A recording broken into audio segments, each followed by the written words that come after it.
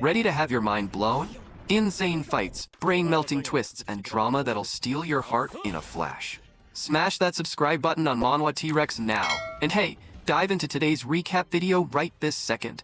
Mistaken for a god, a mortal man. His bookstore, a haven for the powerful. Celestial and demonic entities alike gather, trading treasures for the books he holds. To him, ordinary, to them, priceless. In his eyes, just simple story. But in their hands, instruments of power. Treasures capable of reshaping reality. Even statues of emperors, offered as mere decor. Tributes from beings beyond comprehension. Yifan, an ordinary man, a collector of books. A mysterious magic circle appears before him. Curiosity compels him to touch the unknown. The circle activates, unleashing ancient evil. An otherworldly evil god is summoned forth. Persuaded by darkness, a golden door opens. He crosses the threshold, books in hand. Destined to become librarian of another world, Yifan organizes his collection, amidst the storm. A rainy night, full of quiet anticipation. Inside, the mundane, a potential book sale. Outside, the extraordinary, a woman hunted relentlessly. This is no ordinary woman. Wounded, but victorious.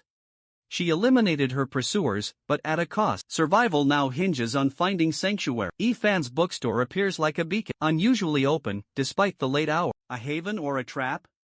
Uncertainty hangs heavy as she enters. Nerves taut, she steps inside. Yifan's presence shocks her. She's stunned. Yifan radiates an overwhelming power. A godlike aura presses down on her. But he sees only a woman burdened by heartache. He senses an opportunity for a book recommendation. He leans into the mystique, offering words meant to uplift. His words strike a chord, resonating deeply with her pain. He already knows her story, every detail laid bare. Humbled, she sits before Yifan, ready to receive his wisdom. Yifan senses the opportune moment. He presents her with a simple, unassuming manual. He instructs her to study it diligently. But this seemingly ordinary book transforms in her eyes into a vibrant, pulsating source of power. Upon opening it, a torrent of liquid energy erupts, consuming her entirely. Overwhelmed, she's engulfed by knowledge, the secrets of controlling beast blood. It's the key to manipulating beast blood. Knowledge lost for millennia, sought after by countless souls. Its very existence could reshape the world, and he offers it so freely. Just who is this man? Yifan notices her profound emotion. On the verge of tears, she's captivated by his word. Yifan continues, quoting from the book itself. Let the doomsday horn sound. This book shall be your guide to face the ultimate judge and reshape the world. He raises a celebratory coffee to the future. The woman suspects Yifan orchestrated this mission, sent by a powerful, enigmatic force. She chugs the scorching coffee without flinching. Yifan presents a library card for her signature. He needs her name. Gigi Shu, the name rings a bell. Could she be the mining tycoon's heiress? Dollar signs flash in his eyes. Extortion? No. Leverage for renovations, perhaps? Exhilarated, she departs. She passes an old man. Suddenly, she freezes, like prey sensing a viper. The old man spots the beast's blood on her hand. A fortunate young lady, he murmurs. She snaps out of it. But he's gone. Terror grips her. She recognizes him, a harbinger of destruction. The untamed wizard Wild. His serpentine eyes? And his mask, unmistakable hallmark. Destruction-level wizards are a rare breed. For one to grace this bookstore suggests that man was truly exceptional. But even this powerhouse, in Yifan's eye, was just a lonely soul in need of connection. The old man first appeared 2 years prior. His opening question, do you buy book? Yifan, sensing a scholar's aura, adopted his usual air of cryptic wisdom. He took the book, feigning deep contemplation. He began. This book contains a nearly extinct language, and holds secrets of immense value. He added mysteriously, magic flows between these lines. The old man was visibly startled. He'd clearly studied the book extensively, yet even the world's most powerful, he likely detected nothing out of the ordinary. His earlier composure was unwavering. What secrets did this young man hold? The old man spoke with gravity. Indeed, I find languages fascinating. Do you share this passion? Might I seek your guidance? Upon hearing this, Yifan mused, lonely hearts are easily swayed. To flaunt his expertise? He offered the old man a Wenzhounese dialect book, one of the most challenging Chinese dialect, but to the old man, it was a treasure. This, he exclaimed, is truly profound. Yet, his destructive power quickly subsided as he inquired about its origin. Yifan described a lost, brilliant civilization, a place forever beyond his reach. A lost, brilliant civilization. One book alone held such terrifying power. This confirmed the old man's suspicion. Yi Fan was clearly a formidable, enigmatic force. Rising, he bowed deeply to Yi Fan in reverence. The old man returned borrowed books, his true purpose hidden. He yearned for another book, similar to the first. 2 years prior, he'd faced a deity-level adversary and lost. Defeated and lost, he'd been at his most vulnerable. Yi Fan's book had illuminated his path. Now, he sensed an impending breakthrough. He owed it all to the sage before him. This man possessed power surpassing even deity. Yi Fan searched, his brow furrowed in thought. He produced a handwritten book of rituals and custom. Forgive my presumption, he offered hesitantly, but this might suit your needs. The old man dropped to his knees, stunned. He recognized it as the forbidden cannibal scripture. Seeing Yi Fan as its author left him utterly speechless. Did you write this yourself? He inquired cautiously. Yi Fan confirmed, and the old man's arms began to tremble uncontrollably. Societies devoted to truth and facts exist, he stated. Churches worshipping powerful beings are commonplace. Even moon-worshipping cults thrive. But a cannibal church? Unheard of. Is he attempting to establish a new faith? He wondered. Entrusting me with something this significant is deeply unsettling, the old man confessed. Seeing the old man's hesitation, Yi Fan resumed his persuasive pitch. Old Wong, you could enhance this book, Yi Fan asserted. If you see its merit, spread the word. The old man readily agreed. In gratitude, he offered Yi Fan a stone statue. Yi Fan observed its lifelike detail, deeming it perfect store decor. He gladly accepted.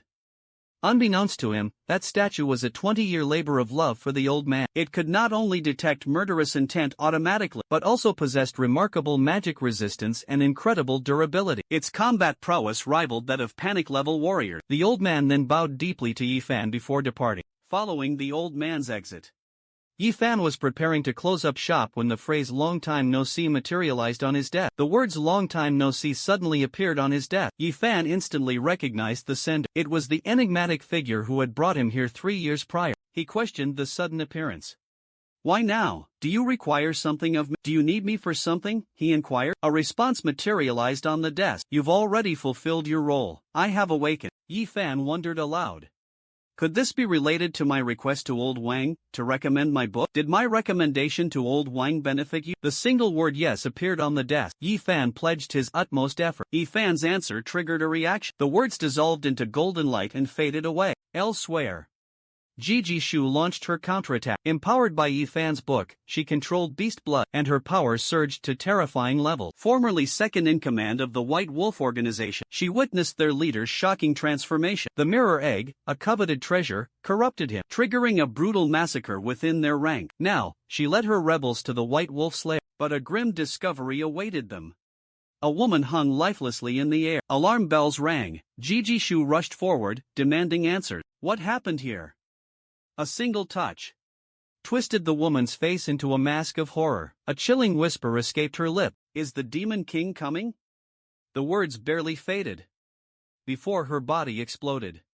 Ji Shu sensed a deeper problem than she initially thought. Her subordinate proposed consulting their family's sponsored wizard, but Ji swiftly dismissed the idea. Shu's refusal stemmed from thoughts of the enigmatic Yi Fan. Meanwhile, Yi Fan was lamenting his lack of customers, idly sipping coffee. Suddenly, Ji Shu entered. He jumped to his feet, exclaiming, "What a surprise to see you again. A return visit so soon is rare. You're the first customer to say that." Ji Shu felt he was mocking her. After receiving such potent guidance, she should have resolved the issue immediately. Yet, here she was, back at the bookstore, seeking further help. Then, a stone statue on the table caught her eye. Despite its stillness, it radiated an immense aura. Could this signify that even in failure, he offered acceptance and encouragement? With this mindset, Ji Shu blurted an apology. Just then, her subordinate, Mustache, entered. To Mustache, Yi Fan seemed utterly ordinary. He couldn't fathom why Ji Shu sought Yi Fan's help. Yi Fan, however, gleaned from Ji Shu's word that her revenge scheme had backfired. He cryptically stated, "I know what you're after. Don't fret. It's simpler than you think. Fear is your only enemy." Hearing this vagueness, Mustache instantly pegged Yi Fan as a charlatan. He knew these tactics all too well. Mustache was a spy, planted by the White Wolf leader. He was there to watch Ji Shu. He'd already reported her bookstore visit, but upon arriving, Confusion set in. Why was Jijishu so treated a commoner with the reverence due a DT-level powerhouse? Ifan headed upstairs to the restroom. Mustache seized the moment, telling Jijishu she'd been played. He's a total sham. Before he could finish, a long sword pressed against his throat. Jishu delivered a chilling warning, one more word against Mr. E, and he was a dead man. Mustache feigned pleading, but secretly drew a poisoned document. But as murderous intent flared, the stone statue on the table sprang to life, its blood-soaked mouth opened wide and lunged. It snatched Mustache like a chicken and swallowed him whole. Even the bloodstains vanished. The statue returned to its place, impassive, as if nothing had transpired. Just then, Ifan descended the stair. Jijishu was convinced Ifan controlled the statue. He saw it as a direct threat. It was a speed that defied reaction. Terror seized Jijishu, his body trembling. Oblivious, Ifan inquired about Jijishu's visit. Hesitantly, she requested a book recommendation. Satisfied with her answer, Ifan began his search. Suddenly, Mustache came to mind, prompting a warning to Jishu. Something felt amiss about Mustache's eye. Trust no one but yourself. The words stunned Jishu. Sir, such words have a meaning. Could Mustache's loyalty runes be compromised? But the wizard inscribed them. A century of family allegiance. Only she can remove them. Could he have betrayed us? Ifan noticed Jijishu's somber mood, added enigmatically, "An iron will is unconquerable." He then placed the book in her hands. He spoke of forging steel, quoting a timeless truth. Life's a one-time offer. Don't settle for mediocrity. You have your own purpose. Jijishu, book in hand, wandered into the street. The book had transformed, its title now Iron Will. Opening it unleashed a blinding light. Raindrops froze mid-air. A colossal eye materialized in the sky, fixated on her. Power surged into her, overwhelming. Her very soul was restructured. Her mental strength soared to unimaginable height. Finally, she could transcend her panic level. The euphoria of this power caused a nosebleed. She vowed to serve Ifan eternally.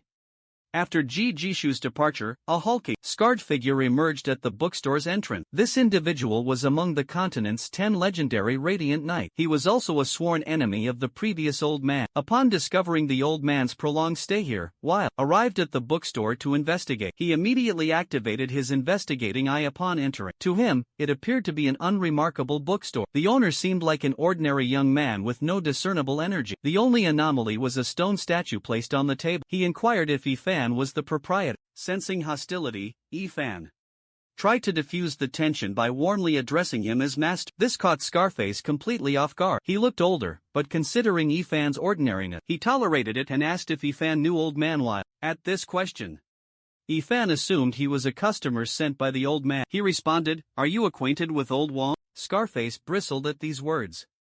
Friendship with the old man was out of the question. After centuries of conflict, despite his skepticism, he played along with Ifan. He subtly inquired about the old man's location. Ifan claimed the old man was merely a regular customer. He feigned ignorance of any personal detail. He invited Scarface to relax and browse. This nonchalant attitude piqued Scarface's interest. As a Radiant Knight, he commanded respect. Such casual treatment was unprecedented. Initially ready to depart empty-handed, he decided to engage the young man. Taking a seat, his arm brushed against the fairy tale. To his eyes, however, the book transformed into something sinister. Ifan, sensing an opportunity, intervened. He touted the book's uplifting tale. Scarface was dubious. The title itself contradicted the description. Curiosity compelled him to investigate. The moment he touched it, a familiar wave of pain and dizziness washed over him. The cursed magic sword within him resonated with the book's power. But before comprehension dawned, he collapsed unconscious. Panic seized Ifan. Was it a heart attack? Rushing to his side, he checked for signs of life, a steady pulse, even breathing. He'd simply fallen asleep after a glance at the fairy tale, unable to leave him on the floor.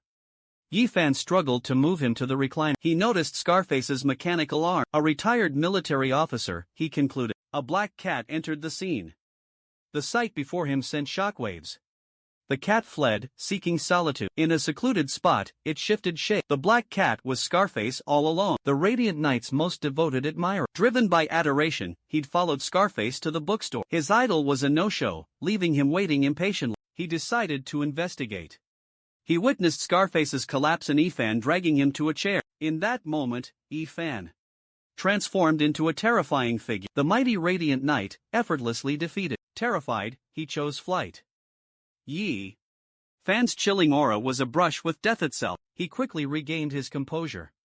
He would report back to Scarface's organization. Meanwhile, Scarface's consciousness retreated deep within, but the magic sword's usual agony was absent. The book materialized, radiating magical energy. A surge of power flooded his mind. His head throbbed, on the verge of exploding. The magic sword materialized behind him. The book's magic and the sword's magic merged. Scarface's swelling vanished. He awoke to a surprising sight. Feeling better? Ifan casually inquired. Scarface, startled, jumped up. Thank you, he stammered. Just resting here helped immensely. He was overwhelmed by the unexpected aid. All who visit are customers, Ifan replied. Simply doing my job. Understanding dawned on Scarface. The bookshop owner remained impartial. Every customer was treated equally. This man was surely a godlike being. Ancient and ageless.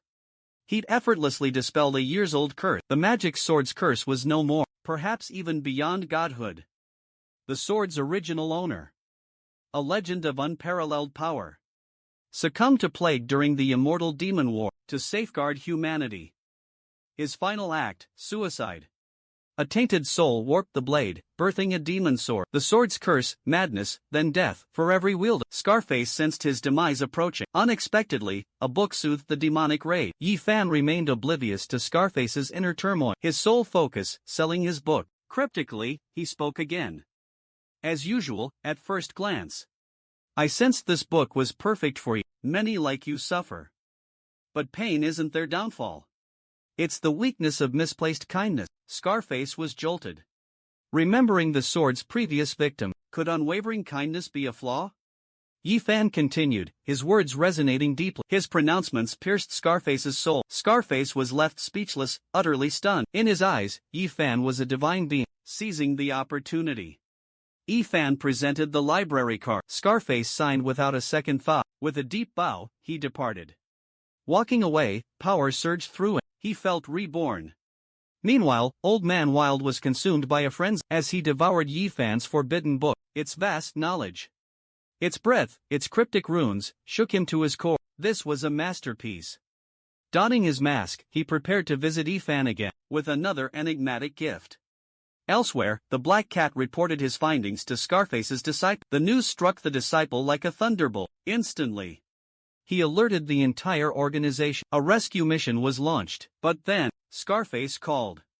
He ordered a full withdrawal of all surveillance, lock down the bookstore, classify it top secret. The following day, Gigi Shu, twice aided, received another surge of power, now leading her forces.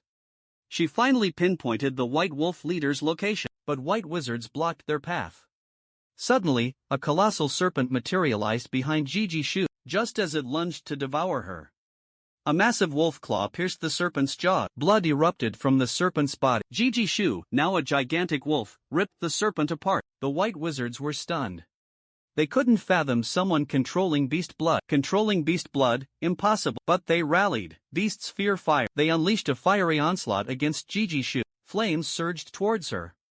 Gigi Shu faltered before the inferno. Just then, an explosion rocked her, black smoke billowing from her form. The colossal white wolf turned ashen gray. A massive, golden eye materialized mid-air. It pulsed, channeling energy into Gigi Shu. From a rooftop vantage point, the leader observed the fight. He turned to his companion, awe in his voice. Not even Wild possesses such mastery over beasts. Have you seen Wild lately?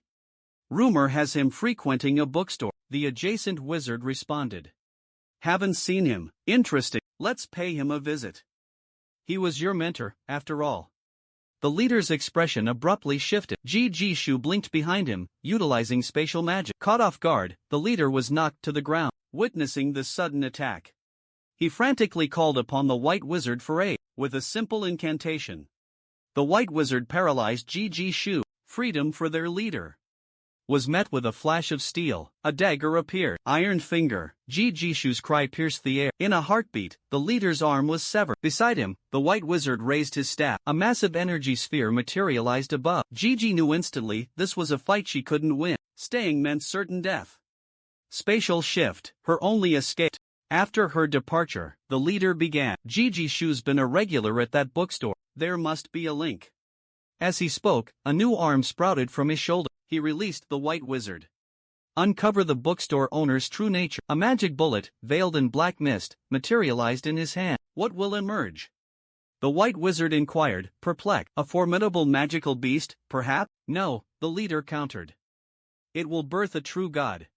Elsewhere, the destruction-level wizard, while demonstrated his respect for Yi Fan by bestowing upon him a family heirloom, the Dreamcatcher. The Dreamcatcher held a breathtakingly beautiful dream, but also concealed a grave danger. Used by ordinary individuals, it would instantly shatter their soul. Yi Fan, however, mistook it for mere decoration. Dreamcatcher hung, sleep-embraced, a journey began. A soft green glow emanated from the Dreamcatcher. Yi Fan was transported to a world of pure white snow in his dream. There, he encountered a breathtaking woman clad in white. She was the sole inhabitant of this dreamscape. For millennia, she had been alone. Yi Fan was the first she had ever seen. She reveled in his company. Outside the bookstore, Guai Long, a sorcerer of the White Wolf organization, gave order. His underling, Black Bear, was tasked with uncovering Yi Fan's true nature. They sought to understand a mysterious power surge. Why did Wild and Jishu's abilities amplify after leaving the bookstore? Black Shadow, dispatched to investigate, detected no spiritual energy within the bookstore. He dismissed it as utterly ordinary. Seeking easy glory, he contemplated eliminating Yi Fan, but upon entering Yi Fan's room, he was met with a sight of ethereal white flowers surrounding Yi Fan. Yi Fan, amidst the blossoms, seemed like a slumbering god. A chilling presence clung to the white flower. A dark, divine energy pulsed outward. Suddenly, the energy surged into Black Shadow. He convulsed violently.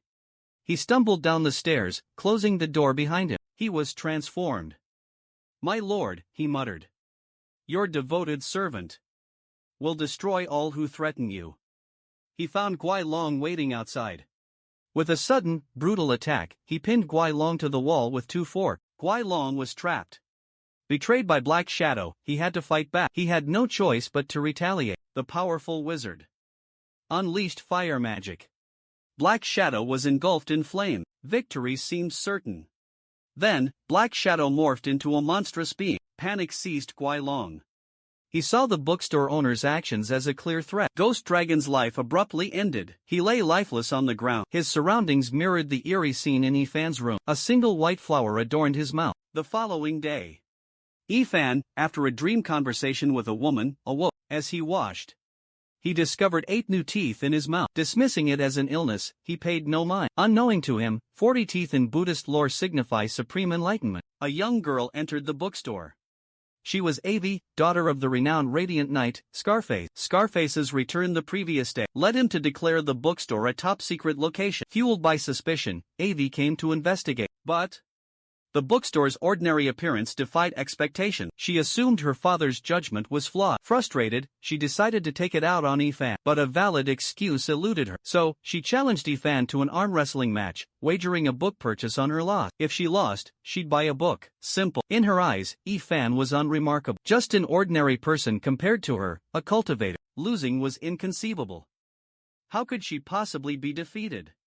Yi Fan, sizing up Avi's attire, recognized wealth. Sensing opportunity, he accepted the challenge. A chance for a big score. To Avi's utter shock, Yi Fan triumphed effortlessly. Repeated attempts yielded the same result. She lost every single time. Yi Fan's next action was even more astonishing. He grabbed 3 years of mock exams and 5 years of simulation off the shelf. 5 years worth of simulated tests, just like that. To Avi, they became sacred texts, the origin of all knowledge. A mere glance, and a golden door materialized before her. She pushed it open, tumbling into a mysterious realm. She felt her very being dissolve. Then, energy coalesced, forging a new body. Awareness returned.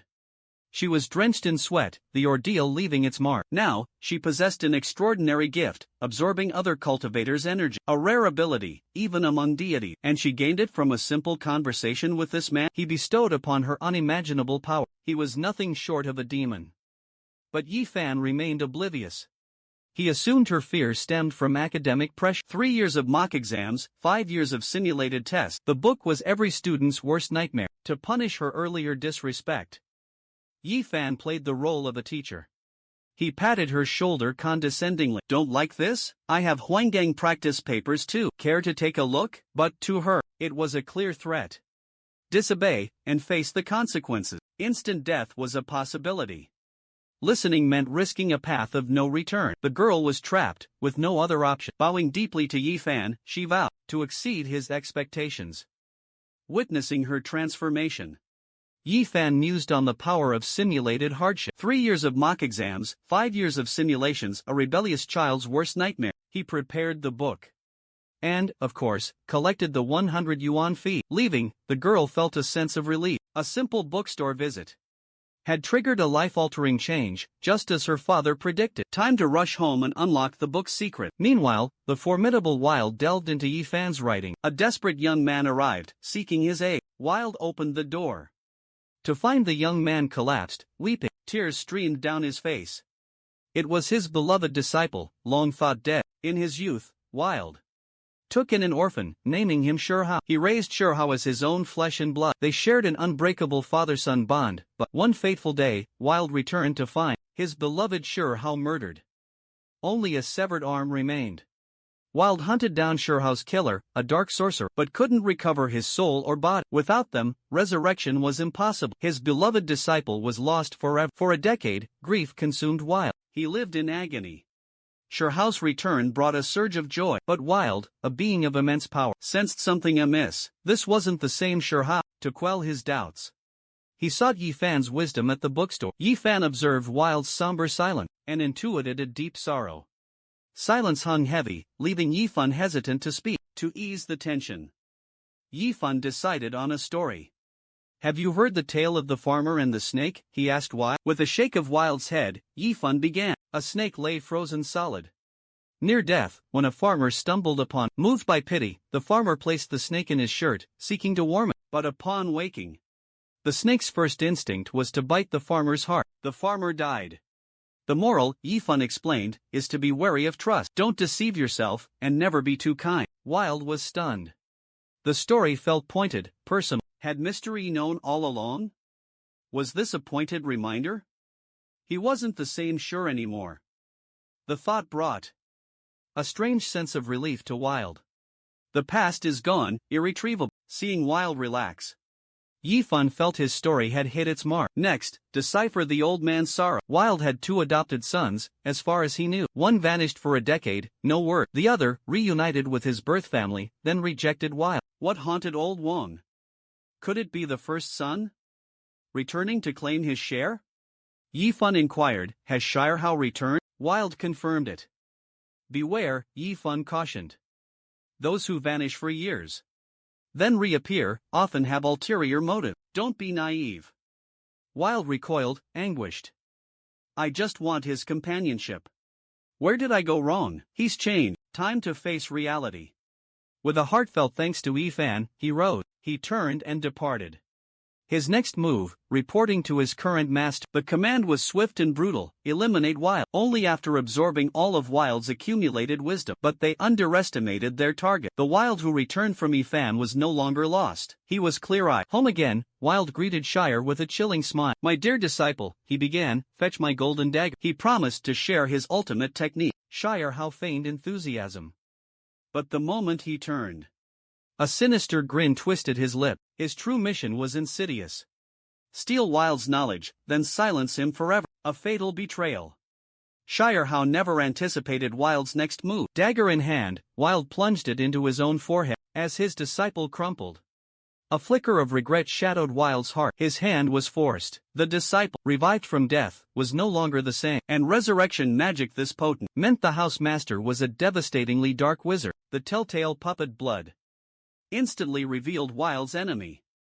Murphy, the eternal sleeps master, leader of the Red Church. Deep within the Red Church's hidden chamber, Murphy knelt at the altar, weaving soul magic. Suddenly, her eyes flew open, blood erupting from the array. Then, true terror struck.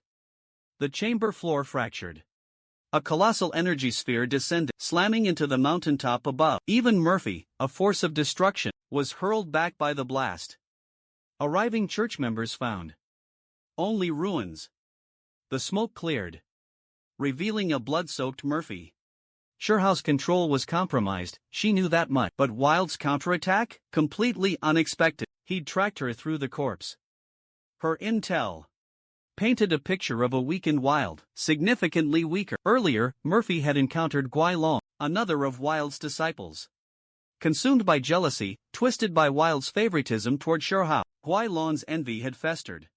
He'd murdered Surehouse in Wilde's absence, stolen his soul and body, brought them to Murphy. He spoke of Wilde's battle with Scarface, the luminous knight, a crippling defeat. Wilde's power had a chance to resurrect Surehouse. A chance to use him against Wilde, to kill him, a destruction-level powerhouse.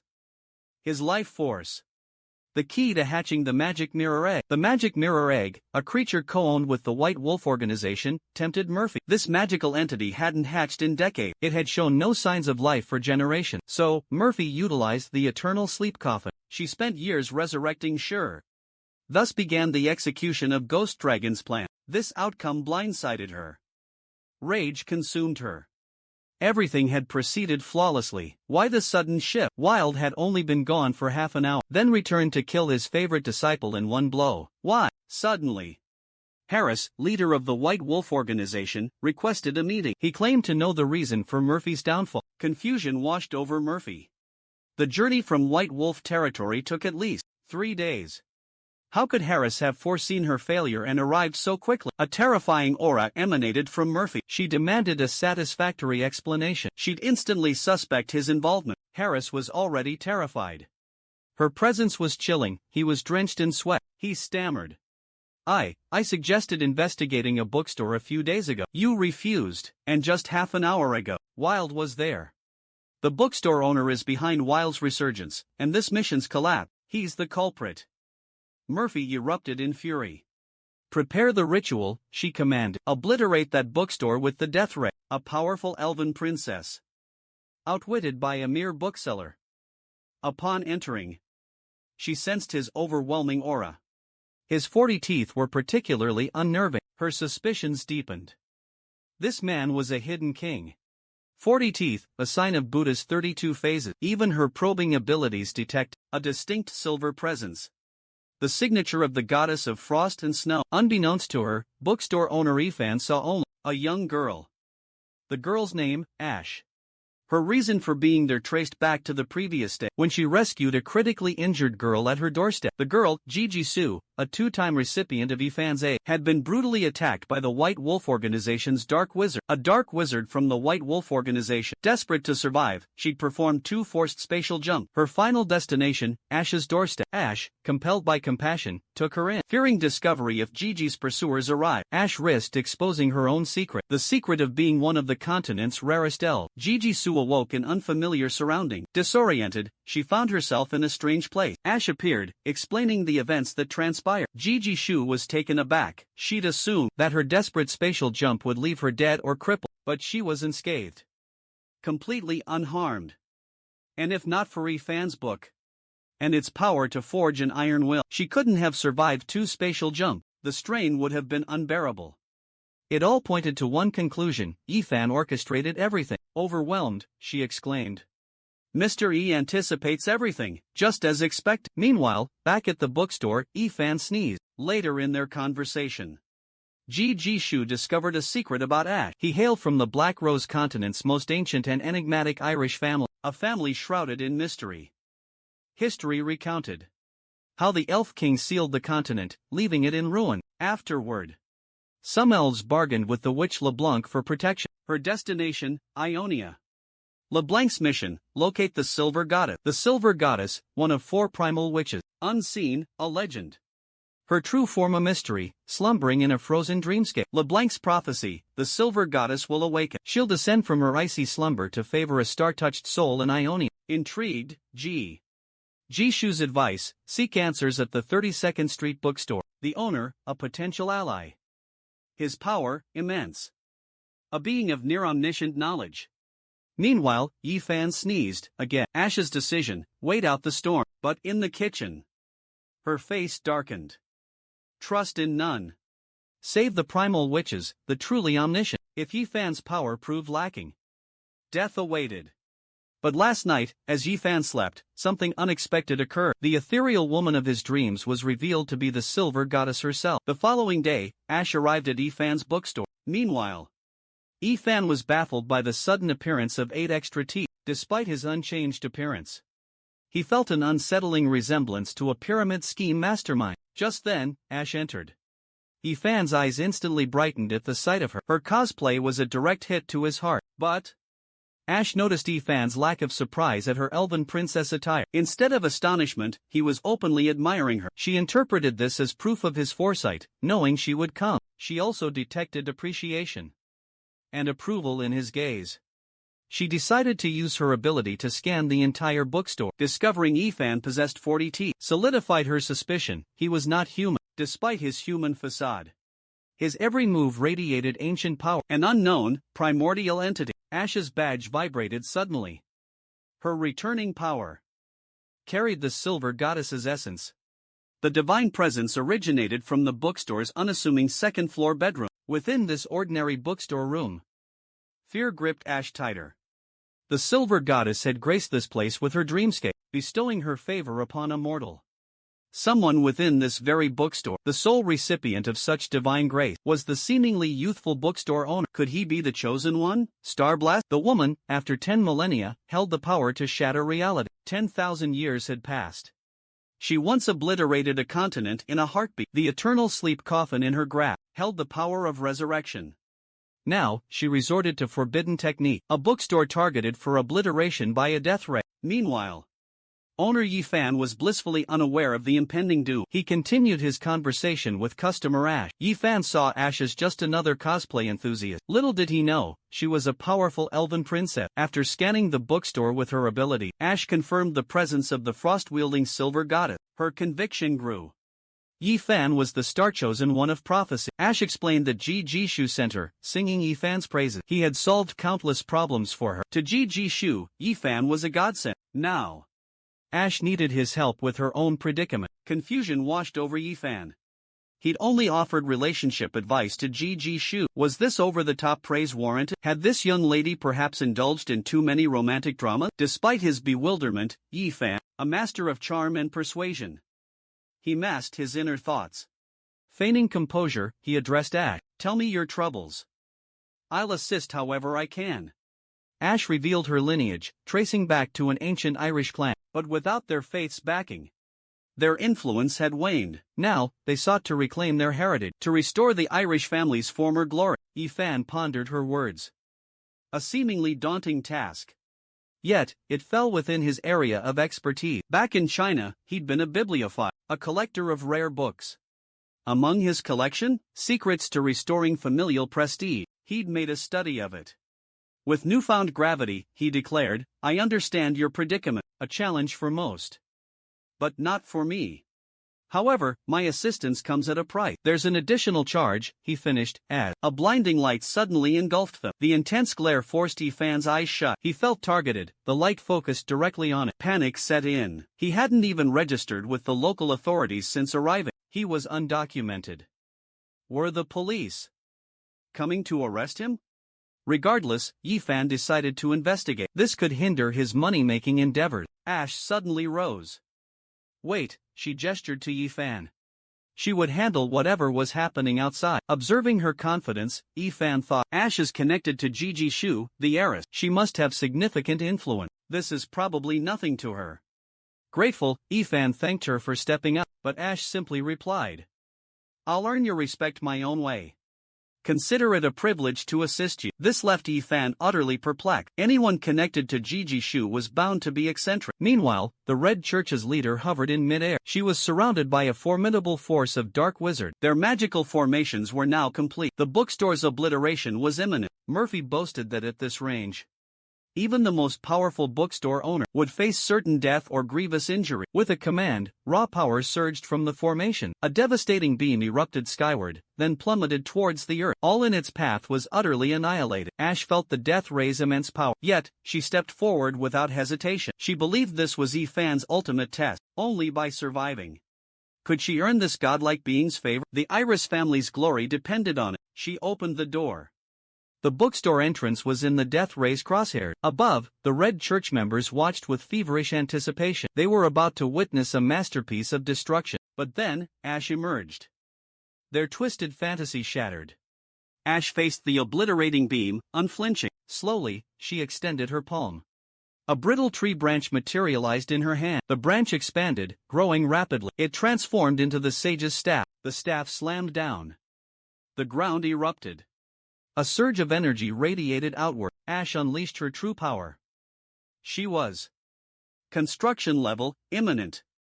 Existence challenged. The sage's staff rose. A command resonated. By the great elven sage, I summon the forest's guardians. Safeguard my master's peace. Saplings erupted. Countless, verdant. The earth birthed a titan. Instantaneous growth. A towering tree ascended. The mighty beam collided. Impact. Barely a tremor. Unyielding. Murphy was stunned. The delicate elf. A hidden force. Destruction incarnate. Raw power. Even more astonishing. Was that such immense power? Would address the bookshop owner as master. And in that moment, Ash began her incantation. Spells to deconstruct the staff. Seconds later, it reformed into a colossal bow. An arrow. One arrow to bind all things. Mistaking kindness for weakness is a grave error. Then, with a mighty heave, Ash unleashed the arrow. Straight into the heavens. Murphy sensed impending doom. Something was terribly wrong. He frantically ordered the dark wizards to disperse the sky transmission array. The transmission had to be stopped. But it was far too late. A ferocious explosion erupted. The transmission array was obliterated. Nearby dark wizards perished, crumpling to the earth. Witnessing her comrades torn apart, reduced to mangled remains, Murphy was consumed by rage. Lightning crackled and flashed between her hands. Behind her materialized the eternal sleep coffin. It loomed, an ominous presence. The Red Church members were momentarily stunned by the sight, but in a flash, a wave of exhilaration swept over them. The eternal sleep coffin's enchantment held them captive. They yearned to offer themselves as sacrifice. To the eternal sleep coffin, they would surrender. Beams of light devoured their souls, absorbing their very essence. The ritual culminated. A colossal dream beast erupted from the coffin, exploding forth with terrifying power. And there, atop its head, stood Murphy. Now, only Murphy remained. Alone on the battlefield, where hundreds once fought. The transmission array lay in ruins, forcing her hand, shattered and useless. Escape was impossible. The dream beast advanced, looming ever closer. Ash remained calm, composed. Instead, she ridiculed Murphy's cluelessness. Murphy believed she'd instilled fear, terror. That her dream beast had petrified her. Words are meaningless now, Ash declared. Clarity arrives in seconds. Her confidence stemmed from one source. Her family was under the protection of a dream witch, a master of the subconscious. Conjuring dream beasts was their birthright. Murphy's defiance was a suicide mission. With a flick of the wrist, Ash snapped her fingers. A colossal claw materialized, looming over Murphy. This monstrous. The beast emerged, fully unveiled. Terror gripped Murphy. Her dream beast, a pale figure, dwarfed, insignificant as an ant, in its presence. Witnessing this, Ash knew the fight was over. She turned, with a flourish, heading back to the bookstore. Left behind only Murphy's agonizing screams, lingering in the air. Meanwhile, Yi Fan, inside the bookstore, felt a sudden tremor. Reaching the window, he saw only white. A blanket of fog descended. But then, the brilliant light vanished. Apparently, Ash's bargaining proved remarkably effective. Just then, Ash entered. "My apologies for the delay," she said. "Did the disturbance outside cause you any trouble?" Yi Fan observed Ash closely. She seemed only slightly pale. Her attire was untouched. He mused internally. Miss Ash truly possesses a noble air, effortlessly finding solutions to complex problems. So, Yi Fan casually remarked that the rain was deafening. He claimed he couldn't hear a thing. He genuinely couldn't hear anything at all, but to Ash, those words held a different meaning. They resonated differently in Ash's ears. To avoid disturbing Yi Fan, she had created a sound barrier. Surely, this enigmatic figure, this extraordinary individual, must have noticed. Yet, he blamed the rain. He attributed it all to the downpour. Was there a hidden meaning? Did this rain symbolize the current chaos? The turbulent situation spanning the entire Ionian continent. Currently, on this continent, exist not just hunters and wizards, but me as well. Tai and the Truth Association. A complex web of forces intertwine, creating a chaotic landscape. A massive vortex is forming. Within this vortex, my clash with Murphy. A battle between two forces of destruction, powerhouses, each in their own right. From his perspective, it was insignificant. Barely a whisper, not worth noticing. Is this the viewpoint of a truly superior being? It's truly incomprehensible, the role this enigmatic man plays in all of this. Meanwhile, Yi Fan was oblivious to Ash's inner turmoil. His focus was elsewhere. He needed a quick sale. Eagerly, he presented articles in totem. Ash, however, barely grazed it. With a touch. Suddenly, a horrifying dreamscape engulfed her. A nightmare unfolded. Dream beasts materialized. Untamable and terrifying. Too powerful for even her. Beyond her considerable strength. Death seemed imminent. Until she noticed something strange. A mystical array bound the beast. The array itself bore a familiar mark. Detailed on this book's very first page. Regaining her composure, she was thrilled to realize that just then, mere moments ago, she'd grazed the precipice of godhood. Notably, since achieving the destruction level, she hadn't progressed in millennia. Ash, observing, was lost in contemplation. Yi Fan believed he'd laid the groundwork sufficiently. He shifted tactics. From beneath the table, he produced a box without hesitation. He addressed Ash. You desire the restoration of your family's honor. This book is essential reading for your clan. For all its members. Only 30 left. Just 30 copies remain. I'll give you a special bulk discount. When Ash saw this, she was stunned. Such invaluable books. Mass-produced? He actually mass-produced them? The minds of great figures, truly unreadable to common folk like me. With respect, Master Yi Fan. Your generosity is overwhelming. The Iris family pledges its service to you. Witnessing Ash's reaction, Yi Fan was inwardly ecstatic. Renovation funds secured. Elsewhere. Out in the open. Truth Association investigator, alongside Mitai, combed the ravaged battlefield. The aftermath of Ash and Murphy's clash. Mitai, his luminous night scar glowing, was present at the scene.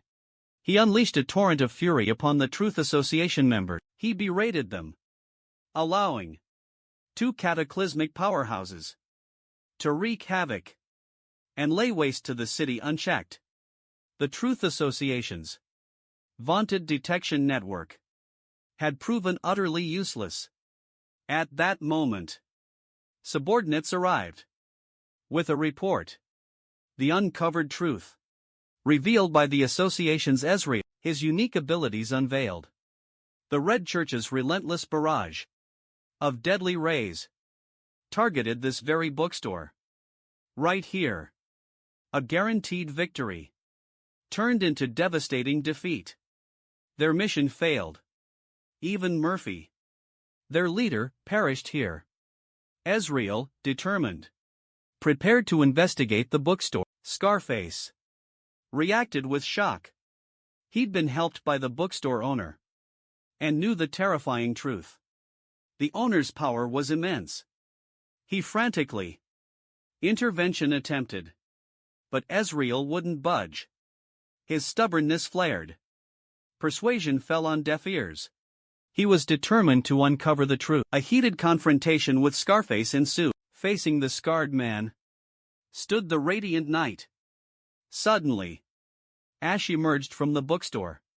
The sage's staff materialized in her grasp. It appeared in her hand. What brings you to my master's doorstep? Who dared you to intrude upon my master's sanctuary? Ash's words hung heavy in the air.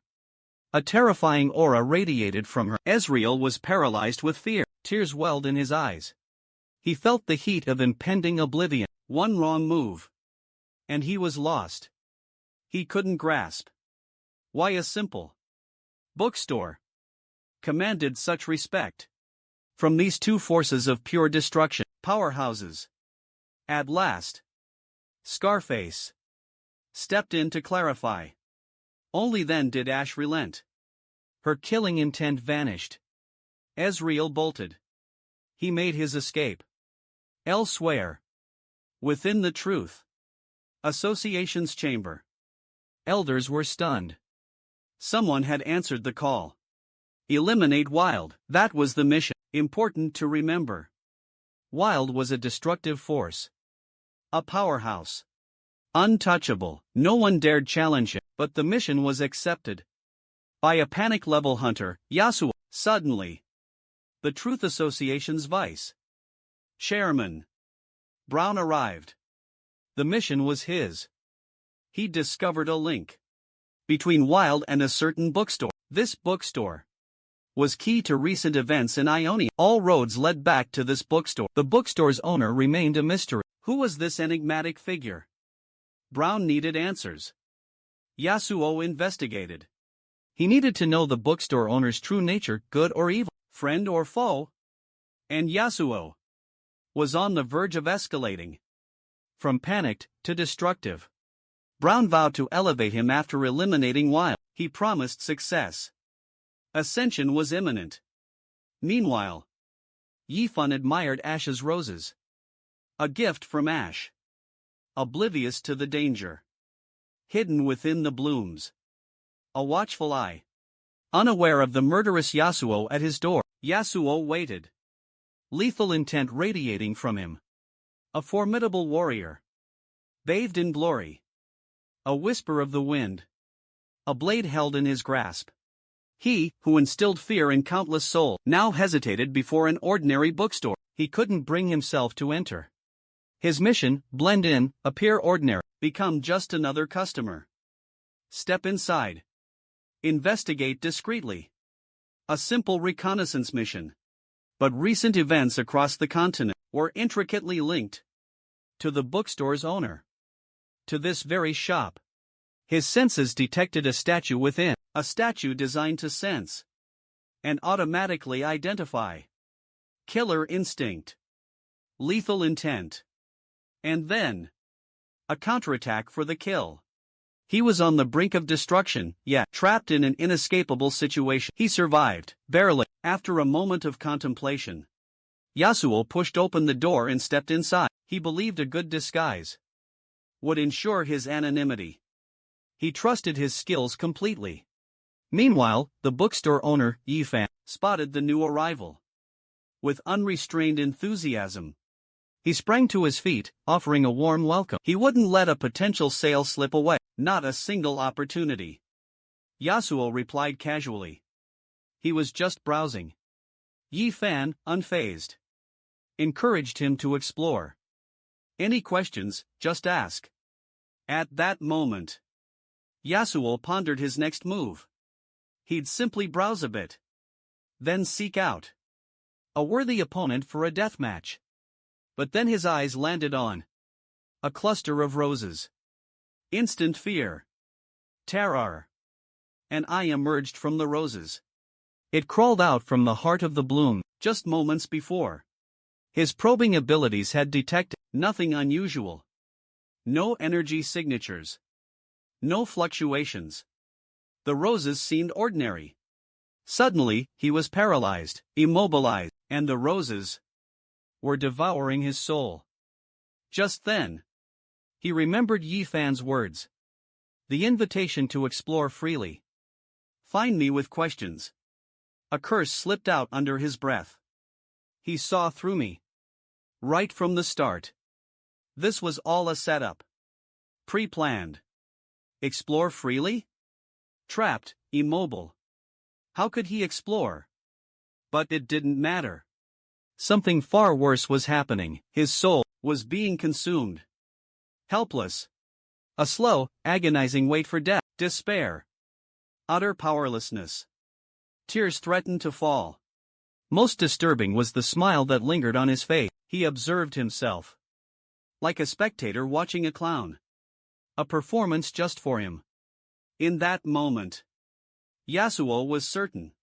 Yi Fan was a devil, a manipulator of heart. Meanwhile, Yi Fan noticed Yasuo's gaze.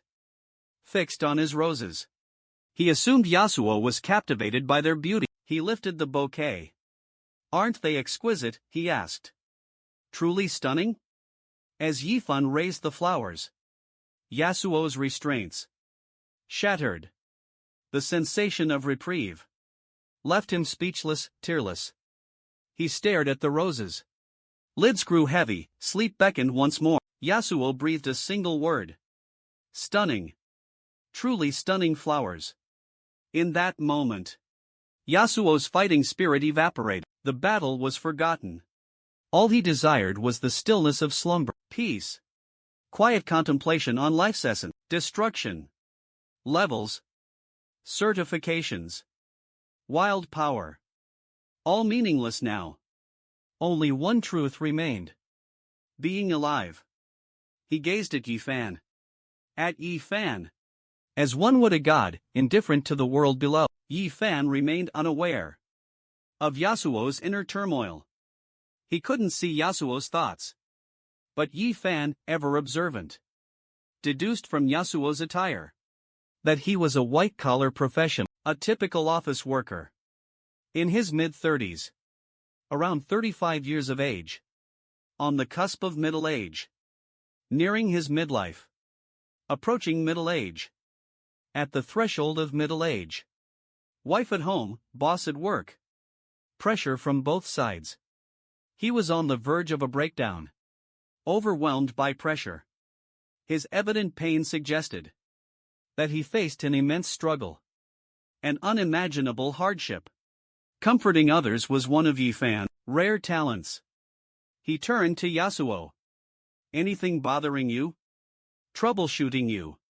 Let's talk. I'm a good listener. I excel at making people feel better. Yasuo's blood ran cold. He heard those words. Comforting people? Is that a euphemism? Is that a threat? Confess or else? It feels like a veiled death threat. But if I reveal my unhappiness, it's because I was sent here to ambush, undercover, disguised. Playing an ordinary person. Investigating this place. Only to be outmaneuvered by you. I'm about to be completely analyzed. Right now. Yi Fan pressed him to sit and talk. He initially wanted a fast escape. But his body reacted instinctively. With pure terror. He collapsed into the chair. Against his will. At that moment, he wanted to sob uncontrollably. But then, Yi Fan's next words utterly shocked him. He heard Yi Fan say, I suspect your problem concerns career advancement. Yasuo's mission was clear. Uncover the truth. Associations. Destruction level. Certification. Hearing this, he realized. Yi Fan knew all along. Yi Fan had been aware the entire time. He was in on it from the start. Yasuo thought, stunned. The truth. The association. They kept this from me. This man, a being of immense power, stood before him. He sighed, resigned. Turning to Yi Fan. Yi Fan. I simply sought advancement. Certification. They manipulated me. Using me for their gain. They even disregarded my safety. But Yi Fan heard these words. And interpreted them differently. He believed Yasuo was angling for a promotion, that he was constantly being taken advantage of by his superior. So, he poured Yasuo some coffee, offered him a cup, and said, "My friend, have you considered other options?" The man had endured 3 millennia of hardship, honing his skills for 3,000 years, yet, he remained perpetually on the verge of catastrophic power. A force of nature. And his hunter heritage. His lineage. Granted immense power through injection. Dream beasts taint the blood. But this external source of borrowed power proved dangerously unstable. With age, it intensified. Beast blood would gradually consume the user. Reason would be lost. At Yasuo's age, survival meant maintaining the fragile balance. Medication became a lifeline. Only by reaching the destruction level could he escape this grim fate. He accepted a bounty, eliminate a destruction level threat. A destruction level force of nature. Yasuo adopted a disguise, appearing ordinary. He infiltrated a bookstore as a customer to gather information. The mission's completion promised. He believed the Truth Association held the key. Their assistance was crucial. But a simple rose in a quiet bookstore nearly ended it all. It almost cost him his life. Then, the bookstore's enigmatic owner saw right through him. One sentence exposed Oscar's stalled career. His struggles were laid bare. In that moment, he realized he was a pawn in the Truth Association's game. They were manipulating him. The bookstore owner's actions, his every move, hinted at something more, something powerful. He seemed to orchestrate everything. Yasuo's silence spoke volumes to Yifan. Note, this line is in Tagalog. Please provide an English translation if you want it rephrased. It revealed that he alone understood the weight of their predicament. Assuming this is related to the previous Tagalog line, and is also a continuation of the thought, he offered a solution. Assuming this follows the previous lines, please provide an English translation for lines 617 to 620 if you need them rephrased in a way that flows with the preceding text. It's difficult to maintain context without understanding the meaning of the Tagalog. Yasuo, there has to be another way. Find a better path, a better job. Embrace change, be bold, discover your purpose, find your reason for being, assess your current situation, really think about it. Consider the lives of those around you, your peers, those in similar circumstances. Is this how you want to live out your days? Surprisingly, these simple words ignited a fire within Yasuo. Because a hunter's blood, his very lineage, could succumb to madness, lose all reason, at any moment, and wreak havoc upon the city. The truth was, the association in Meitai represented the forces of justice. They saw potential threats everywhere. Even truth itself was suspect. Advancement required the association's blessing. Only their approval unlocked higher levels. Otherwise, annihilation was the only outcome. Merciless elimination. Yi Fan's words struck a chord. Yasuo listened intently. Sudden understanding dawned. Why should hunters be puppets? Forge your own path, seize your own future. Yasuo's fervor was palpable. Yi Fan observed and contemplated. A midlife crisis, perhaps? Lost and confused. Searching for meaning. His determination remained unshaken. So, Yi Fan opted for a pep talk. He aimed to dismantle Yasuo's mental barriers. Perhaps this way, he could sell a few more books. At times, yielding doesn't bring peace. It won't guarantee tranquility. It might be perceived as weakness and invite further aggression, making you a target. Try a different approach. I have a job for you. Let me connect you with new opportunities. A client, G. Jishu might need your assistance. Recently, she faced a predicament. I resolved it for her. Yasuo's ears perked up at the name, and his expression instantly shifted. His face became a mask of shock. Because Jishu's power had recently skyrocketed. Her influence had dramatically expanded. It was a sudden and significant surge, and her newly formed group, her burgeoning organization, was experiencing rapid growth. Its development was astonishingly swift. The bookstore owner's assistance was clearly invaluable to her. Could this influential figure want to unite the independent hunters, bring them all together under one banner, and then merge them with Jishu's organization? Was this a plan to build a power that could rival even Truth, the Association, and Meitai? Like this. Suddenly, everything clicks. This mastermind orchestrated everything, down to the last detail. To be a pawn in their grand scheme is an incredible honor. Truly, a privilege.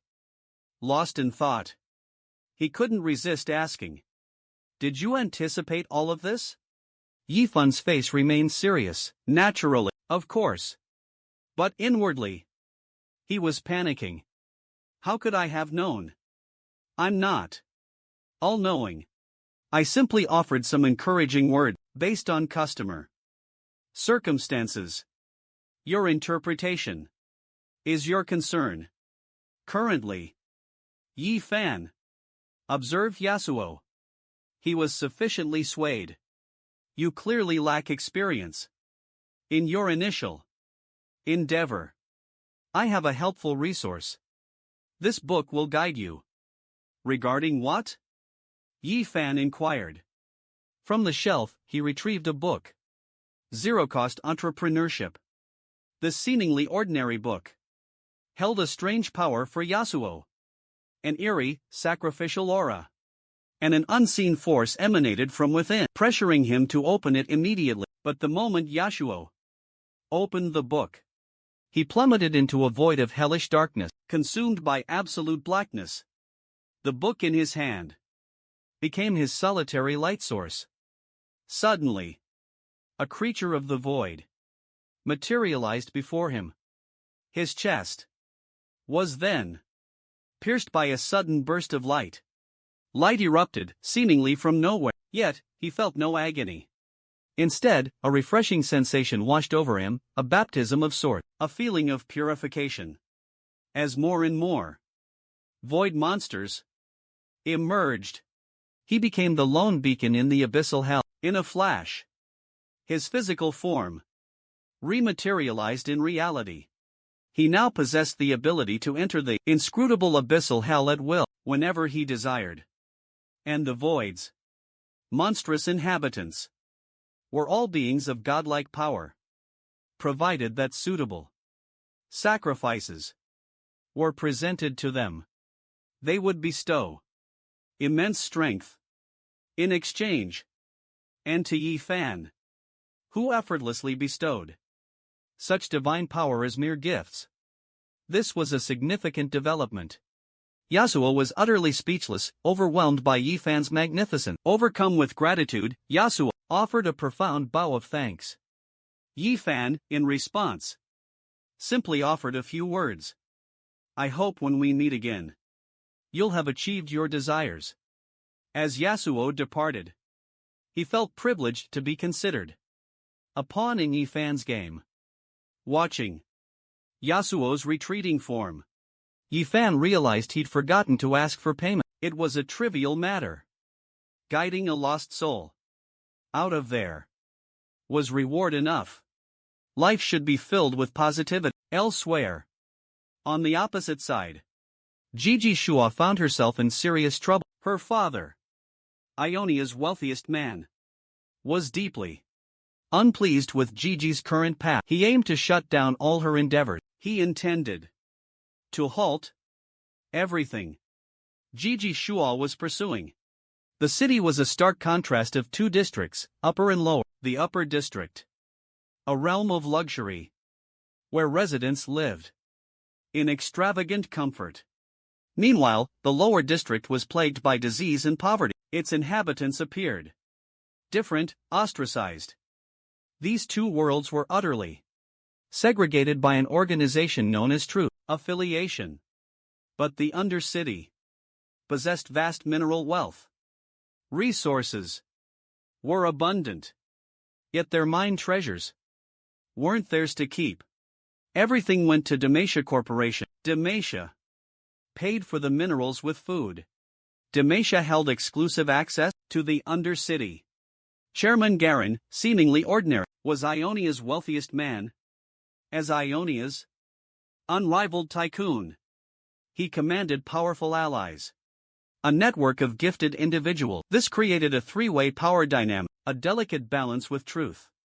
The Association and the Metai, two powerful organizations, maintained a delicate balance. But now, his daughter, Ji Shu, aimed to shatter that balance with a fourth power. She intended to disrupt the existing order. Garin, enraged by this discovery, raced home. His mission: stop Ji Shu. He had to stop her.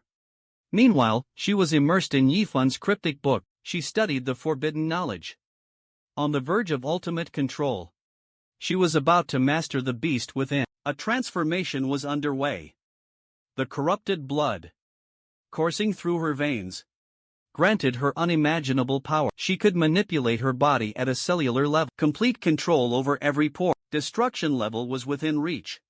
Her next move, disseminating the book among more hunters. Once more hunters mastered the tainted blood, they would become the continent's fourth power, a fourth major organization, a new force on the continent. Just then, a servant announced Galen, her father, awaited in the dining room. Galen was expecting her. This was no surprise to Ji Shu. Everything was unfolding as planned, precisely as she'd orchestrated it. Her father greeted her with a warning. He spoke frankly, without hesitation. Forming a fourth organization means inviting hidden enemies. Expect secret retaliation. There will be consequences. A truth hidden from society and Metai. Yet, Gigi calmly countered. Father, did you read the plan? The ones I detailed in my diary? You did, didn't you? Those entries were there for a reason. Realization dawned on her father. Gigi had orchestrated everything, leaving a trail, specifically for him to find. Her goal: lure him back and force a negotiation. He looked at Gigi's unwavering confidence. Her assured expression moved him to say, "You certainly matured, haven't you? You're still a child in my eyes, yet you carry yourself with such unwavering confidence. Prove it. What's your leverage?" Gigi Shu's response: "I'll gladly reveal my true intention and my advantages. But stop the clandestine searches of my room. Your spies, operating in secrecy, will never uncover the truth." Her words stunned her father. He hadn't anticipated Gigi Shu's awareness of his action. He was completely oblivious to the fact that Gigi Shu now had eyes everywhere. She could monitor every movement within the mansion, thanks to her newfound surveillance. The second bookie, Fan's gift, had become her secret weapon. Gigi Shu then produced the first book, Beasts in Blood, lurked behind her. She revealed the mastermind, the true power behind the book, her ultimate leverage. She recounted her encounter with Yifun to her father. He listened intently, then paused in thought. Her father finally spoke. "From what I gather, this individual remains a wild card. Furthermore, your actions will undoubtedly unleash chaos. If you require Demacia's assistance, what's in it for us? What's our compensation?" Gigi Shu explained that such books were commonplace in Yifan's inventory. Yifan possessed them in abundance. If Damasia Company could secure the bookstore's distribution right, profits would be immense. It would be a goldmine. After several encounters, she realized the owner had a strict code. He was a man of principle. He always acted in accordance with sound business practice, compliance with his rules, revealed his agreeable nature. She urged her father to consider the proposition's merit if he saw the potential. Action was recommended. He sought a meeting with Yi Fan. Face to face. This conversation would determine everything. The fate of the Jishu's plan hung in the balance. Scrap it, or forge ahead? His decision was imminent. This titan of the Ionian continent, a man of immense wealth and power, was on his way. His destination, Yi Fan's humble bookstore. He was seeking answers. He wanted to meet the enigmatic figure behind Jishu's. Elsewhere, the White Wolf organization convened. A clandestine meeting was underway. Their ranks decimated. Gishu's might had shattered them. Their allies, the Red Church, total defeat. The magic mirror. Eggs remained unhatched. Their potential extinguished. The organization crumbled, scattered like dust. Morale utterly shattered. In this crucial moment, Leader Harris rose and slammed his fist on the table. Their new priority, he declared, was hatching the magic mirror eggs. Hatch them, and become unstoppable. In 3 days, a gem shipment would leave the Truth Society warehouse. Their target. This time, they would not fail. The meeting adjourned. Everyone was gone. Their departure left a void. Harris, defeated, touched his forehead in despair. The gems were worthless. Unable to hatch the magic mirror egg, silence meant the end. The downfall of the White Wolf. Their organization would crumble. But then, in that instant, a chilling voice boomed. Directly overhead. Simultaneously, a whisper. A voice from the darkness. It offered a solution. I'll solve your problem. The mirror egg is a torch, fueled by life's precious essence. Harris was confused. Was the voice's origin? It belonged to a cataclysmic level mage, the untamed wild wizard. What defines divinity? What constitutes a godlike being? Was it the world's first flame? Or the Elven King? The one who reigned over humanity for millennia? Perhaps the original quartet of witches? Embodiments of unparalleled might? While each transcended all other beings, in the radiant knight's eyes, only one now held that divine title. The bookstore's enigmatic owner was the sole deity. Yi Fan. Because Yi Fan. A single book held the power to control the cursed sword within it. One book offered a solution. And a promise of complete liberation. A permanent fix to his ancient problem. Millennia of torment could finally end. Remember, the magic sword's curse originated with the ancient elf king, a king of a bygone era. Every radiant knight who wielded the blade, who dared possess it, eventually succumbed to madness. But Justice Scarface was on the verge of entrusting the sword to Yi Fan. The transfer of power was imminent. The Meitei Council of Elders intervened. The elders stepped in. Yi Fan's allegiance remained uncertain. Was he friend or foe? What if his allegiance lay with darkness? The repercussions of entrusting him with such potent magic would be catastrophic. Thus, they dispatched the assessor, Vane, to scrutinize the bookstore. She possessed not only a quarter Harpy bloodline, but also the gift of mental unity. A natural-born detector of good and evil. But they never anticipated that to Yi Fan, Scarface was merely a seasoned officer, grappling with trauma. A victim of post-traumatic stress. Curses, magic swords, completely foreign concepts to him. Such things were beyond his realm. Yet, at that very instant, Vane arrived at the bookstore's threshold. After a brief pause, a moment of reflection, Vane stepped inside. Her eyes immediately landed on Yi Fan. He sat calmly at his desk. To Vane, he seemed utterly ordinary, devoid of any unusual aura. No strange energy pulsed around him, but whispers spoke of another story. A story where Yifan effortlessly defeated the Radiant Knight, silently and without a struggle. In the presence of such power, Vayne knew she had to tread carefully. Respect was paramount. And above all, she mustn't provoke his wrath. Utterly conceited. Took a seat before Yifan, feigning respect. A simple hello? Yet it triggered Yifan's suspicion. Something felt off. Ample-chested, she was. But her seemingly effortless, fluid smile, while charming, seemed rehearsed, calculated, even. She effortlessly wore an instinctively perfect, professional smile. Too perfect. Could she be a fellow professional? In other words, not a genuine customer. Here to tempt him, not by books. But she'd underestimated him. Regardless of your purpose here. For visiting my shop, you're required to purchase a book. My title, Mr. Yi, isn't just for show. At that moment, Yifan smirked slyly and asked, "Are you this bookstore's proprietor?" Almost instantly, Vayne echoed the same question. A seasoned businessman. Yifan easily deduced Vayne's opening words. This stunned Vayne. She was convinced that Yifan had somehow read her thoughts. He even issued her a warning.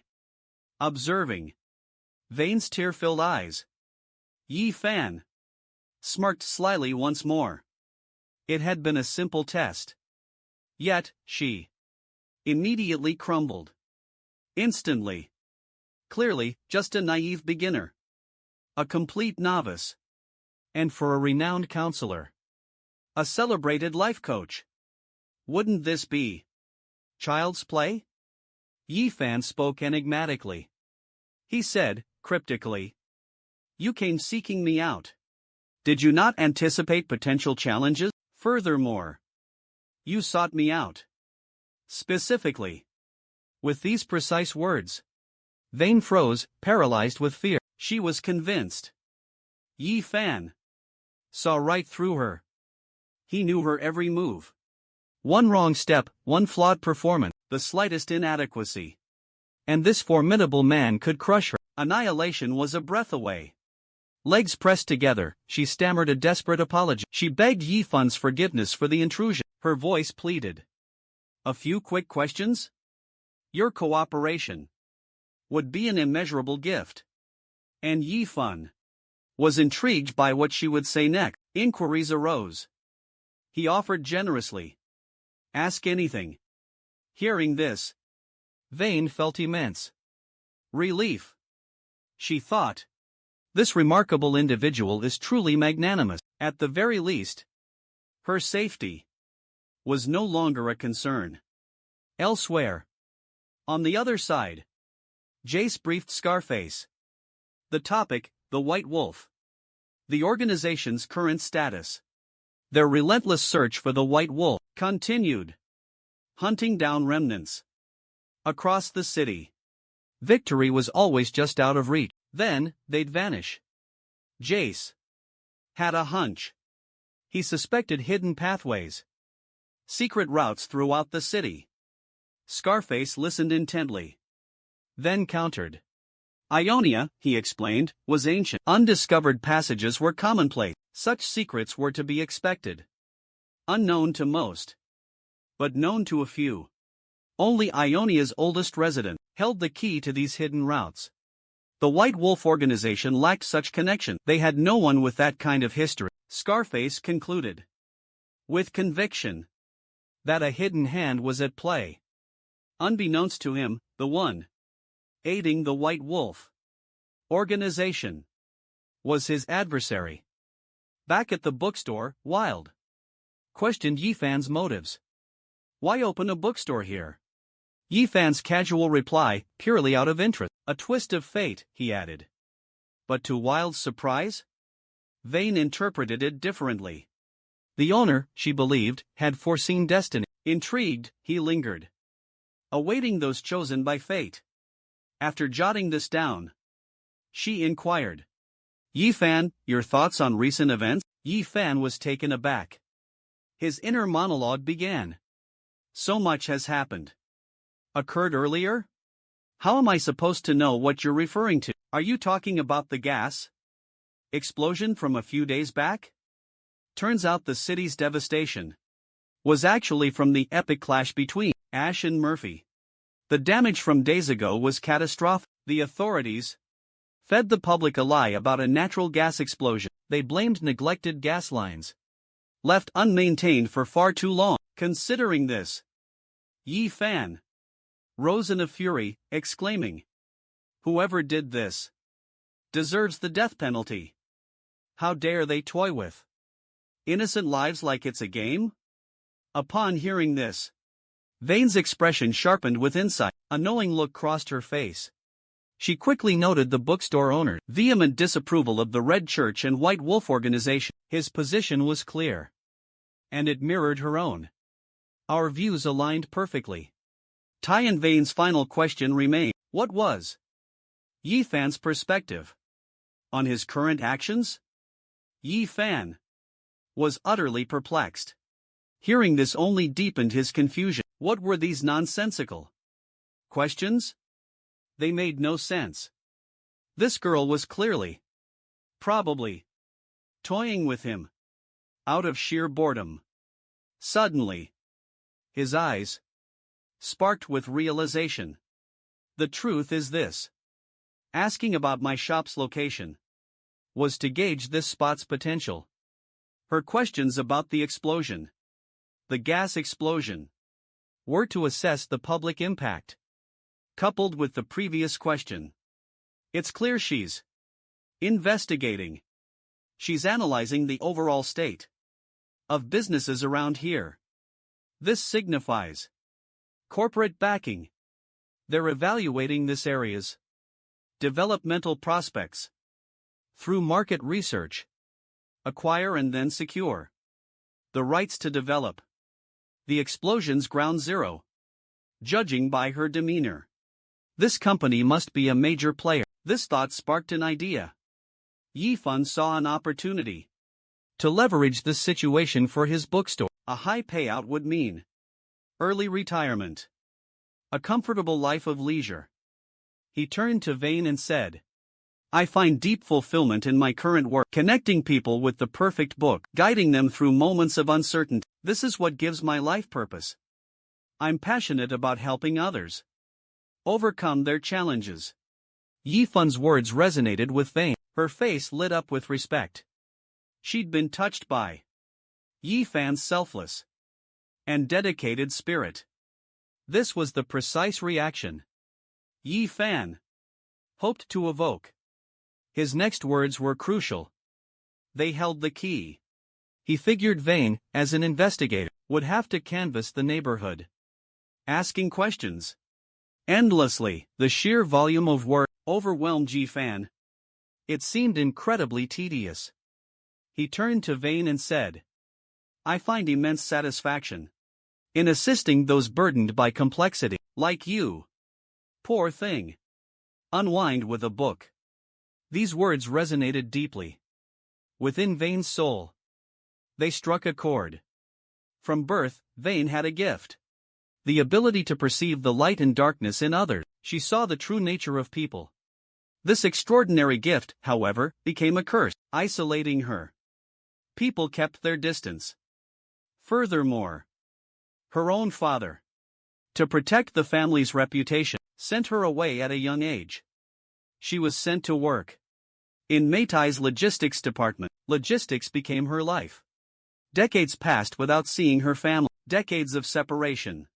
Despite achieving great success at Meitai, through sheer determination. Despite her success, no one offered her solace. Even as she climbed the ladder, isolation grew. Everyone maintained a distance. She felt like a mere puppet.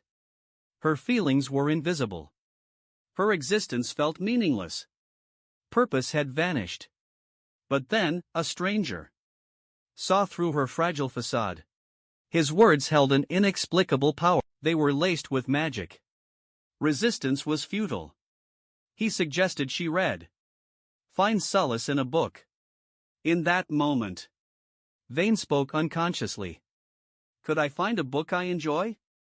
Upon hearing this, Yi Fan, satisfaction washed over him. A few well-placed words had transformed the girl into a prospective client, a potential customer.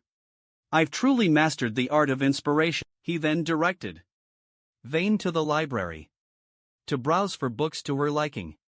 He assured her assessments and tasks could wait. Afterwards, they could relax and chat, unwind together. Vane was touched. She reflected inwardly. This remarkable man understands my true intentions. And yet, he doesn't judge me. He's incredibly patient. And Yi Fan's real intention? To subtly suggest to Vane that she could relax. The assessment wasn't everything. A friendly chat might lead to more book sales, but the library stunned Vane. Utterly stunned. Yi Fan saw a normal library. To him, it was nothing special. But Vane, she saw a sacred, immense space. It overwhelmed her. The moment she stepped inside, crushing pressure suffocated her. The library emanated a terrifying power. She couldn't breathe, even glancing at a title brought agonizing pain. But then, as she prepared to flee, a book titled Soul Gaze caught her eye. It sat on the shelf, beckoning. Strangely, a voice whispered. It urged her, choose this book.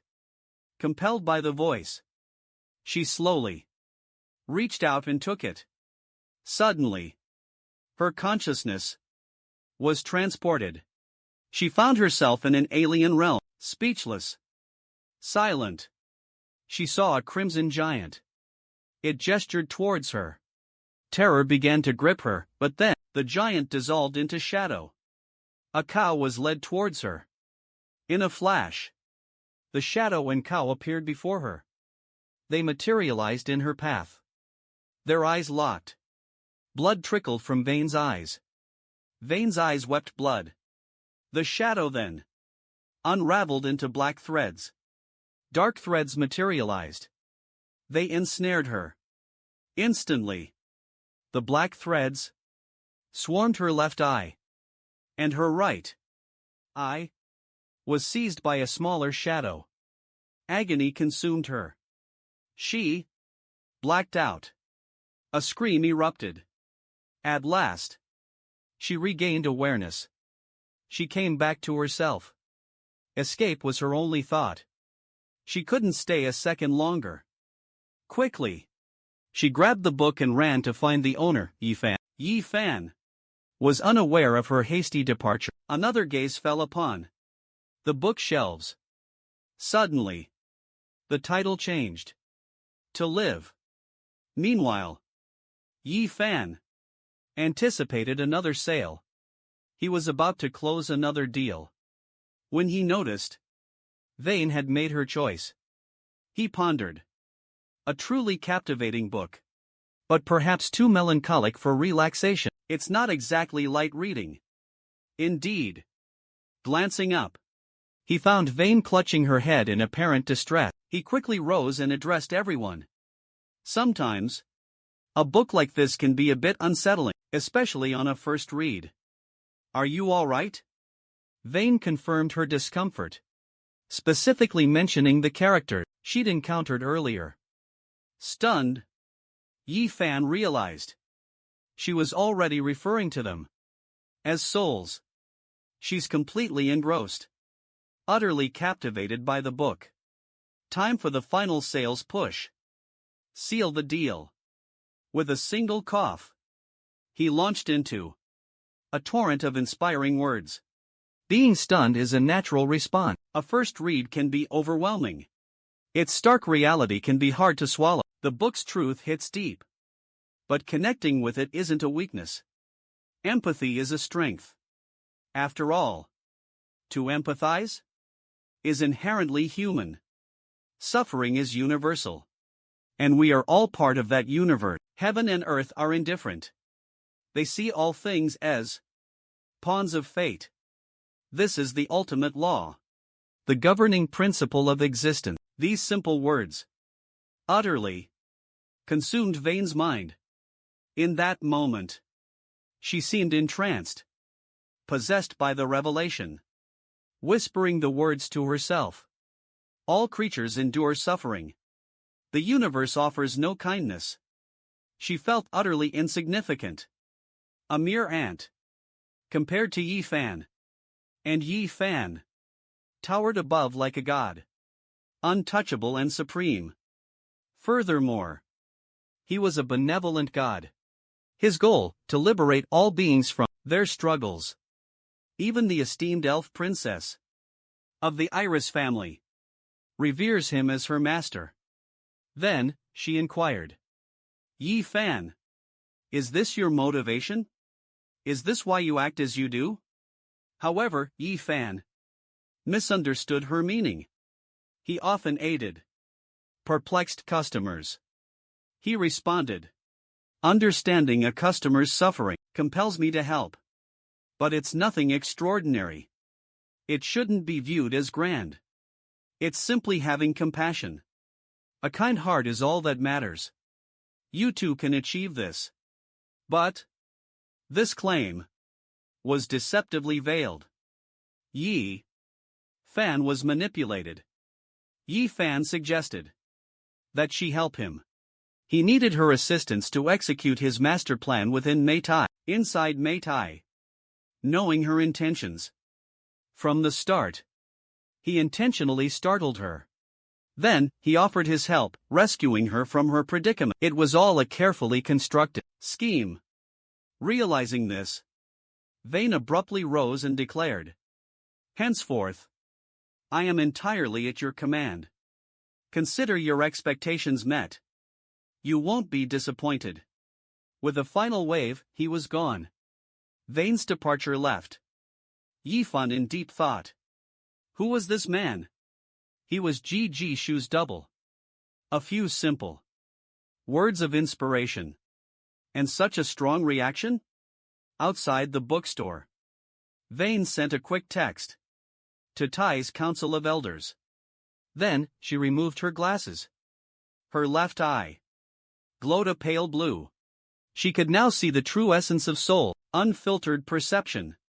Observing, unveiling the truth, etched into their very being. The potential for transformation. Serving Yi Fan was a privilege. She felt deeply honored. Like a wounded eagle. Grounded, broken. Soaring once more. Reborn, renewed. The Meitai elders reviewed the report and reached a verdict. They endorsed the Radiant Knight's proposal, bestow the magic sword upon Yi Fan. However, Vane presented the agreement to Scarface. Scarface observed her transformation. He recognized Yi Fan's profound influence. He knew she had greatly benefited. He inquired, tell me, how does it feel? Isn't it an incredible feeling? To be helped by someone so extraordinary? Truly amazing. Vane replied with unwavering certainty, that extraordinary person gave me a second chance at life. Scarface then returned to his room and retrieved the ancient magic sword, a blade that had been his companion for millennia. The time had come to part ways. To say goodbye to his old friend. He resolutely lifted the cursed blade, the potent magic sword. The price? Enduring the sword's devastating backlash for thousands of agonizing years. Agony that would tear at his very soul and strip him of all power, leaving him utterly defenseless. This was the only way to break the sword's curse, a millennia-old curse finally broken. Sword in hand, he arrived at an unassuming bookstore. The shop's owner awaited his arrival. He was expected. A borrowed book, The Little Prince, a fairy tale, was due back. Return day had come. It was also the day for Yi Fan's suggestion to be implemented. An inspirational counseling course was offered at the bookstore. Enrollment promised psychological healing. Inner peace awaited. But our radiant knight, Scarface, had other plans. He believed. Yi Fan held the key to his sword conundrum. The moment Scarface arrived, he presented the magic sword, placing it upon Yi Fan's desk. "I've made up my mind," he declared. "This is my final decision." This unexpected move utterly baffled Yi Fan.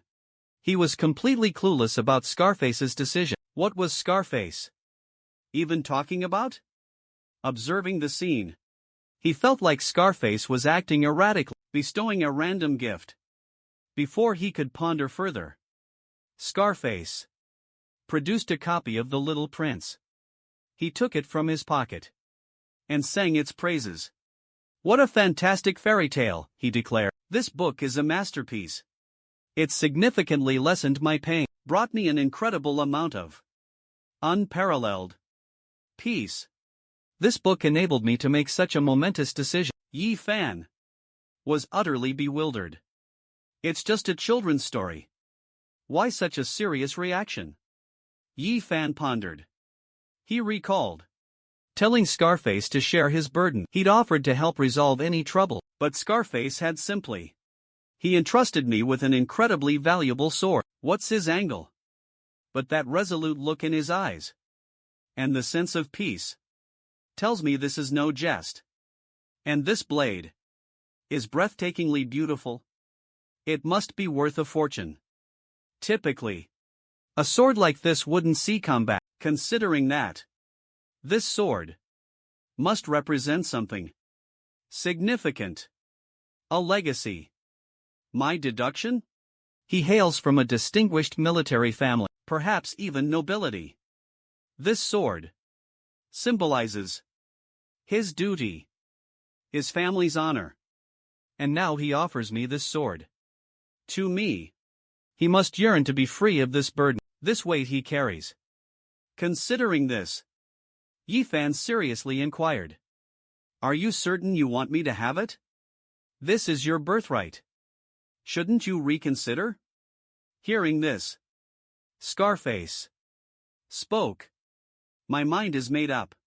I can no longer endure the torment this sword inflicts.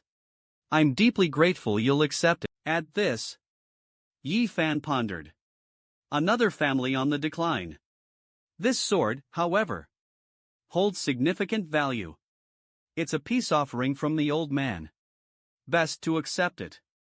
Yi Fan then claimed the magical sword. He admired its exquisite beauty. The sword captivated him. He gave it an experimental swing. Suddenly, this simple act sent Scarface into a panic. Cold sweat dripped down his face. The sword's appearance was deceiving. It was deceptively heavy. Its weight was immense. But Yi Fan lifted it effortlessly. No special powers needed.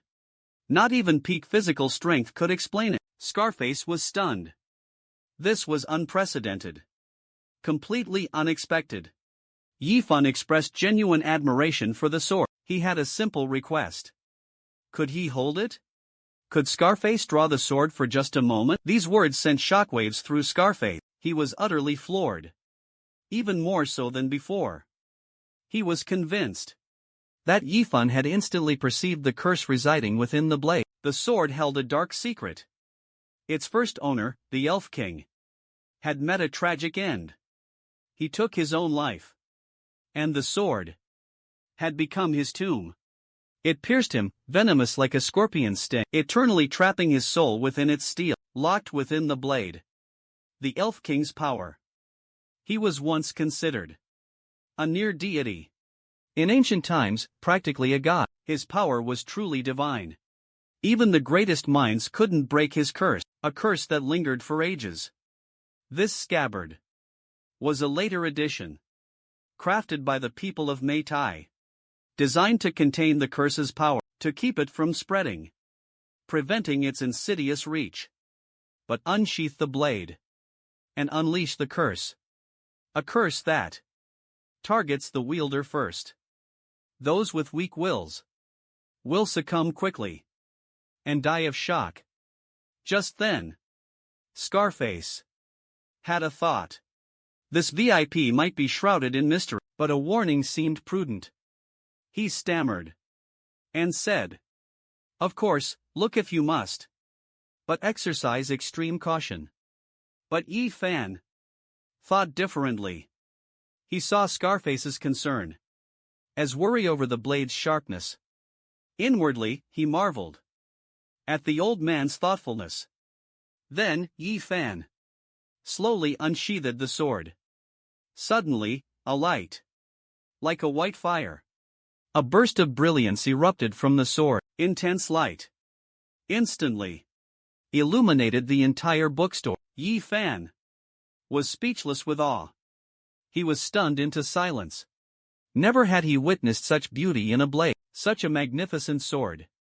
But at that moment, Scarface was on high alert, bracing for a fight. To him, it wasn't radiant light that erupted from the sword, but tendrils of a dark, cursed magic. Not white flames, but strands of a black magic sword curse. Even the nearby rose and statue possessing lethal power. A level of destruction that left experts trembling. But Yi Fan remained blissfully unaware. He was completely absorbed in the magic sword he held. The sword in his grasp unknowingly made him the curse's prime target. He was their main objective. Yi Fan still marveled at the sword's exquisite beauty. But then, just as Scarface moved to intervene, an ominous black mist appeared. It materialized behind Ethan. The mist slowly coalesced into a terrifying entity. Its form was truly horrifying.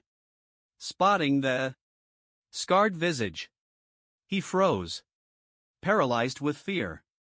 Blinded by darkness, yet aware of the monstrous presence, his instincts screamed. Forbidden, untouchable, a sight beyond comprehension. Suddenly, the serpent morphed. Yi Fan faced the curse's embodiment at the precipice of disaster. Eye-covered tentacles unfurled from the unspeakable horror. The giant snake recoiled with a terrified hiss. It retreated, consumed by primal fear. He spun, ready to strike the shocked Scarface from behind. Just as it neared his eyes, the massive serpent vanished with a whoosh. Only a sliver of the curse retreated into the blade. Scarface was in disbelief. He couldn't process what he'd witnessed. The embodiment of the curse, meant to consume everything, ravenously, rampaging, now thrashed in its death throes. Trapped within the sword, consumed by terror. Even this pathetic display stirred a flicker of pity in Scarface. He felt a strange sense of sympathy. In that moment, Yi Fan, captivated by the sword, noticed a subtle change. The blade's surface seemed to darken unexpectedly. Assuming it was dust, he lifted the magic sword. He gave it a shake. An action with unforeseen consequences. That shake dislodged the lingering curse, sending it plummeting to the ground. A forbidden entity materialized, opening its maw and devouring the residual energy. It then dissolved into shadow, vanishing without a trace. Post-shake, Yi Fan observed. The blade now gleamed with intensified brilliance. Its luminosity was striking. Yi Fan attributed this to exceptional craftsmanship, a testament to its maker's skill. He then addressed Scarface. "That's a fascinating blade you have. I thought it was grimy. But I was wrong. It's just masterfully crafted." And Scarface, already speechless, was utterly dumbfounded. The cursed magic sword was beyond his comprehension. A shared burden, finally lifted. Millennia of torment, countless sacrifices, all to combat this ancient evil. And this man, in a single moment, had ended it. He even scoffed at the dreaded curse, dismissing it as mere craftsmanship. Was it only worthy of his appraisal then? Fit only for his discerning eye? But Yi Fan remained oblivious to Scarface's inner turmoil. He was unaware of the mental games Scarface was playing. Presented with such a magnificent sword, a breathtakingly beautiful treasure, Yifan offered a gesture of goodwill. Scarface could select any book from the bookstore, a reciprocal gift, and a chance encounter to promote his personal collection. At that very moment, Scarface held his breath. He stammered, suggesting Yifan choose for him. He preferred Yifan's recommendation. A flicker of disappointment crossed Yifan's face. Rejection stung. But then, a realization dawned. This elder trusted him implicitly. Another loyal customer secured, he thought. Missed a chance to flaunt my impressive collection, though. Scarface, trailing behind, also observed Yifan's brief dejection. Then, Scarface put the pieces together. He must be so disappointed in me, in Tai's power, and our failure to break the ancient curse, a curse that plagued us for millennia. Yet he solved it effortlessly. After witnessing such power, after what just transpired, Scarface felt profoundly ignorant and small, utterly insignificant. His only hope now lay in receiving knowledge and inspiration from Yifan's next book. Meanwhile, Yifan searched his bookshelf for a suitable title for Scarface. He perused the countless spines, recalling the last recommendation, a mere fairy tale, that Scarface had received. This time, he suggested, something with more depth. He produced When the Stars Return from the shelf. This, he claimed, will change your perspective. But then, Scarface began to tremble uncontrollably. He couldn't control it. The mere title evoked this reaction. In every mystical realm, it's known, the starry sky reigns supreme. It is the highest realm. No one knows the secrets it holds. Utter darkness. And now, this god presented a book about the stars. Then, Yifan explained, it's a biography. This might be a little hard to grasp. Think of it as a fictional account, a chronicle of a forgotten, vanished civilization. Scarface inquired. Another civilization, you mean? Life beyond the stars? Out there, in the cosmos? Yifan confirmed. Yes, life exists.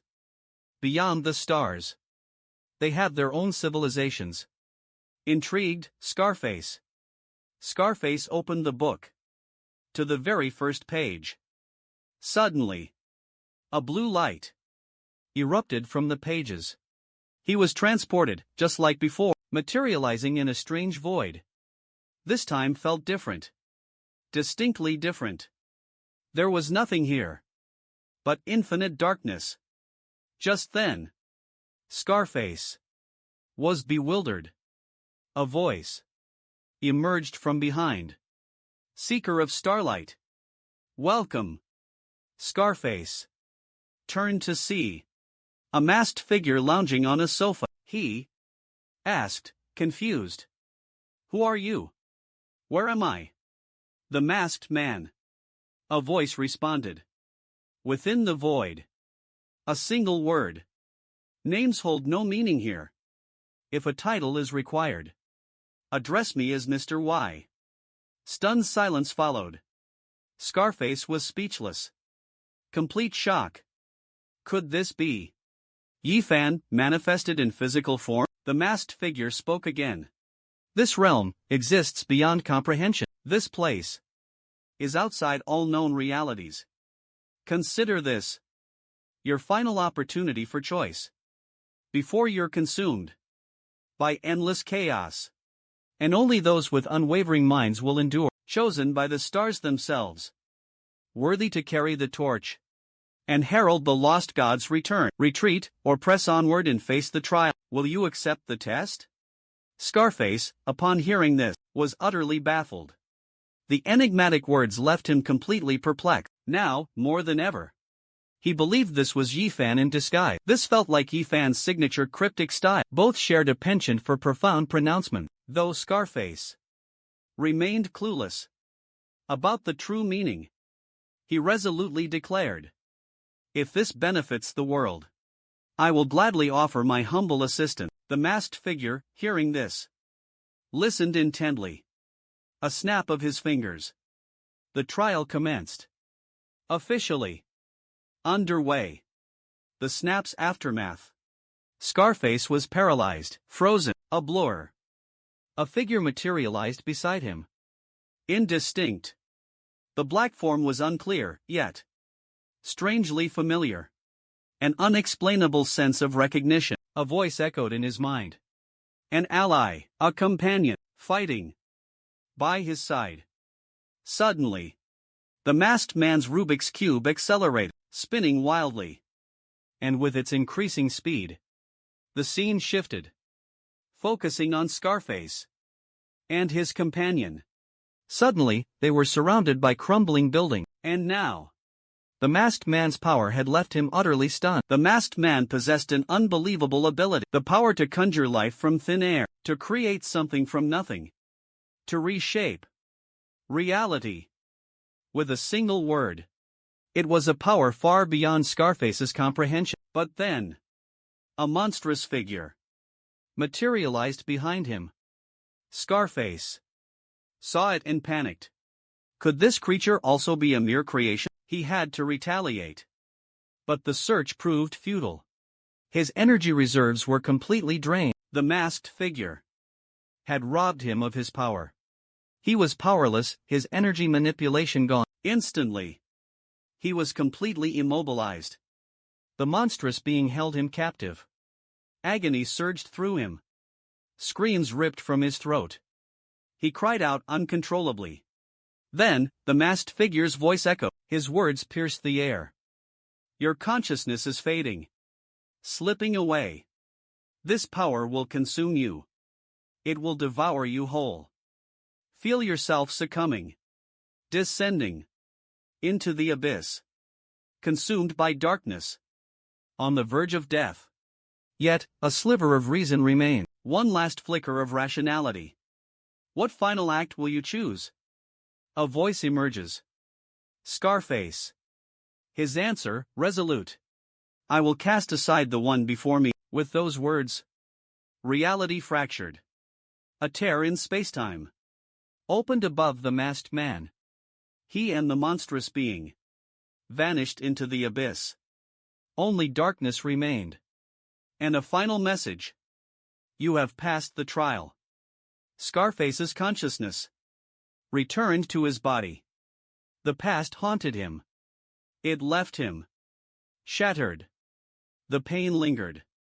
A scream welled up inside him. He yearned to unleash it, to break free. But the earlier agony silenced him, leaving only a choked ABA.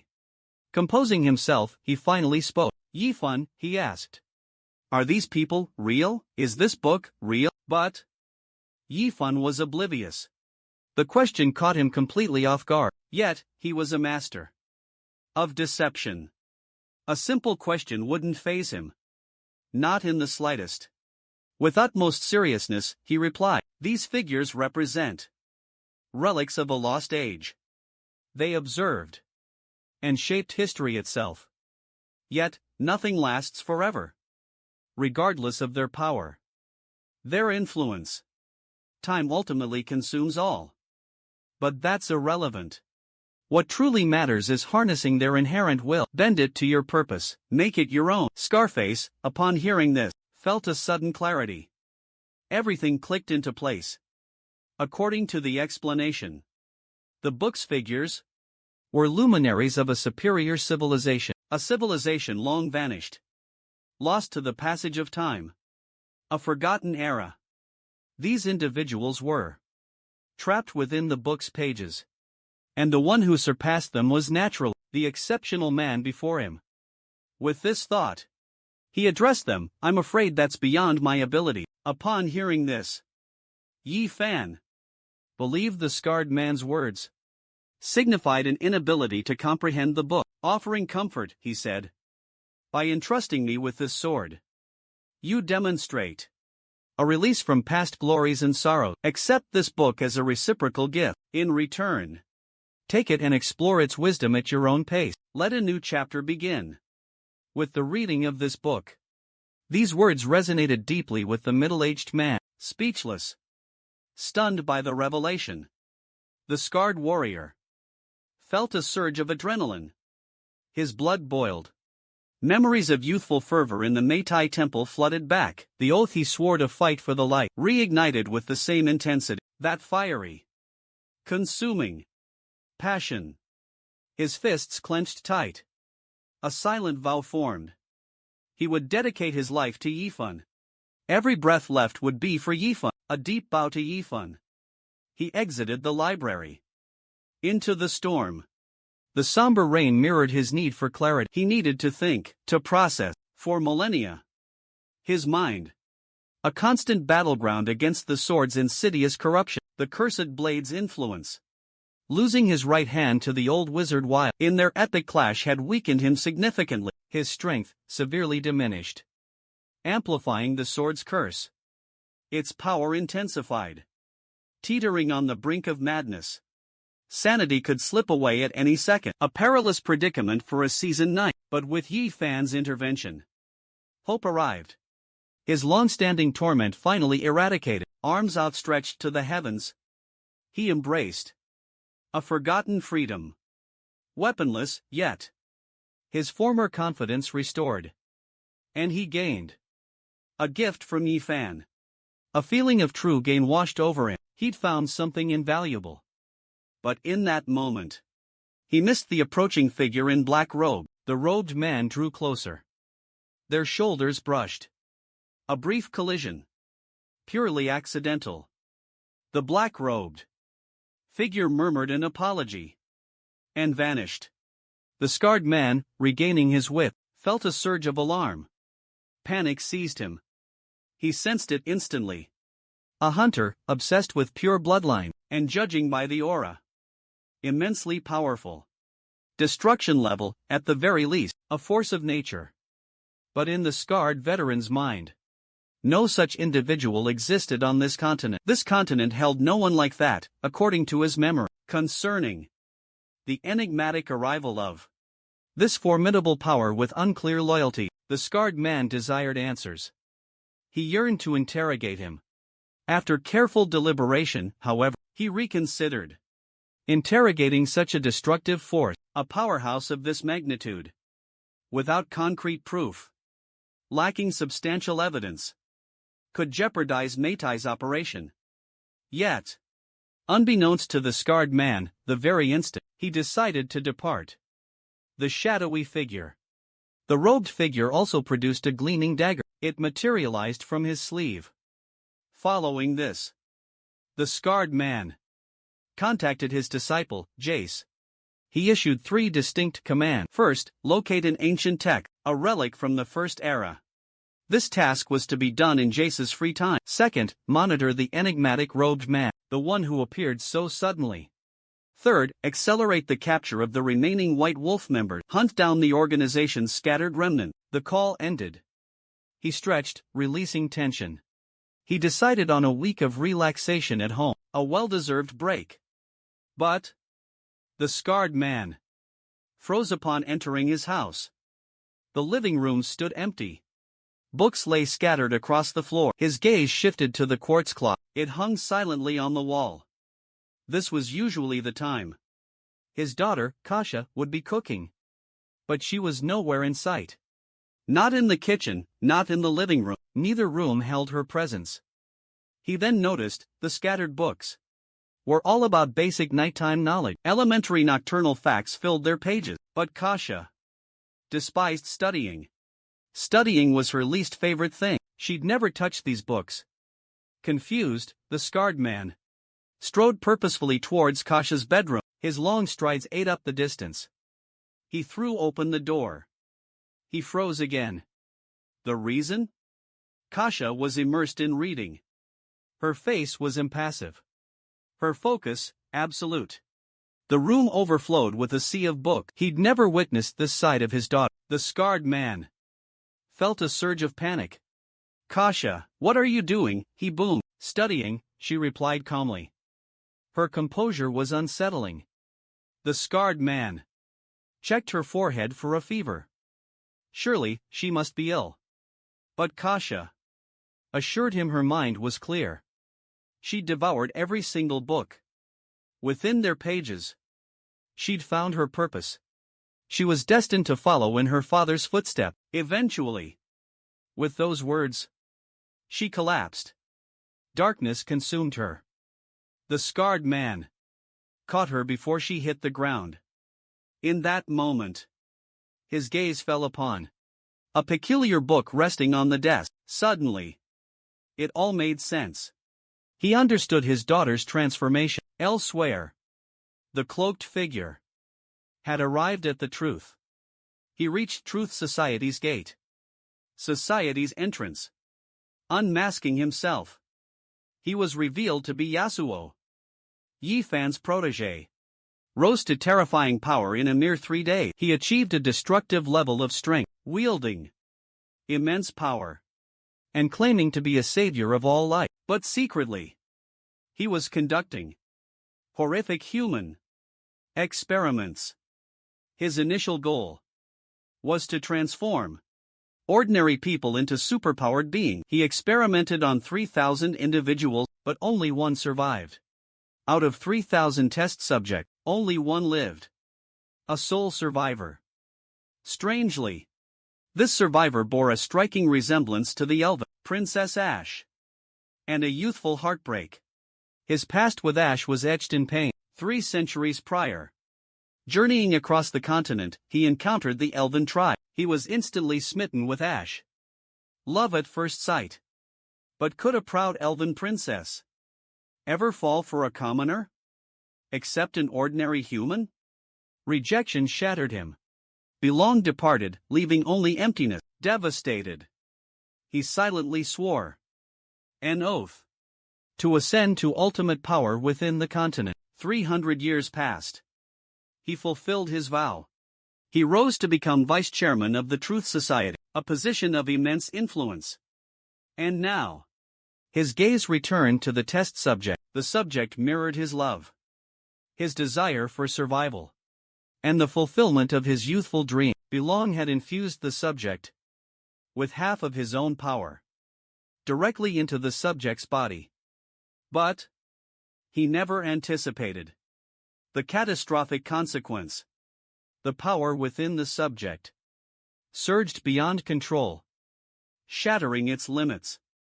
Without intervention within a year, the subject was doomed, destined to expand uncontrollably until it exploded.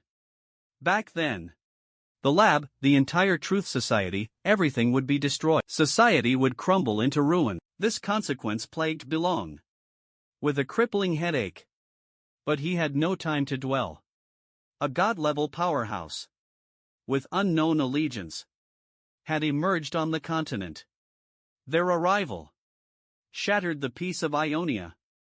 The Ionian continent was thrown into chaos. As vice chairman of the Truth Society, Belong couldn't stand idly by. He manipulated Yasuo to investigate and eliminate the ancient wizard, Wild, a longtime opponent of the Truth Society. The Truth Society. 72 hours later, Yasuo contacted Belong. He declared he was walking away from all mission. His service to the Truth Society was over. He was done.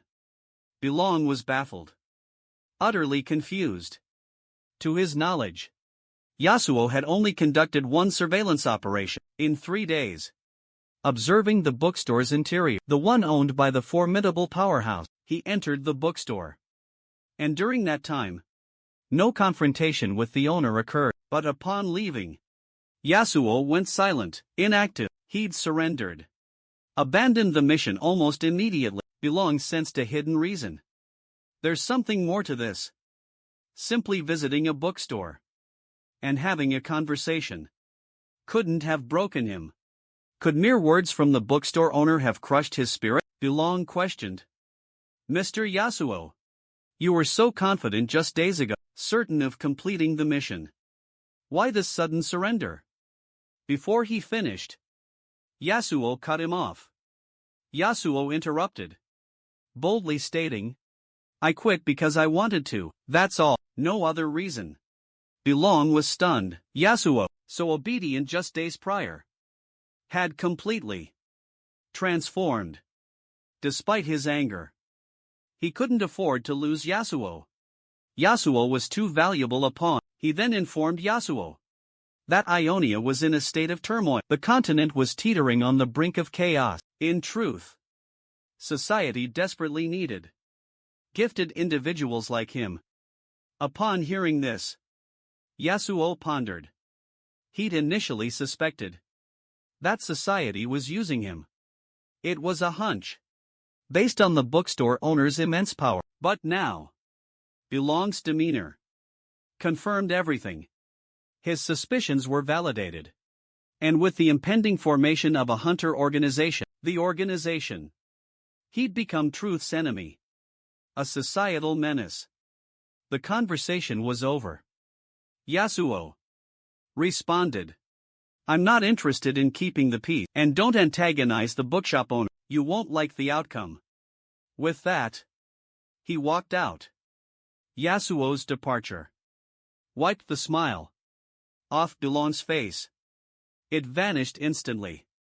The moment Yasuo closed the door, his wine glass in his grip shattered. This was a clear indication. Yasuo now wielded devastating power, aided by a humble bookkeeper. This unsettling development deepened Belong's anxieties. His unease grew. Why assist a hunter on the brink of madness? A hunter teetering on the edge of sanity. Had the bookkeeper defied the established order, chosen to oppose the truth? Society itself. Now Belong, desperate for answers, craved every shred of information on Yifan. He needed everything. He contacted Meitai, seeking their intel, hoping for answers. The voice on the other end belonged to Jace, the scarred man's protege. But then, mid-negotiation, the scarred individual delivered unexpected news. Yifan's information was now classified top secret, off-limit, untouchable, no sale. This abrupt shift infuriated Belong. He was livid. Slamming the phone down, he growled, Guess I'll have to pay the bookstore a personal visit. Elsewhere, Yifan had just drifted off to sleep. Suddenly, his dreamcatcher and the great sword beside him erupted in blinding light. He dreamt of a desolate, ruined landscape. This genuine emotion completely stunned him. The last time he felt this was a dream about a breathtaking woman. Now, however, he dreamt of decay. Disappointment pricked at him. But on second thought, he was already here. He'd explore. Dreams this vivid were precious. Normally, as he walked, something caught his eye. A familiar glint of gold on the ground. He picked it up. And the building ahead crumbled. Then, a massive altar materialized from thin air. Upon the altar lay the remains of an ancient elven king. Yifan was stunned by the sudden appearance. But simultaneously, a thrill coursed through him. He suspected the fragment he'd picked up had activated a hidden mechanism. Anticipation building, he wondered what would happen next. He crouched down, examining the scattered body. The corpses all possessed elongated ears. These were not mere adornments, but natural features, not decorations. They were real. His mind conjured the image of Princess Ash, the elven princess, who'd visited his shop just days prior. A few days ago, her cosplay. The affectionate young woman had left a lasting impact. Every familiar face, every known object, materialized in his dream. His conviction grew stronger. This dream was a direct result of daytime thoughts shaping nighttime vision. With this in mind, he conjured a notebook from thin air. Using his left hand, he meticulously documented each appearance of the deceased. These lifeless forms he'd commit to memory. Upon waking, he'd sketch them for Ash, hoping to help her reclaim Her family's lost prestige. Departing from the scene, Yifan continued his exploration, lost in thought. He approached the ruins' central altar. He reached the heart of the ruins. Suddenly, he froze. Motionless. The sight before him was breathtaking. A stunning spectacle. A brilliant beam of light pierced the air. It emanated from the altar's center, illuminating a kneeling figure. Yifan sensed a new chapter unfolding. He wanted a closer look. Unbeknownst to him, this was Kale's soul, a god-level powerhouse. The elven king of the first era. In that instant, Kale's eyes opened. He spoke to Yifan. My deliverer. The outcast. A spirit has awaited you here for 10 millennia. These utterances startled Yifan. He was just about to climb, but recoiled repeatedly. He scrambled back. In that instant, a thought struck him. This definitely feels like the start of a new quest, but this can't be the final boss. More like a side character. A throwaway plot device to give a newbie a boost. Early game stuff. Although the messianic vibe is a bit on the nose. Still, as a seasoned adventurer, visualizing the unfolding scene and Kale's account, Yifan pieced together the past cataclysm. This place was ravaged. This elf was either responsible or powerless to intervene, to save everything. But when disaster struck, he broke, consumed by guilt and despair. Anguish. Unbearable. He chose oblivion, self-destruction, or self-imprisonment. Awaiting a savior, a world's hope, and atone for his past.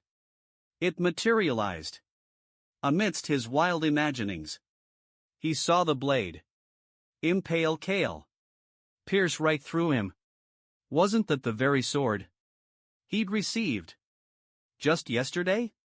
He'd studied it all day and into the night. It sparked a dream narrative, originating from the sword itself. And this dream felt eerily real, down to the last detail. His title, Master Lin, suddenly felt rightfully earned. Just then, Kale spoke again. First, gratitude for the Holy Sword's revival, its radiance restored. Second, 3 sins I bear require redemption. Yifan pondered, lost in thought. The Holy Sword must be the one that pierced this person's chest. It's the sword I acquired yesterday, and restoring its light must refer to cleaning the dirt. Just like in my dream, trivial acts become grand. Those harboring deep resentment often suffer in solitude, consumed by grudges, isolated and lonely.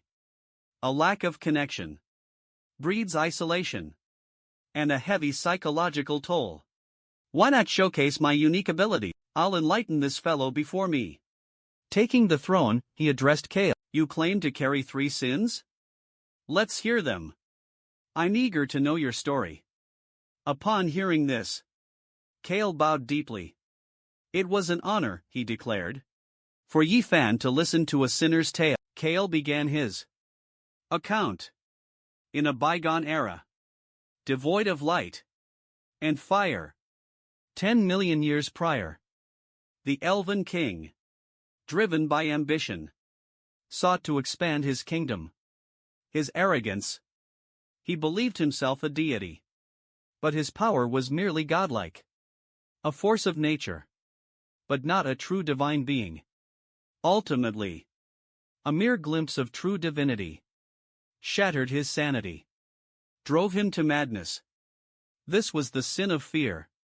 Consumed by insanity, lost in the abyss of madness, he annihilated his people. With his own hands, he decimated his kingdom. He wielded the sacred blade, yet defiled it with his kin's blood. This was the sin of treachery. In the end, he used the holy sword to imprison his tainted soul, the holy sword, and fell from grace. Its golden age vanished. The kingdom's last sacred emblem was forever stained. This was the transgression of unwitting folly. Kale had led his kingdom to unprecedented height, but then single-handedly orchestrated its ruin. He destroyed everything he built. 14 million years later, his crown became his prison. His symbol of power, now his shackle, he became known as the exile. Yi Fan listened impassively, unmoved by the tale. His heart remained undisturbed, as it confirmed his suspicions.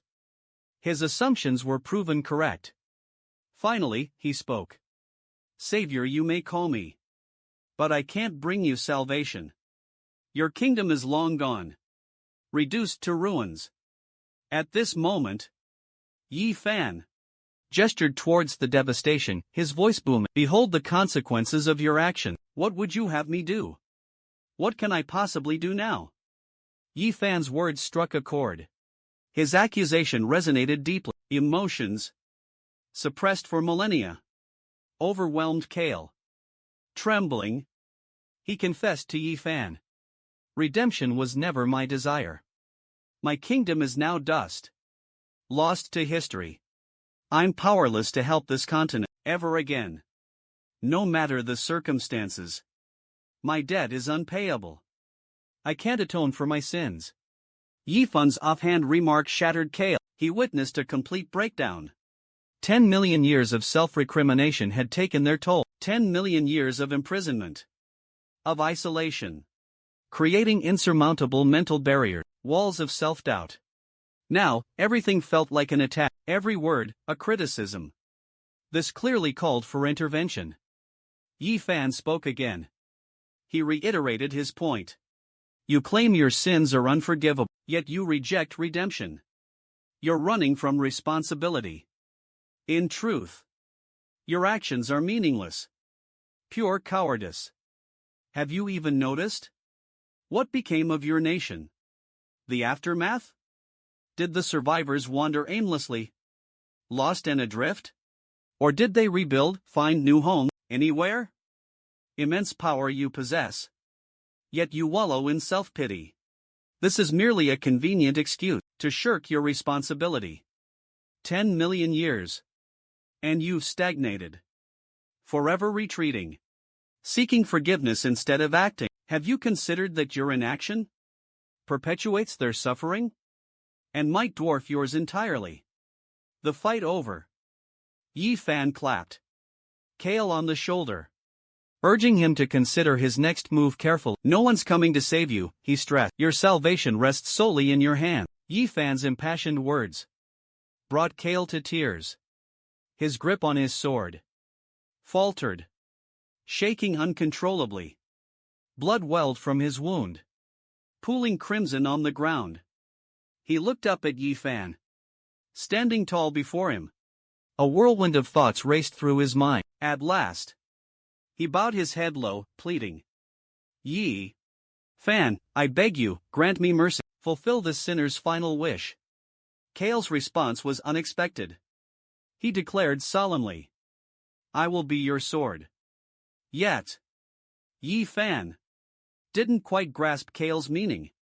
The words were enigmatic, but Kale's demeanor suggested a single interpretation: utter loyalty and obedience. In that moment, however, Yi Fan was preoccupied with inspiring Kale. He yearned to fill Kale with empowering words. Nothing could be more fulfilling. Instead of offering emotional support to someone so lost, he composed himself, then repeated, Are you sure about this? Is this truly your decision? What you must do goes beyond simple advice. You need to take real action.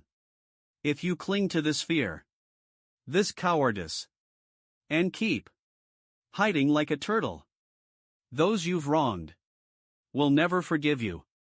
But Yi Fan's intention wasn't to attack. Kale's unwavering self-belief was cleverly countered with reverse psychology, a psychological judo move, expertly tailored to Kale's specific predicament. A stroke of pure genius, worthy of Master Yi, radiating pure positivity. An aura of light, head to toe. The very embodiment of righteousness.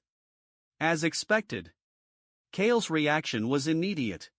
His teeth clenched, a decision brewing, a moment of profound resolve. He turned to Yifan and declared, "My sins demand atonement.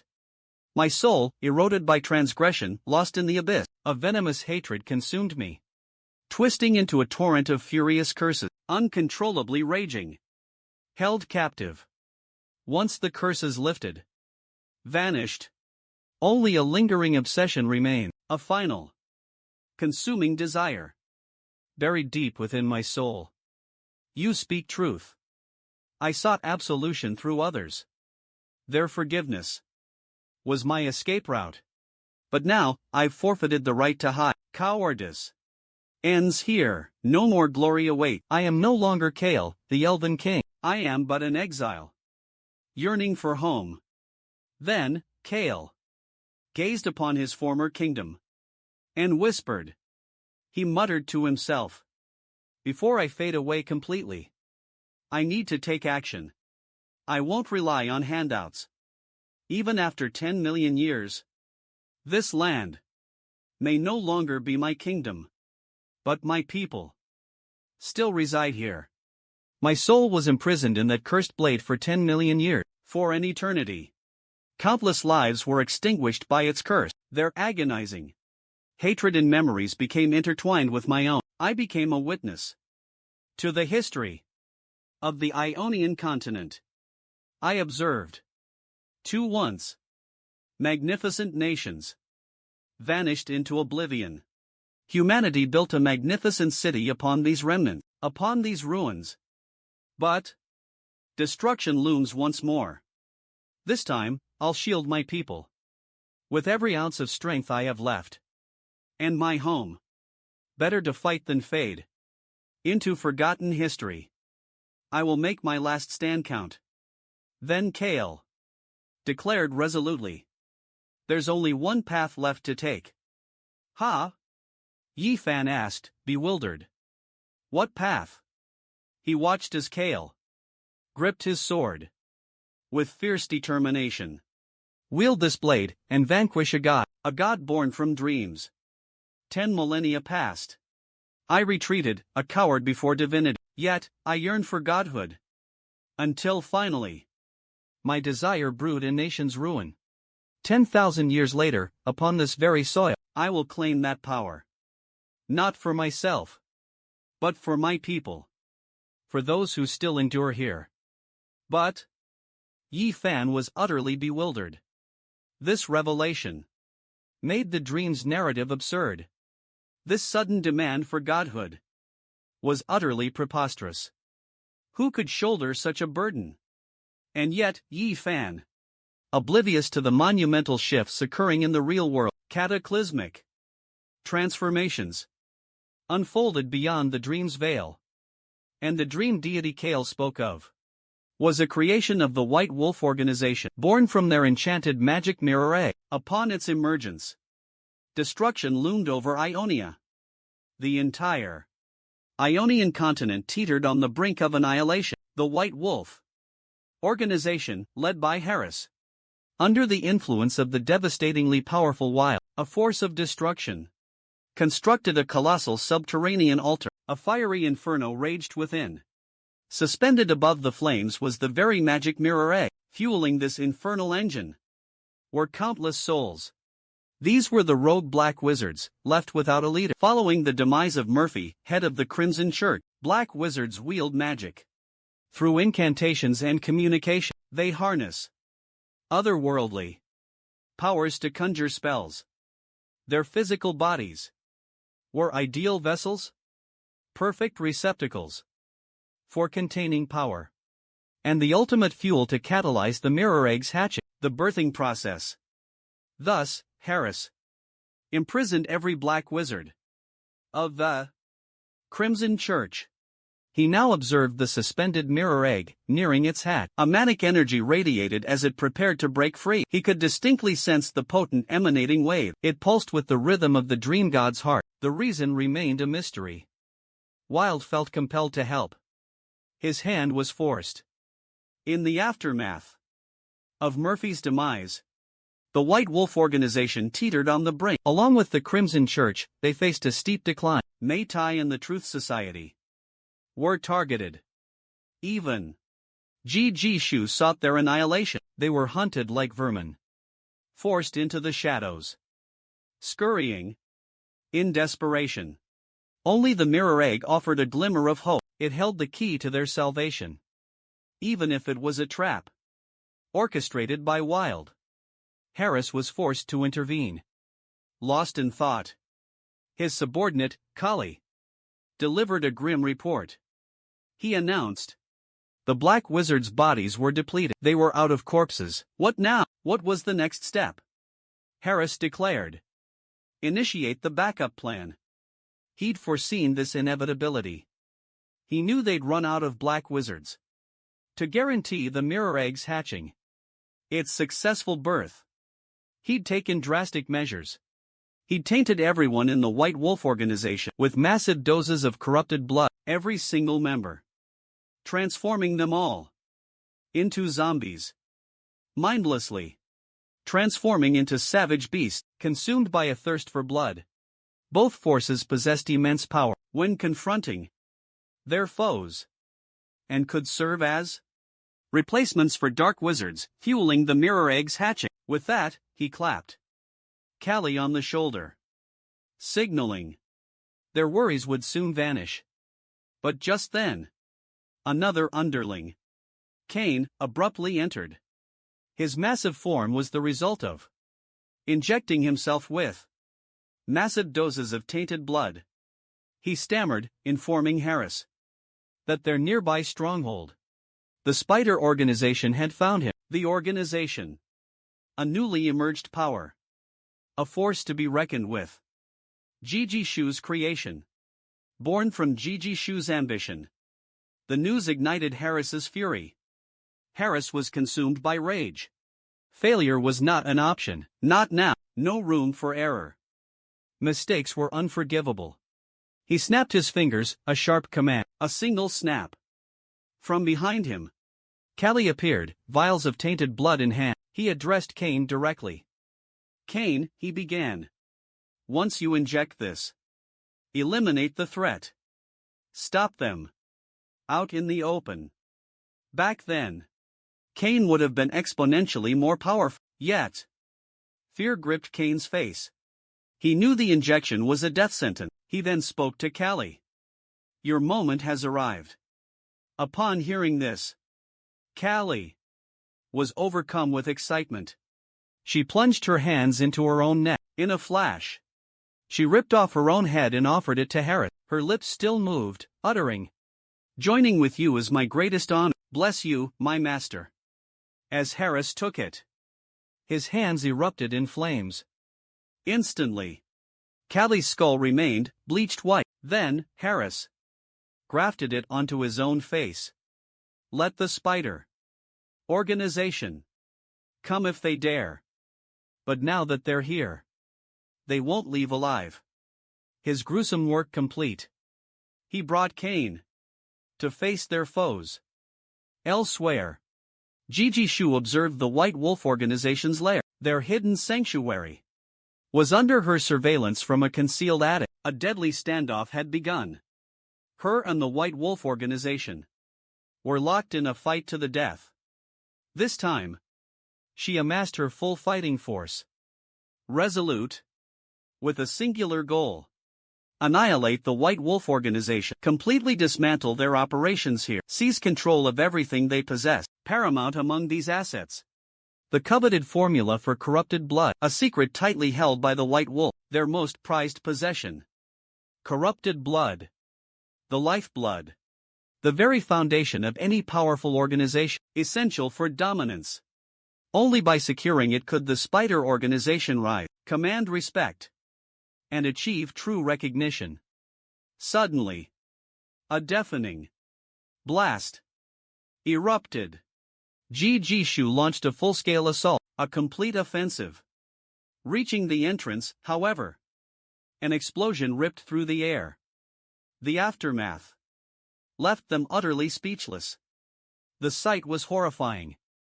Before them, a colossal subterranean passage. An immense, hidden chamber, unimaginable in its scale, buried 50 meters beneath the city. Most disturbing were the mountains of corpses within.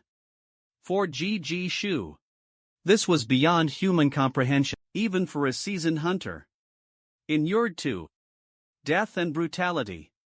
This was unprecedented.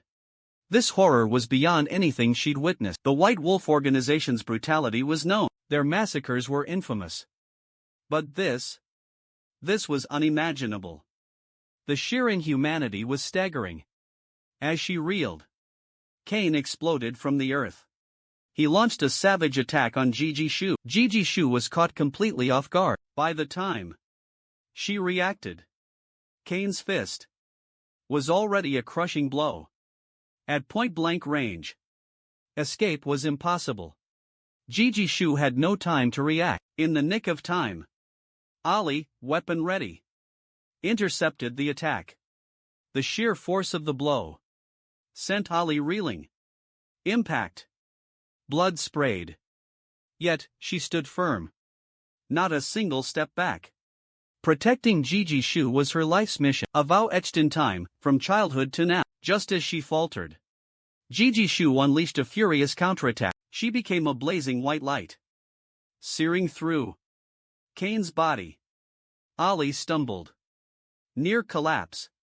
Ji Shu rushed forward, catching her. A sharp command. Get Ali back to base. Immediately. Medical attention needed. Now, a sudden premonition of danger washed over her. She was about to shout a warning, ordering her nearby men to flee, when a blinding golden bolt of lightning crashed down upon them. The stricken men were obliterated. Without a single scream, they were blasted to pieces, falling into the abyss, plunging into the deep pit below. Several shadowy figures materialized on the high platform above. Rage consumed Ji Shu. She ground her teeth at the sight. Leading them was her sworn enemy, Harris. In that moment, Harris leaped from the platform, landing directly before Ji Shu. Ji Shu's hands morphed instantly into vicious wolf claws. She was ready to strike. Meanwhile, more of Harris's minions converged on the scene. They encircled Ji Shu. A tight circle. The potent, concentrated, tainted blood amplified their strength. They were many times stronger than before. As long as they remained mobile, as long as they could move, they were lethal, efficient killing machine. Ji Shu scoffed. You haven't even. You're sending everyone you have left after us? Is that it? We're truly honored by those words. Harris laughed, a dry sound. Talk is cheap now. At this point, neither of us can back down. Only one outcome remains. A fight to the death, for victory. The survivor will decide the hunter's future. The future of hunting rests on this fight. With those words, thick blue vein bulged beneath his skin.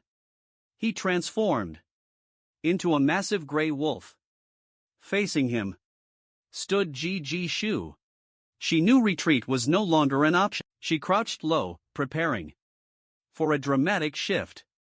In a flash, a massive white wolf materialized. It emerged, a formidable presence. After a tense standoff, Harris struck first. He lunged at Ji Shu. But he'd underestimated his foe. He'd forgotten Ji Shu's newfound spatial manipulation, granted by Yi Fan. Too late, he realized. Ji Shu had clamped down on his spine, razor-sharp teeth, pierced bone. Though Ji Shu felt victory within his grasp, confident he could crush Harris. A different scene unfolded elsewhere. Her subordinates' predicament was dire. They were green recruits. Fresh to the organization. Hopelessly outmatched against Harris's blood-tainted veterans. Infused with corrupted blood, they were monsters. Now surrounded, they were prey. The fight was a swift, brutal massacre. Slaughter. Riven, the new recruit, tried to warn Gigi Shu to report the carnage. But a beast struck her down. Death loomed. Then, their squad leader, guns blazing, dual-wielding fury, rescued her. He turned to Riven. Get out of here. I'll hold them off. Go report. What's happening? Find the leader. Riven started to speak. But the squad leader roared. Move it. If you don't go now, we're all dead. That was all it took. Riven didn't hesitate. She ran towards Gigi Shu's. As she fled, she prayed for the squad leader's safety. He had to survive. But in a flash, the leader's body was flung skyward. Terror gripped Riven. She froze. Disbelief washed over her. The squad leader, her protector, moments ago, was now gone. Suddenly, a menacing voice echoed from behind. Danger! Riven felt it. In a flash, she lifted her skirt. Concealed blades flew, launched from her thigh. Her attacker reacted. Their weapon deflected the knives. Each one. Then, they moved. A blur of motion. Right in front of Riven. Blinding speed. Riven had no chance to react. A brutal kick landed square on her. She flew back several meters. Then, she crashed hard into the wall. The force of the impact sent blood spraying from Riven's mouth. Riven coughed up blood. Seeing Riven's weakness, her clear vulnerability, the masked man removed his mask. He began to taunt her relentlessly. But as he moved in for the kill, to finish Riven off completely, he found himself surrounded. Steel wires encircled him. In that moment, Riven revealed her trap. Sprung earlier. A 20-meter radius now bent to her will. She commanded complete control.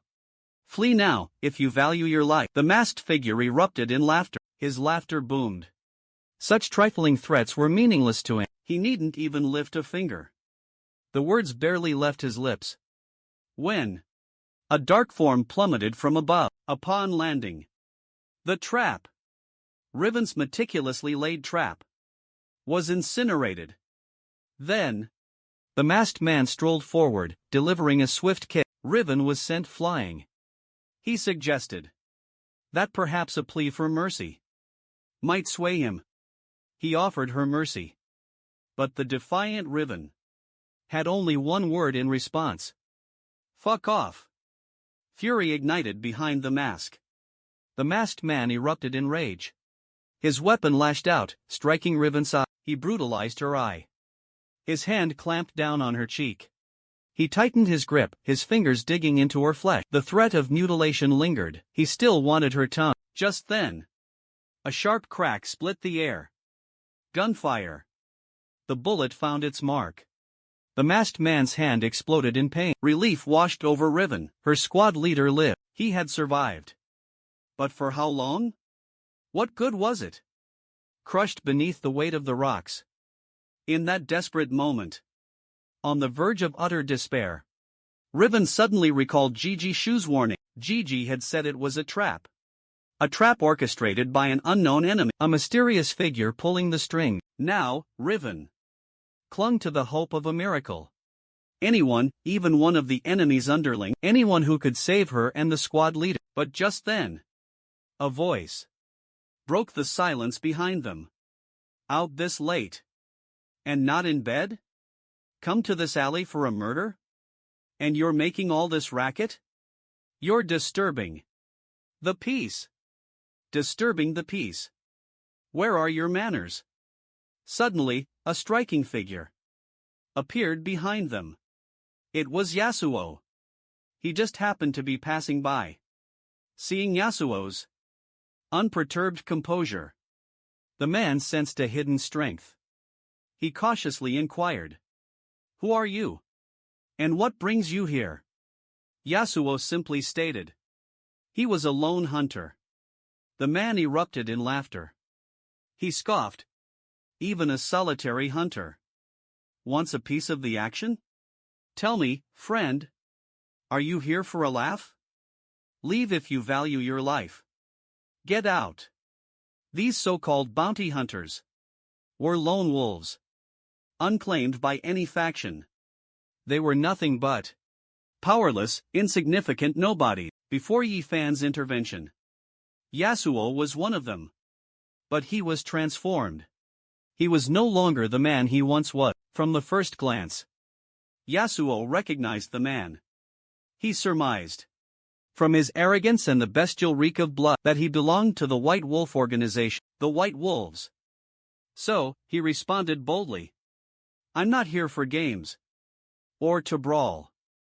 Silence is all I seek. Your deaths will be its symphony." These words ignited a furious fire within him, teeth grinding. Even his hands, gripping the spear, trembled with rage. A roar erupted. As he launched himself into the air, his spear plunged down, targeting Yasuo. Witnessing this, Yasuo remained calm, discarding what he held.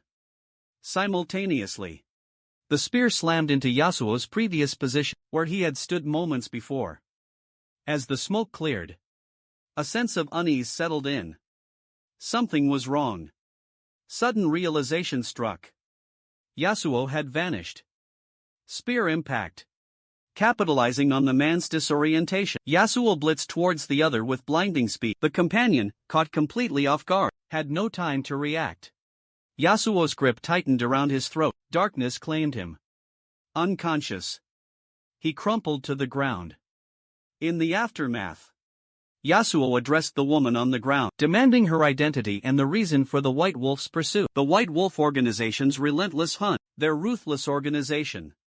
Riven, she revealed. A spider operative. Part of the spider organization. Ambushed, they were, caught in a deadly trap. Her mission, escape and report. Deliver the crucial intel to their leader, G.G. Shu. Faced not just failure, but near death. Stunned, Yasuo reacted with disbelief. The sudden war between the spider and White Wolf baffled him. How had it escalated so rapidly, and how had he stumbled into the crossfire? Lost in thought, a knowing glint entered Yasuo's eye. Understanding dawned. This was no coincidence, he realized. It was all part of a larger scheme. Everything happening now was orchestrated. The bookstore owner was behind it all. He'd been manipulated, freed from the Truth Society's grasp, freed from their control, and subtly directed to aid Jishu. Had I not sought the truth? In today's society, I wouldn't be passing this bookstore. This very bookstore. The owner leveraged this to connect me with Jishu, doing him a favor. Paving a smoother path for our future endeavors, streamlining our future. All orchestrated according to his plan, a masterful, audacious strategy, an intricate design. Seemingly effortless, yet meticulously crafted, interwoven with precision. Pondering this, Yasuo's respect for Yi Fan deepened, his admiration surged.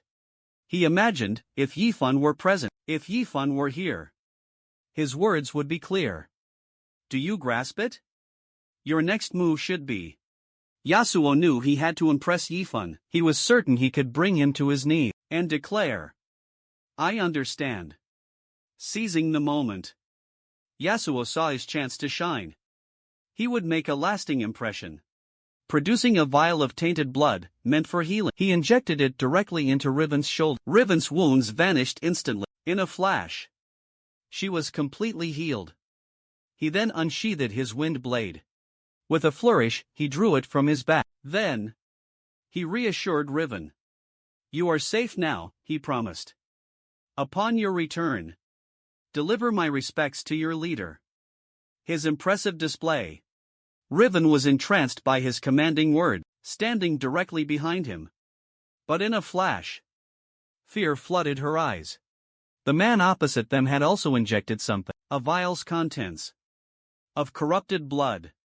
But this injection wasn't a cure. It wasn't healing, but enhancing. This tainted blood amplified strength, transforming him into a monster. It promised monstrous strength, turning him into a beast. His body swelled and contorted, grotesquely expanding. A massive gray wolf materialized, confronting Yasuo. Witnessing the transformation, Raven urged Yasuo to be cautious. Be careful, she warned.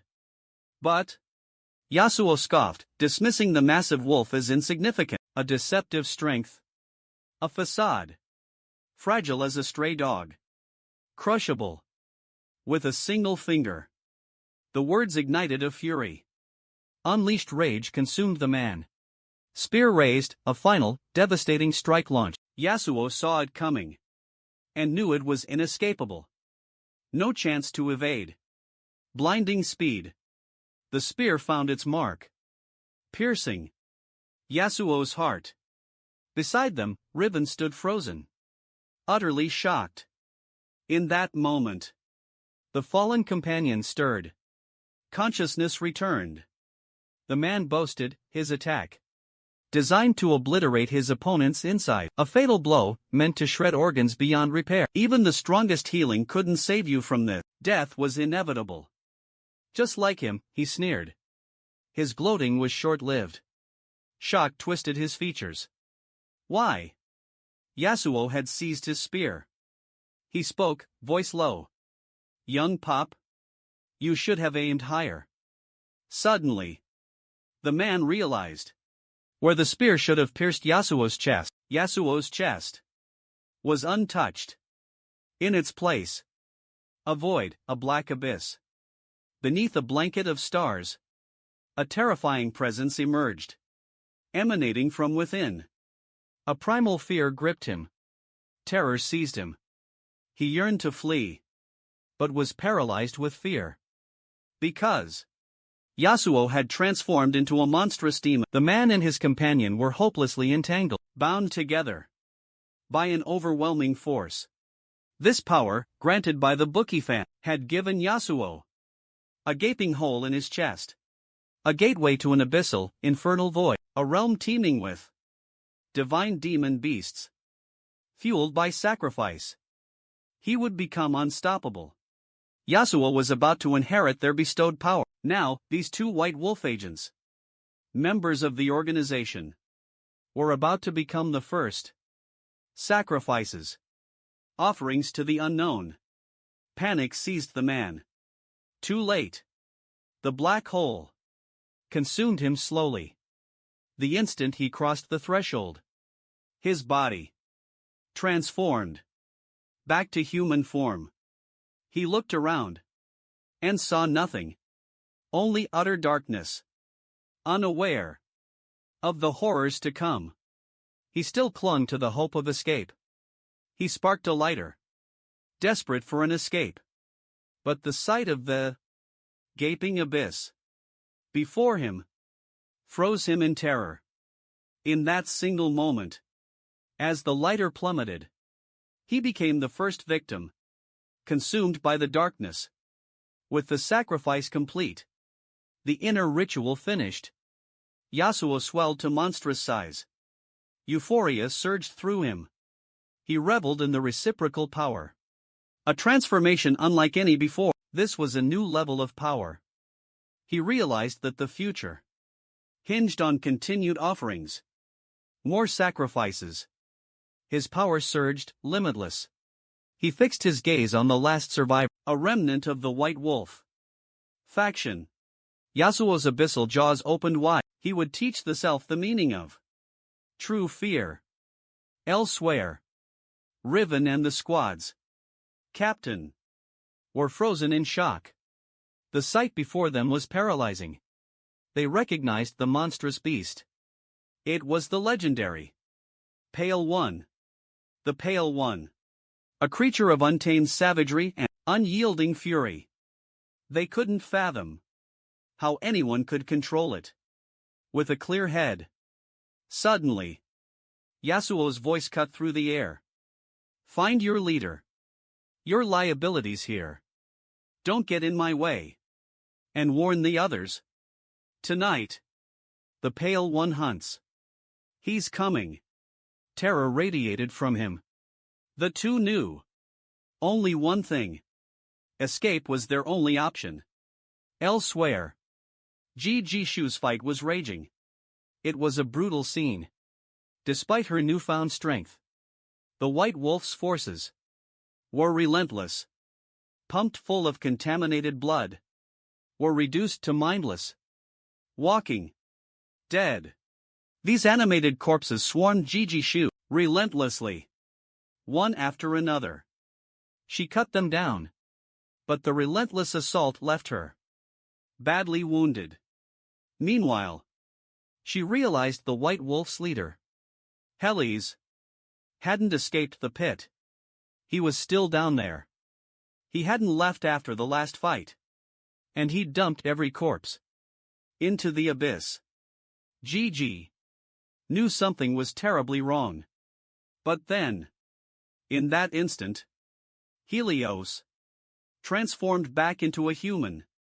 And Ji said that only with sufficient sacrifice could understanding dawn. Ji finally grasped Helios's true motive. It was all for the dream mirror egg. The egg within the pit. Above the pit. It was too late. A massive magical array materialized in the sky. Lightning crackled ceaselessly, pulsating from the array. The dream mirror egg lay deep within the pit, radiated a blinding brilliance. With a deafening roar, a mystical rune appeared, materializing at the pit's base. Linking with its celestial counterpart, a colossal eye opened, emerging from the void. As the smoke dissipated, it revealed the dream mirror's creation. The egg had hatched. The entire city shrunk to insignificance, dwarfed by the behemoth. From the abyss, Ji Shua spoke up. Fear already gripped it. But Helles had succumbed to utter madness. He extended his arms wide, basking in the terrifying power. He proclaimed it the god of dreams. Elsewhere, to bolster Yifan's conviction to vanquish the god of dreams, the elf king removed his crown, a symbol of glory. He bestowed it upon him. Upon acceptance, the crown erupted in golden light. It fused with his arm, leaving a crimson mark encircling his wrist. The Elf King revealed the crown's secret. It held a fragment of his very soul, and the mark was proof.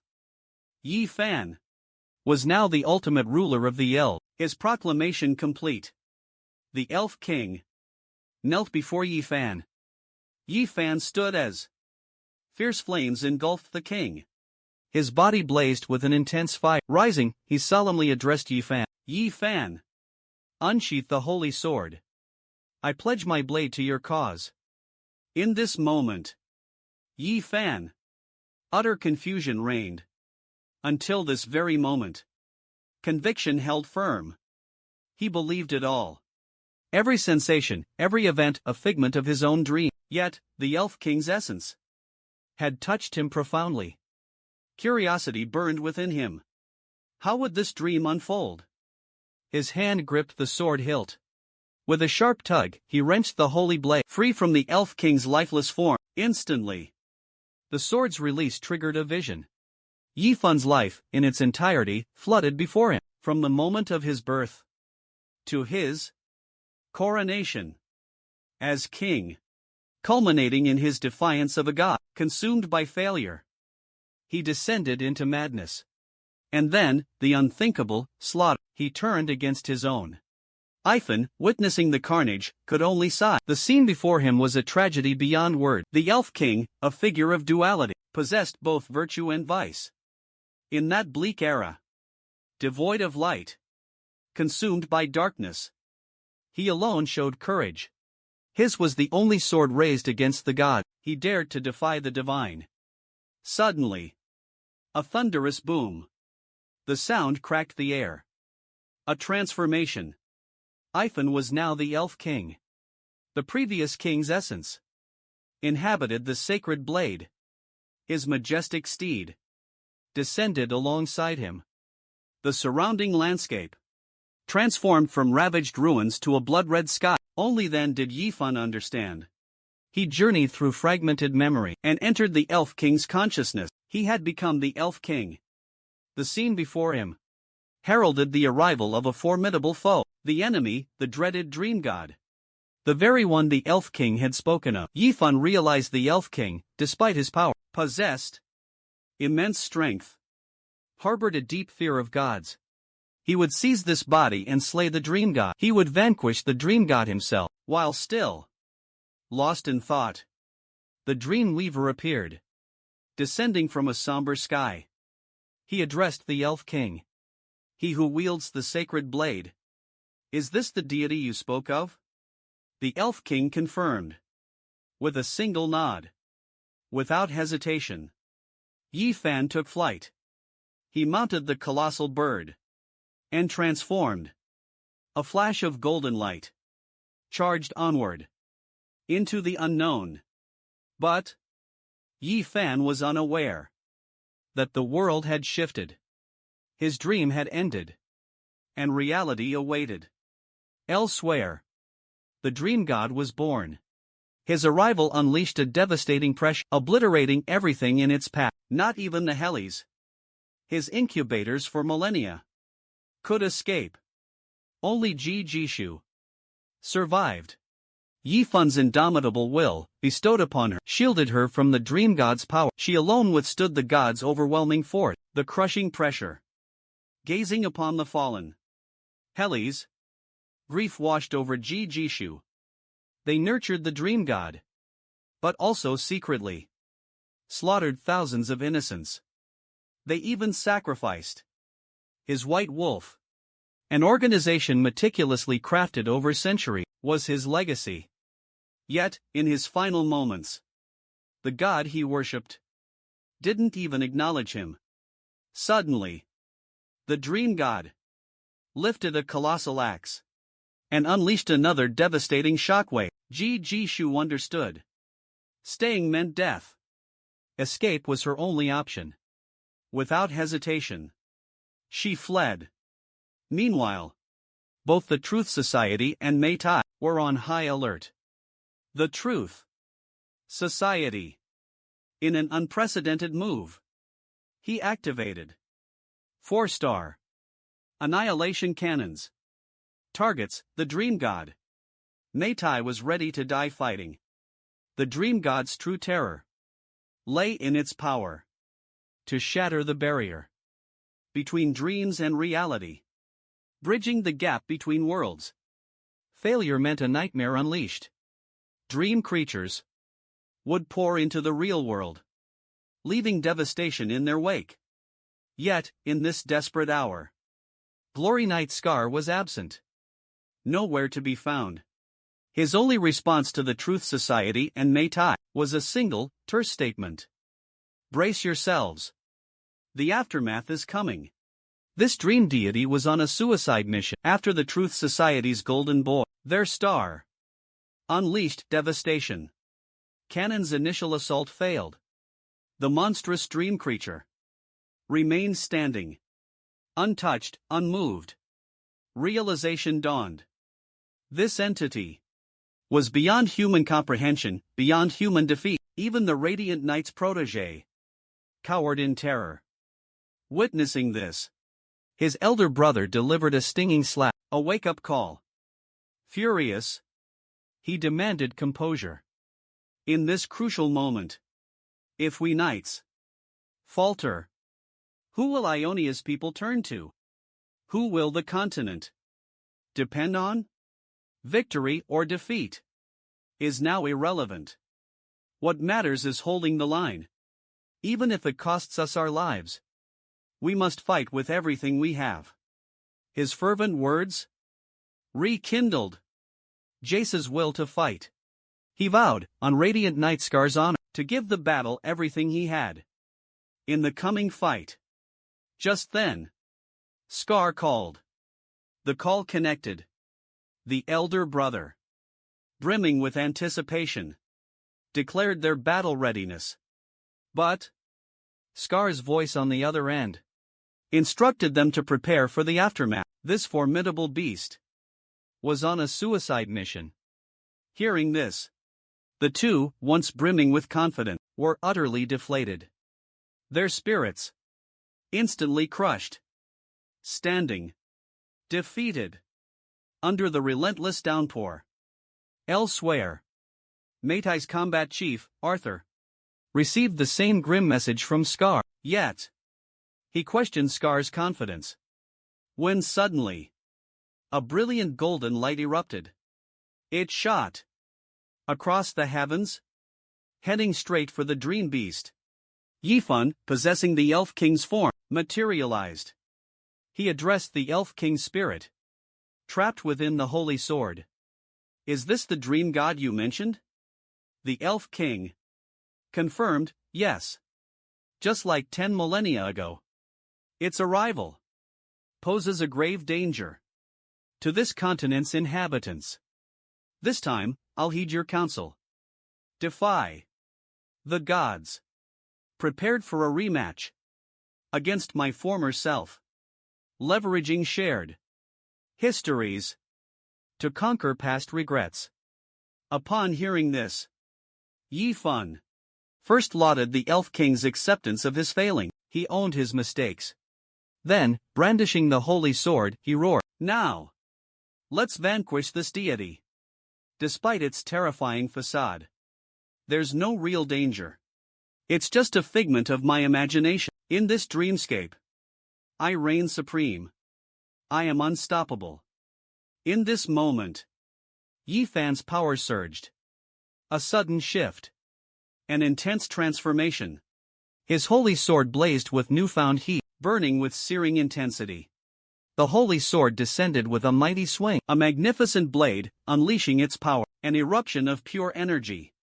The holy sword unleashed a devastating force. The dream god, caught defenseless, powerless to resist the onslaught, pierced directly, without mercy. A fatal blow straight through the chest. Impaled by the raw energy of the sword, the fallen god's light extinguished. Darkness consumed its eyes, life fading, fractures spread across its form, crumbling piece by piece. Then, a catastrophic collapse. Its massive body, creating a tidal wave, a flood of destruction in its wake. In a flash, the once formidable dream deity vanished into thin air, gone with the wind. In that instant, those below who witnessed the unbelievable spectacle were speechless. Now, the Elf King shone like a radiant sun, etched into everyone's memory. Every single person below. His presence was godlike. Just then, Arthur's communicator crackled. A voice demanding action. "What now?" it asked. Arthur snapped back to reality. Arthur's command, "Hold position. Maintain full vigilance and combat readiness. Stay ready. Alert the Truth Society. Uncover this newcomer's true identity." With that order given, Arthur drew his blade. The fight wasn't over. Not by a long shot. More accurately, the sudden arrival of the Elf King presented a grave new threat. He was the ultimate danger. Firstly, the Elf King's power was utterly overwhelming. His power was absolute. Secondly, this situation mirrored the ancient kingdom's legend. It was a perfect recreation of their mythology, brought to life. But the Elf King Kale was a myth, a legend. Resurrection was impossible. 10 millennia ago, he fell on his own holy blade, a suicide lost to time. His soul, consumed by hatred, fused with the sword, becoming a curse. If Kale wasn't resurrected, then there was only one explanation, a single, terrifying possibility. Someone had dared to reawaken this ancient, heroic spirit. This chilling thought struck Arthur's apprentice. Fear gripped him instantly. That sacred blade belonged in the hands of the radiant knight, Scar. He reached for his communicator and quickly dialed Scar's number. Before he could even speak, Scar's voice boomed through. "Relax," Scar commanded. "I'm already here. On the battlefield." And there he was. Scar, arriving in a flash. He stood atop a ruined building, eyes fixed on the otherworldly scene. Shock filled his gaze. He'd expected the bookstore owner's aid, but not this. This was beyond expectation. Unfathomable. Immense. Taking a deep breath, he addressed Arthur. The sacred blade changed hands just days ago, by order of the Elder Council. Their decision. Trust me on this. It's definitely Kale, the Elf King. He's been a voice in my head for a decade. I know him well. Arthur, stunned, asked. Who received the holy sword? Who inherited such power? Scar replied calmly, without hesitation. The bookstore owner. Boss Yi Fan. At the name, Arthur exhaled. His tension ebbed away. Suddenly, his face changed. Everything shifted. Triggered by a sudden alert. Warning signals blared. Every device screamed a warning. Phones, computers, everything. A massive energy surge appeared on the horizon. Simultaneously, in the sky above, the Elf King, or rather, Yi Fan himself, lifted his holy sword once more. His gaze hardened. A deadly glint filled his eyes. Pure killing intent. Arthur jerked his head up, stunned. He recognized the energy signature. It was the Truth Society's planet-destroying cannon. Their target, the Elven King. Airborne. The attack was ordered by Garen, Vice President of the Truth Society. The analysis was clear. The Elven King originated from the Dream Realm. A creature of dreams, Garen reasoned. The Elven King must be a dream beast. He was fixated on the idea that dream beast conflict transcended justice. Pure survival of the fittest. Nothing more. Even when challenged. With the possibility of the Elven King's virtue, Garen remained deaf. He refused all counsel. He activated 4-star destroyer group, unleashing devastation. Cannons targeted the Elf King. Immense energy coalesced into a single beam, radiating destruction. Pure annihilation. It struck the battlefield instantaneously. In that moment, Yi Fan, puppeteering the Elf King, felt a flicker of surprise. He wondered. A second assault? Another wave? Minor monsters? The dream god's lingering summons? Irrelevant. Its nature doesn't matter. Annihilated all. He tightened his grip on the holy sword, astride the giant bird, ascending rapidly. The sacred blade, ignited with fiery brilliance, descending in a swift arc. It met the star with a deafening crash, impacting the star, obliterating the cannons. A searing white flash erupted skyward, piercing the dark tempest. A swirling vortex of clouds. Rain and clouds instantly vaporized, creating a complete vacuum.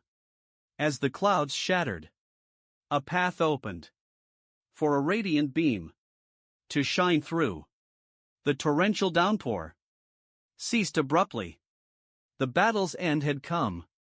The 4-star groups obliterated the cannons targeting the Elf King. Instantaneous destruction. Simultaneously, every Truth Society member received an alert.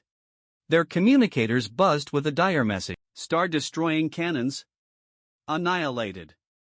All personnel were immediately placed on high alert. In that moment, a single thought echoed in their minds. The unspoken fear that the Truth Society's reign was over, their unchallenged dominance shattered. But high above, in the vast expanse of the sky, Yi Fan remained blissfully unaware. Meanwhile, He soared on the massive bird's back, circling, watchful, anticipating the next onslaught. But the wait stretched on, empty. Silence. He paused, a thought taking root. Is this it? Over? I'm not nearly satisfied. That dream god. All bark and no bite. Imposing presence. Feeble fighter. A pathetic display of power. 2 swings. Not a single solid blow. No real damage inflicted. Downed in an instant. Still. The dream game felt incredibly real, a truly immersive experience. But something was missing, a spark of excitement. Suddenly, the holy sword vanished from Yi Fan's hand. Before him materialized the soul of the Elf King. The spectral figure spoke. Yi Fan, my gratitude is eternal.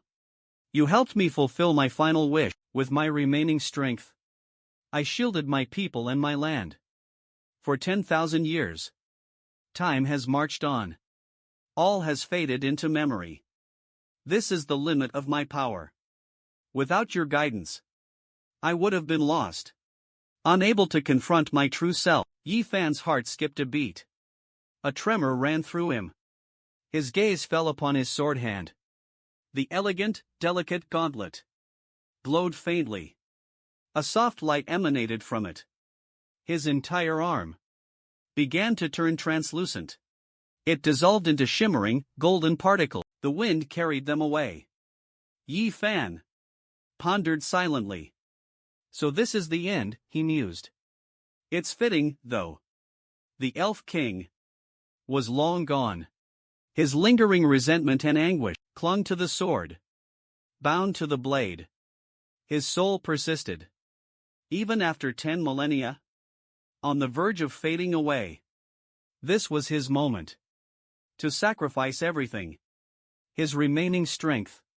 To defend his homeland brought him peace. A fitting end, perhaps. Yi Fan mused. A smile gracing his lips. He offered a farewell wave. Goodbye, he whispered. The Elf King dissolved into shimmering, golden dust. Light danced around him. He vanished between the realms. Even now, Yi Fan clung to the hope that it had all been a dream. That the Elf King's sacrifice was just a figment of his imagination. A lingering unease remained. Doubt gnawed at his heart. Even in madness, could the Elf King commit such atrocities? Could he truly slaughter his own people? But then, lost in thought, a sudden commotion erupted. It came from behind him. He turned to investigate. Several elven shapes emerged from the shadows. He approached cautiously. He found himself in a bustling elven kingdom. It teemed with activity. The elves were forcing their king to confront the dark god. In that moment, Yi Fan was suddenly plunged into darkness. His surroundings instantly transformed. An icy landscape materialized around him. A figure leaned in, whispering close to his ear. Long time no see, a voice said. Yi Fan felt a warmth against him, emanating from the mysterious presence. The sensation was strikingly familiar. Recalling his first dream of the silver goddess, the goddess of silver had felt the same, lying against her ethereal form. Yi Fan responded. It has been a while. Indeed, a long time, he confirmed. Silver goddess. Have I stumbled into your dream? The silver goddess replied. Or, to be more accurate, my dream ensnared you. And I can feel a deeper weariness in your spirit. More than before. You seem to have stirred up quite a storm before arriving. So, Yi Fan recounted the events to the silver goddess, and expressed remorse for the Elf King's fate. But, surprisingly, the silver goddess already knew the truth. She knew everything about the Elf King incident, and asked if Yi Fan wanted to hear it. To hear the truth. Yi Fan found a comfortable spot behind the silver goddess, settled in, and replied, listening to a beautiful woman's voice, spinning tales. is pure delight. The silver goddess then unveiled a long-buried secret. A forgotten history. An incident lost in the transition between the second and third era, between two ages. The elven king and his people faced an ancient evil. The most powerful darkness imaginable, a being of immense power, lurking in the shadows. Its mere presence twisted and corrupted all who encountered it, driving them to madness. Yet, the elven king's subjects, blinded by greed, craved its power. They yearned for the mutation it offered. Secret experiments were launched. Tests were carried out behind the elf king's back, betraying his trust. Ultimately, innocent citizens became unwitting subjects, turned into living experiments. Test subjects. Not even children were spared. Even toddlers became victims. By the time the elf king discovered the truth, the damage was irreversible. It was far too late. At last, the dark power unleashed spiraled out of control. Subjects were transformed, mutated by the unleashed power. The remaining survivors witnessed the horror. Under duress, the elf king defied the gods. He sought to eradicate the source of mutation through decocide. But gods are ultimately gods. The elf king was utterly crushed by a single, devastating glance. Upon returning to his kingdom, this once proud land lay in ruins, utterly dilapidated, beyond all hope of repair. His people transformed into grotesque, horrifying monsters. To halt this spreading catastrophe, the elf king wielded his sacred. He used the sword to slaughter his people. Then, dragging his broken body, he crawled to the snowy mountain peak. He offered his life as a sacrifice to the original four witches. He pleaded with them to restore his scattered subjects, and let them live. Upon receiving the witches' decree, the witches' response, the elf king plunged the holy sword into his own chest. Hearing this, Yi Fan sighed. He realized the elf king wasn't the one who'd gone mad, it was his subjects.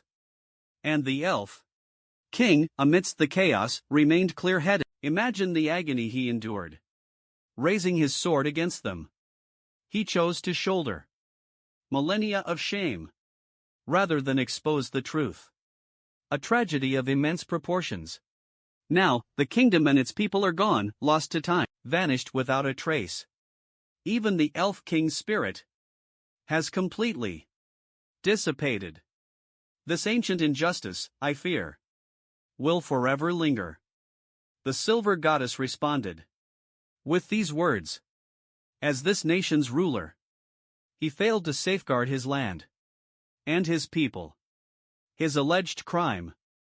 Furthermore, this event is lost to the mists of time. No one now can clear his name, nor will anyone believe his innocence. Yi Fan sighed deeply, then spoke. Kale was a righteous king. I believe him, and his memory will endure.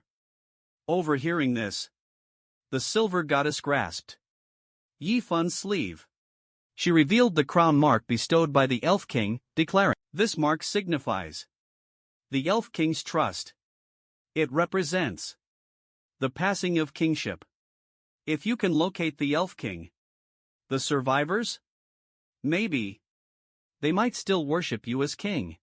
The words had barely left her lips when the silver goddess trembled. The dream was fading. But first, she wanted Yi Fan to witness something. Yi Fan rose and saw the illusion dissolving. Before him, the landscape was revealed. The land beyond the elf king's kingdom, unchanged for millennia, still vibrant and blooming. Meanwhile, in reality, outside the dream, Métis Arthur surveyed the aftermath of the battle. Yi Fan's epic clash with the dream god, surveying the destruction. He murmured to himself, that bookstore owner has a seriously short fuse. Suddenly, Scar appeared behind him. Imagine, Scar began. A vicious, snarling dog. Invading your home. You'd probably be a bit more irritable. At this, Arthur scoffed. If a god-level dream deity is a rabid dog, then we're just fluffy puppies. Then we're practically harmless little teddy bears. Scar clapped him on the shoulder. Easy there, he chuckled. Don't overthink it, kiddo.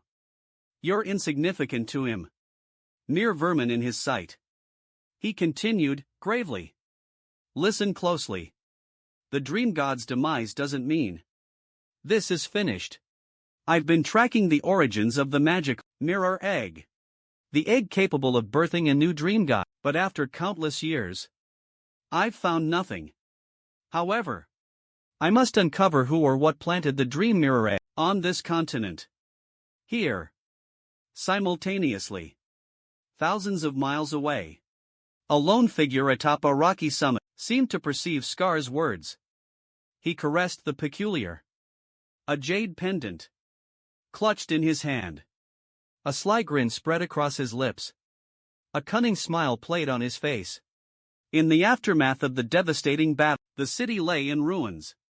Even the mighty Truth Society, the continent's most powerful organization, was reduced to rubble by his effortless attack, a casual strike that shattered everything. But with the world in ruins, he sought solace in the realm of dreams.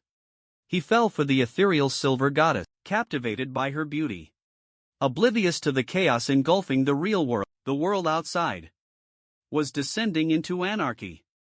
Meanwhile, the Truth Society, its second in command. Garen slammed his fist on the table, furious. As the Elf King's soul dissipated, it vanished. But first, it thanked Yi-Fan. Gratitude for resolving a millennia-old burden. A heartfelt thanks for untangling a knot that had bound him for thousands of years. Yi-Fan, with a polite, casual wave, simply replied, "You're welcome." Unseen by the others, however, was the Elf King's spirit. The spectral form remained invisible. This led to a grave misunderstanding. They assumed Yi-Fan was speaking directly to them. They interpreted his words as an arrogant boast. His "you're welcome" became, "Don't mention it. Crushing you was merely my duty." The perceived sarcasm. Rage contorted Garen's face. This was blatant. A mockery. Of truth. Of society. But his hands were tied. The bitter fruit of his own misjudgment. This was the price of his disastrous decision. Had he not unleashed the Star Destroyer, the devastating cannons upon the Elf King, this gratitude could have been justified, explained away as eliminating a divine-level threat, no thanks necessary, a godlike beast vanquished, a dream creature destroyed. But the reality, a battlefield ravaged, still bore witness. Lingering remnants of impact. The star, obliterated. Cannons, erased by the Elf King's effortless blow. Residual heat still lingers. In this aftermath, the Elf King offers a mocking wave towards the Truth Society, a sarcastic "you're welcome." Pure derision in his gesture. But significantly, the legendary Elf King defied expectations, not the frivolous figure many believe. This unexpected behavior sparked Garen's curiosity. He pondered. An internal question formed. Was the Elf King's display orchestrated by a hidden hand? By the one who summoned him? The thought, it filled him with a primal dread.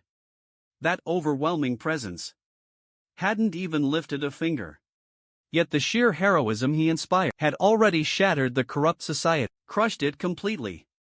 The thought alone sent tremors through Garen's hands. He couldn't control them. But then, a shadow fell across his face, twisting it with darkness, a sinister plot brewing. Something wicked taking shape. Until icy words pierced the silence, bringing him back, jolting him to reality. He found himself surrounded, panic-level members, clad in midnight black armor. Weapons raised. Locked onto him. A Truth Society VP stepped forward. Mundo emerged from the crowd, declaring, "Due to regulatory violations, your authority is frozen." All privileges are revoked, pending review. Under review. Your status is pending review. Remain where you are. Do not move. Mr. Garin. Your grave error is undeniable. You've caused irreparable damage. The consequences are devastating. The Truth Society has suffered greatly because of you. Garin stared at the young, yet equal-ranking Mundo. His peer stood before him, judgment in his eye. He inhaled deeply, then spoke. My decision was flawed. But my reasoning and methodology, my assessments, were all accurate. My only mistake was underestimating the enemy's power, their sheer strength.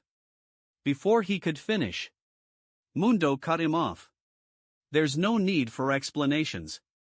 As I understand it, you've been investigating that bookstore this whole time.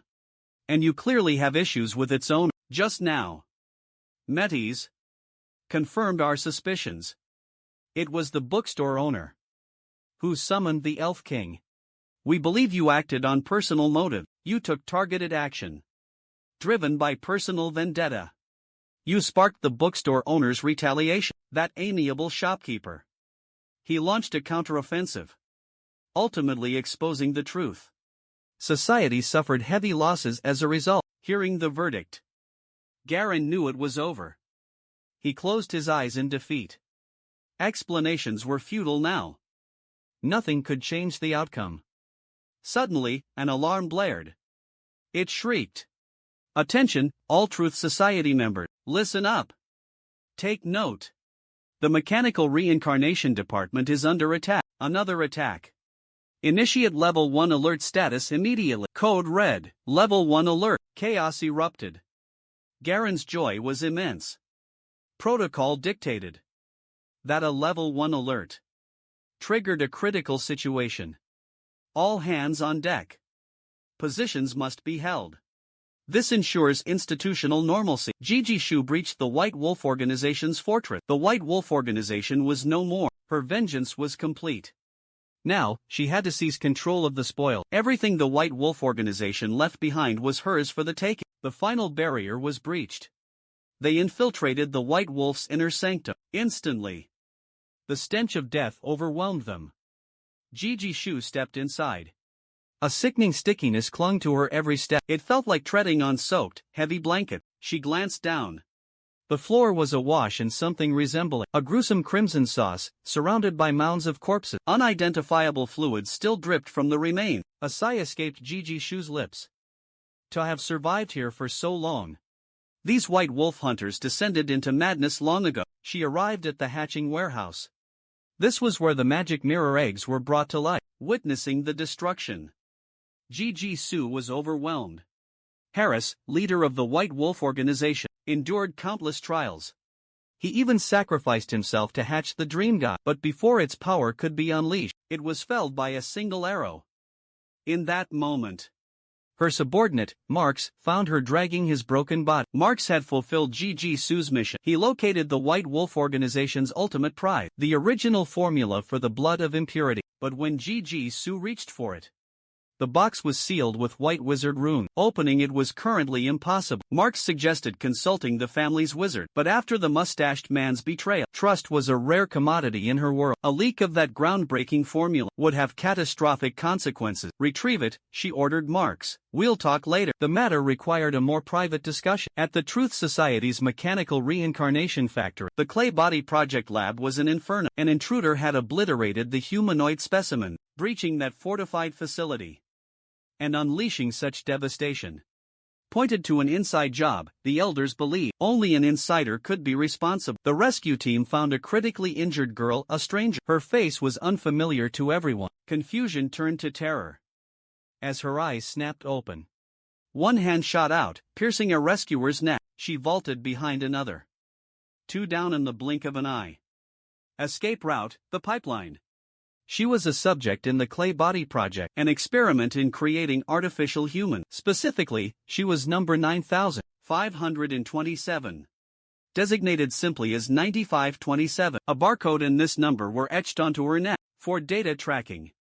The Truth Society's artificial human program had created 15,698 specimens, all failures. Girl 9527 was no different, but there was a twist. She resembled Vice President Galen's lost love. Galen imbued her with half his power. This act pushed her abilities beyond safe limit, without intervention. She would overload and explode within a year. Galen hadn't anticipated her developing self-awareness. Faced with a one-year lifespan, a flood of unprecedented thoughts filled her mind. Her senses were heightened, sight and hearing, extraordinary. Information, whatever she needed, was hers instantly. Details, previously unseen, now screamed for her attention. The staff, their routines, she knew them all. Every shift change, every movement within the lab, mapped in her mind. The entire mechanical reincarnation factory, its structure laid bare before her. Imminent destruction. She sensed it, knew it was coming. The saboteur lurked among the scholars, hidden in plain sight, amidst laughter and conversation. A hand reached for the philosopher's stone, tampering with its power. A deafening roar ripped through the building. Inferno. Flames consumed everything. Glass shattered, explosions chained together in a symphony of destruction. Samples secured, the attacker vanished. A swift escape into the chaos. From the wreckage, a hand emerged. Broken but defiant, the girl rose. She surveyed the devastation, then ripped away the mark on her neck. Discovering a staff member's body alongside the discarded skin, she quickly donned the dead man's clothes. Then, without hesitation, she hurled the corpse into the inferno. But her ordeal had taken its toll. Exhausted, she collapsed. Mistaken for staff, she was rescued by the search party. This explains her earlier appearance. Now, she found herself on the rooftop, escaped but lost, with no clear destination. Survival depended on vital fluid injections for her borrowed body. Time was running out. Finding a hiding place was paramount. Taking a leap of faith, she jumped. Mid-air, a mouthful of blood erupted. Darkness closed in as she collapsed once more. Through the haze, a moonlit goddess appeared. The goddess carried her into a moonlit sanctuary, Yi Fan's bookstore. Meanwhile, Yi Fan dreamed of a silver goddess, a blissful smile gracing his sleeping face. He exuded an air of absolute ease. Suddenly, darkness materialized beside him. The shadow solidified, taking the form of Yi Fan. Yi Fan jolted awake. He stretched, rising to his feet. The dream lingered, intensely vivid. His memories remained razor-sharp. His gaze fell upon the holy sword on the table. A profound sense of familiarity washed over him, like a bond forged in fire. He recalled the Elf King's life with astonishing clarity. Yi Fan sighed, murmuring to himself. Note, name changed to Yi Fan, assuming it's a typo. Enough dwelling on dreams, he thought. Time to face the day and open up shop. Then, he realized the downpour had ceased, but something felt amiss. Distant commotion reached his ears. Yi Fan was thoroughly weary of the relentless bad weather. Note, name back to Yi Fan per original tech. He worried his books were on the verge of mildew. A surge of anticipation propelled him downstairs to open the door. Fresh, rain-washed air surged in. Invigorated, Yi Fan felt renewed energy. But distant flames and crumbling buildings hinted at a devastating fire. He prepared to investigate, when his keen eyes spotted a figure collapsed nearby, lying on the ground. Blood stained her white clothes crimson. It was girl 9527, the Truth Society escapee, left alone. Rainwater puddles threatened infection. Yi Fan had to bring her inside. This act of kindness would have dire consequences. He cleansed and bandaged her wounds, even crafting a butterfly-shaped bandage. But she, desperate to conceal her identity, plotted his demise. To her, he was insignificant, as easily crushed as an ant. Poised to strike, a chilling dread gripped her. Glancing up, she met the table statue's menacing stare. Realization dawned, the statue lived, and she knew, with absolute certainty, any hint of aggression meant instant obliteration. She unleashed her power, scanning the bookstore. The results intensified her fear. The rows beside the statue pulsed with light. Every book radiated a terrifying energy. Her gaze shifted to Yi Fan. He closed the door, trembling. He showed no outward power, but his shop screamed danger. This man was clearly a hidden master. With that thought, she tiptoed back to the lounge chair. She lay down gingerly. Frozen, she waited for Yi Fan's return. Yi Fan turned to see her rigid form. A chuckle escaped his lips. Her bewildered expression reminded him of a penguin. Need a hospital? He inquired. She instantly clutched his hand. I ran away, she blurted. Don't send me back. Yi Fan was stunned. This felt like a scene straight out of Detective Conan's AI Higura case. The oversized white coat was eerily similar. An escape from a sinister organization, collapsing in the street. Was yesterday's fire connected to dangerous research? Secret experiments gone wrong? Fan's imagination ran wild. A researcher with vital information, held hostage, forced into darkness. A villainous organization using a girl as leverage to carry out their wicked deeds. A desperate act of defiance, a fiery explosion. The researcher, sacrificing himself, giving his clothes, a chance for escape, a plea for help. Her fragile appearance tugged at his heartstring. No hospital, Fan sighed, but I need to make sure you're okay. Internal injuries are manageable. Hidden wounds, not so much. He gently took her hand again. I'm not a doctor, he admitted. But please, let me help. Just let me check for injuries. Fan's thoughts drifted. This girl must be terrified. He had to show her kindness. Genuine warmth emanated from him. She was lucky to have found him. Others might not have been so gentle. Stay still, he instructed. I'll get some clothes from the basement. But his words felt like a threat. Obedience meant survival. Until his return. Because a wave of chilling, otherworldly presences washed over her. The small bookstore felt thick with unseen entity. Invisible eyes crawled across her skin, a constant, unsettling surveillance. Suffocating, countless faces pressed close, their breath hot on her face. She felt their phantom breaths ghosting over her cheeks, watching, waiting. Yet, in this suffocating dread, there was a bizarre sense of normalcy. The young man's gentle smile held a chilling undercurrent, a silent warning. Confusion gnawed at her. She couldn't reconcile the terror with his kindness. Why would such a frightening individual save her? Lost in her thoughts, Fan reappeared with a first aid kit. He saw her trembling, her fear palpable, feeling like a reassuring older brother. Fan decided a joke would lighten the mood. Hey, he began. Don't tell me you're scared of me. I'm not a child-eating monster from a fairy tale. His words hit her like a thunderbolt. He saved her, to eat her? That was his plan all along. Panic surged. She had to escape. Paralyzed by terror, she couldn't move. All resistance vanished. She was utterly defeated. Resigned, she offered her hand to Fan. Her plea, eat me, but please, don't hurt me. Fan was stunned, speechless. Had she lost her mind?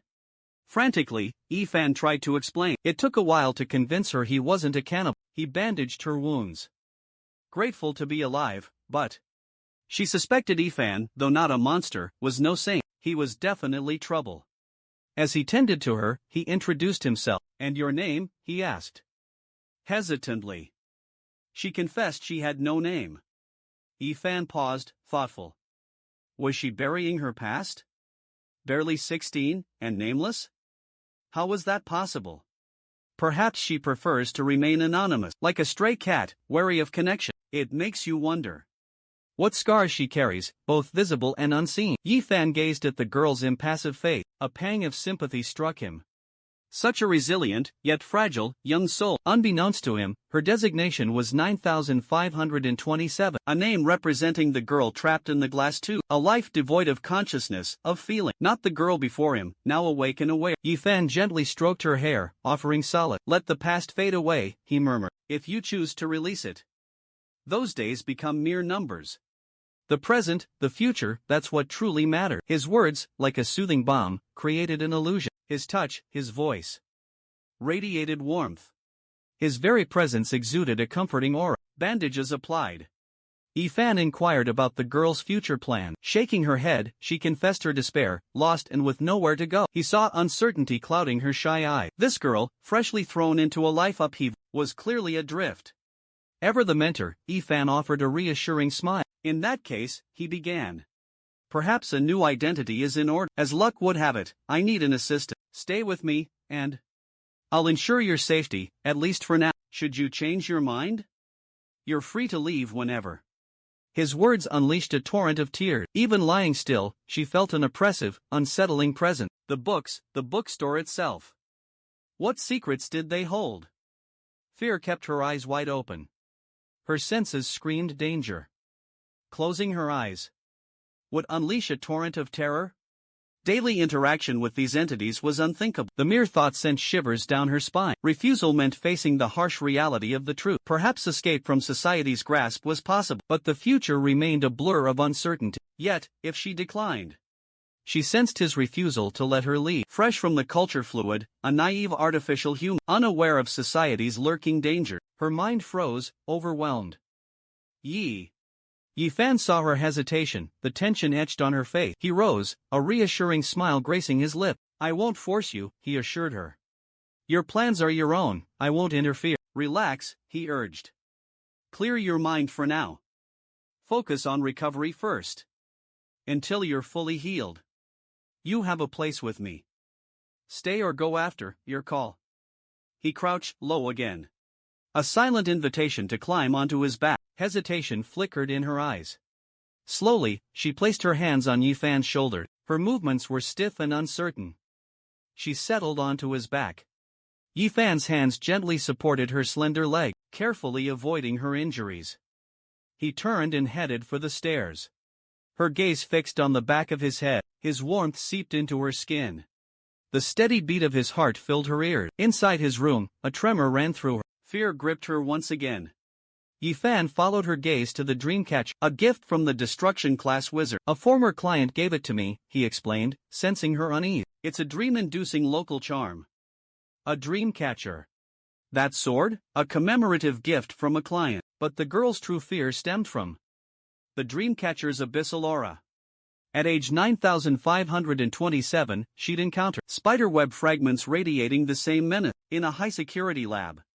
Sealed within layers of protective formation, it belonged to a nightmare creature, the abyss predator. It dragged victims into deadly dreamscape, a slow, agonizing demise. Yet here it was, a mere bedroom ornament. Just who was this old customer to gift such a terrifying treasure? They must be incredibly dangerous. And then there's the great sword, from another client. However, its aura, while righteous, held an equally potent danger. It could eliminate any intruder. The girl understood the implication. Yifan offered her his bedroom. But two unsettling objects remained. Sleep seemed impossible. Yifan noticed her increased anxiety after his explanation. He assumed she was afraid of the unfamiliar surrounding. Don't worry, Yifan reassured her gently. You're safe here. If you're scared, just call for me. He retrieved clothes from his wardrobe. He offered them to her for comfort and rest, dressed in his clothes. She lay down obediently beneath the blanket, careful not to frighten her. Yifan removed the sword. Suddenly, he remembered something. Turning back, he spoke. Since you've lost your name, would you like a new one? She shyly nodded, her dark eyes fixed on him, an empty gaze, like a newborn chick. Yearning to memorize the first face it sees, Yifan glanced out the window, lost in thought. Turning back, he addressed the girl. Your name will be Jiaoyu. Because after a month of darkness, the moonlight finally breaks through.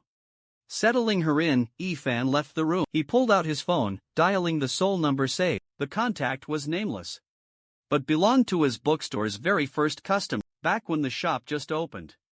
That customer legitimized his business, offering invaluable support. All in return for a simple book recommendation, a gesture Yifan hadn't thought twice about. Back then, it was just instinctive kindness and habitual encouragement. But those words held life-altering power for the recipient. They became a turning point, reshaping their destiny. The number's owner had made a promise. The phone would always be ready, day and night. Time wouldn't matter. Whenever Yifan needed aid, one call to this number guaranteed a response. A sultry voice answered. Hello, Mr. E. Respectful, yet distant and cool, it painted the picture of a dedicated, composed, and stunningly beautiful maid. Yifan paused, searching his memory. He placed the unique voice. A ghost from his past. It was the maid who retrieved their first client, Lulu. Then, the voice continued. As instructed. I've awaited your call for 3 years. Should I awaken my master? Yifan paused, then replied. Let her sleep. No need to disturb her. Dealing with the girl had taken Yifan half the night. Half the night had vanished since he'd woke. He called while cleaning up the bookstore. But the blood stained the lounge chair stubbornly. He abandoned the effort for now. The dark stains weren't prominent against the worn fabric. The maid, impeccably professional, responded. I'll inform master upon her awakening. Further instructions? Per our agreement, your requests are paramount. Her exaggerated formality surprised Ifan. It was the same dramatic flair as before, unchanged after 3 long years. Ifan dismissed it.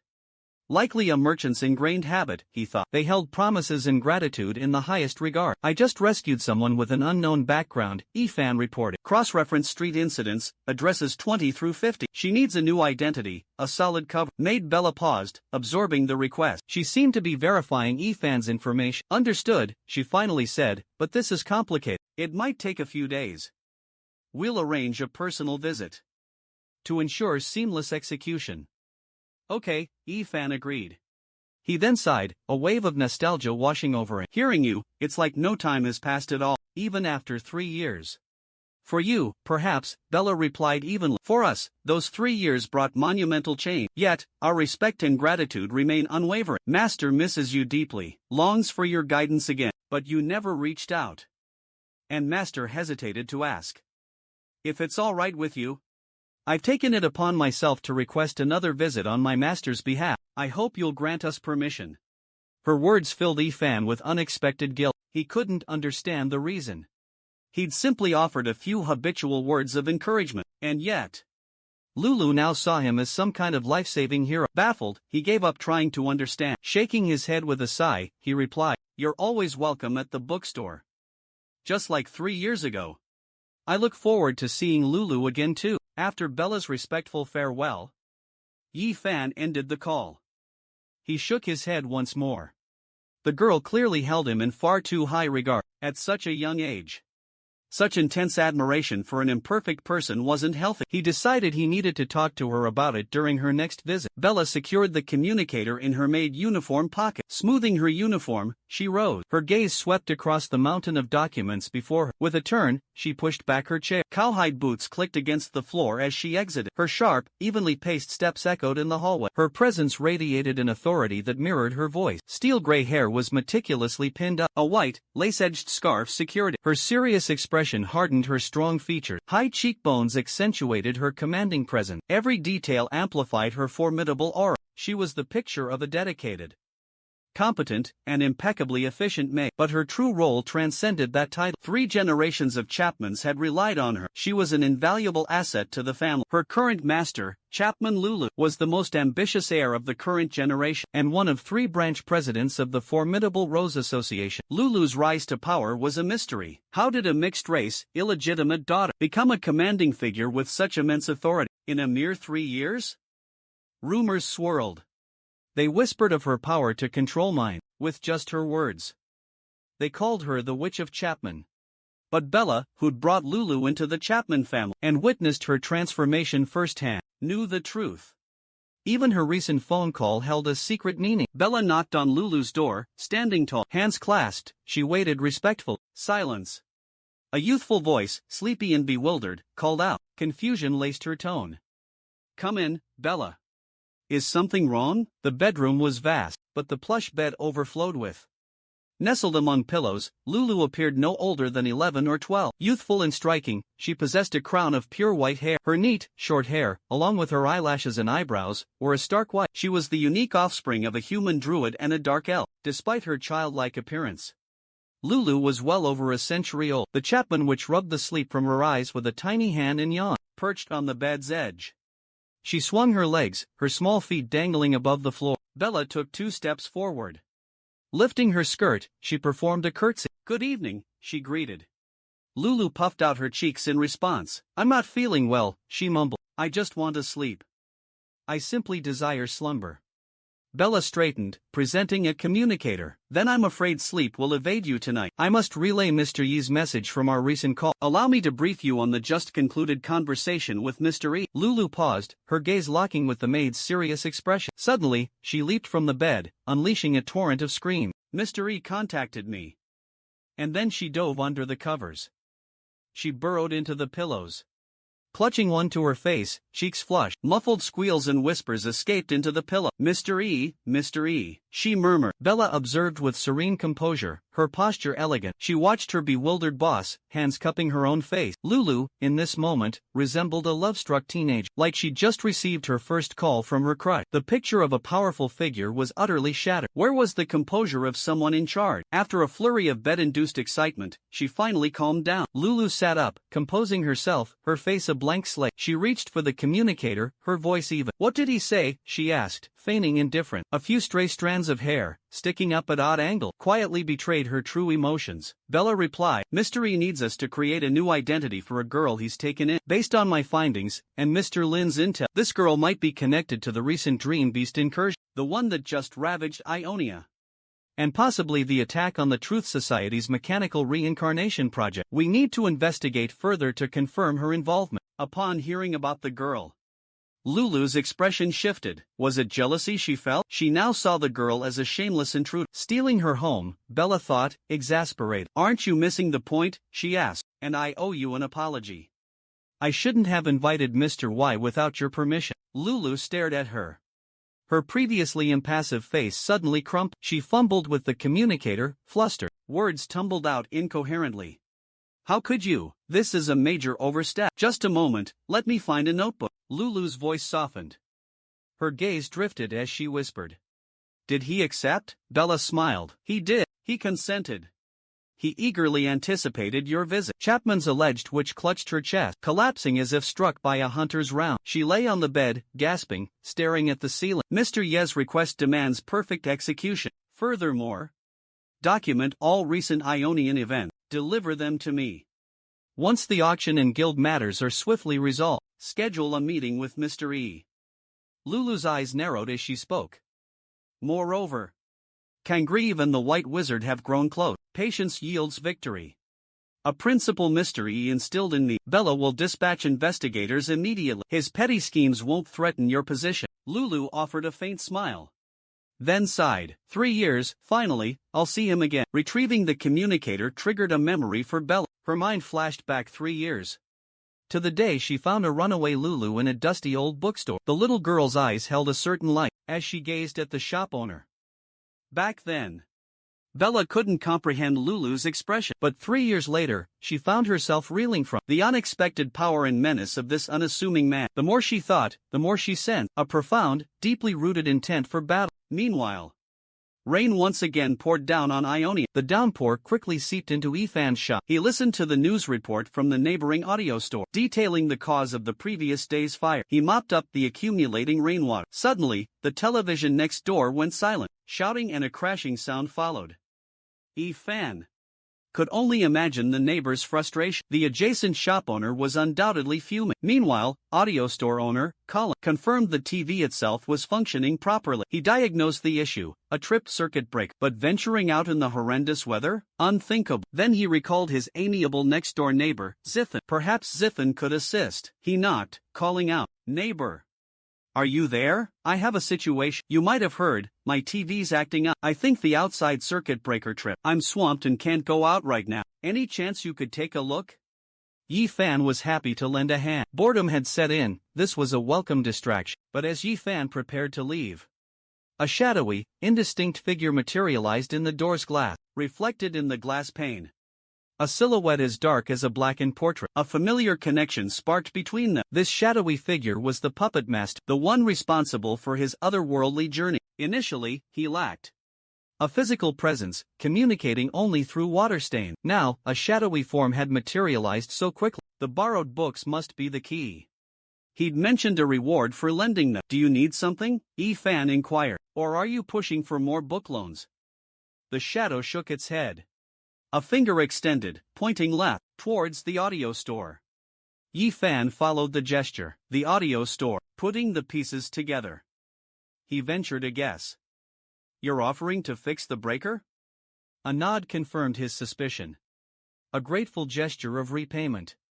The puppet master suddenly seemed endearing. He projected an image of politeness, a well-behaved child, easily wounded by refusal. Rejection would likely sting. So, he divulged the circuit breaker's location to the shadow. The shadow engaged the breaker. Colin's TV flickered back to life. Overjoyed, he profusely thanked his neighbor, Yifan. Yifan offered a knowing smile and nod to the shadow. The shadow receded beyond the window, dissolving into the darkness. It vanished like mist. Colin, content, sank back into the sofa. He flipped through channels. His eyes scanned the flickering screen.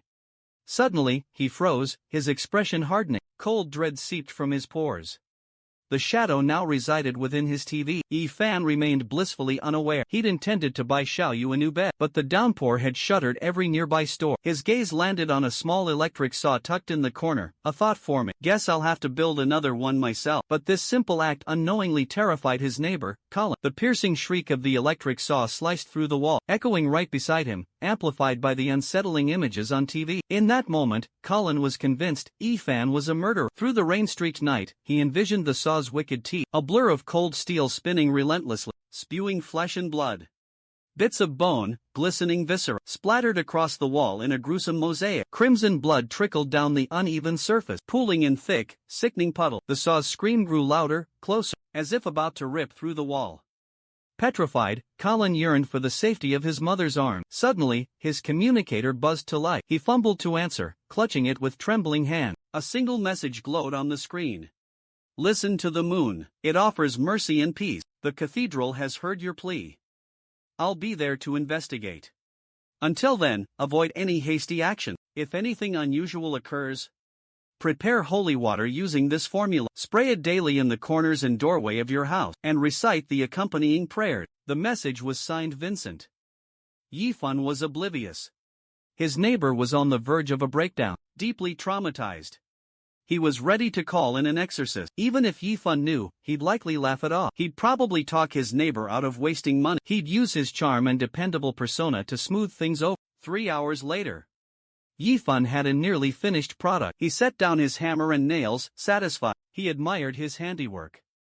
Stretching his shoulders, he was surprised by how effortless it had been. Cleaning up all these wood shavings would still take half a day. Just then, Jiaoyu's voice called out from behind, "Need any help, Yifan?" Yifan turned to see Jiaoyu, newly named, standing on the stair landing. She paused mid-turn. Strands of hair framed her pale face as she looked down. Her dark eyes were emotionless. An assistant was meant to lighten the workload, but this one was newly rescued and frail. Yifan worried the mess wouldn't just be shaving, but something much worse. More than just wood on the floor. Jiaoyu seemed to sense his concern. She tilted her head in thought. Then, she flexed her arms, striking a pose to display her strength. Yifan noted her slender arm, exposed by her loose sleeves. The bandages he'd applied added to the pitiful picture, emphasized by her serious expression. Amused by the situation, he offered a crooked smile and said, "Help me clean up this mess. Cleaning supplies are by the back counter. Be careful." Jiaoyu, misinterpreting the warning, quickly replied, "I won't break anything." Yifan sighed, covering his face. I know you won't. But I meant your injuries. Look out for yourself first. Brooms are replaceable. You aren't. Xiaoyu felt a flicker of confusion, a stirring of unfamiliar emotion. As an artificial human, she knew she was expendable. Mass-produced, not unique. Just another copy. Suddenly, it hit him. A subtle difference in meaning lingered. The feeling defied explanation.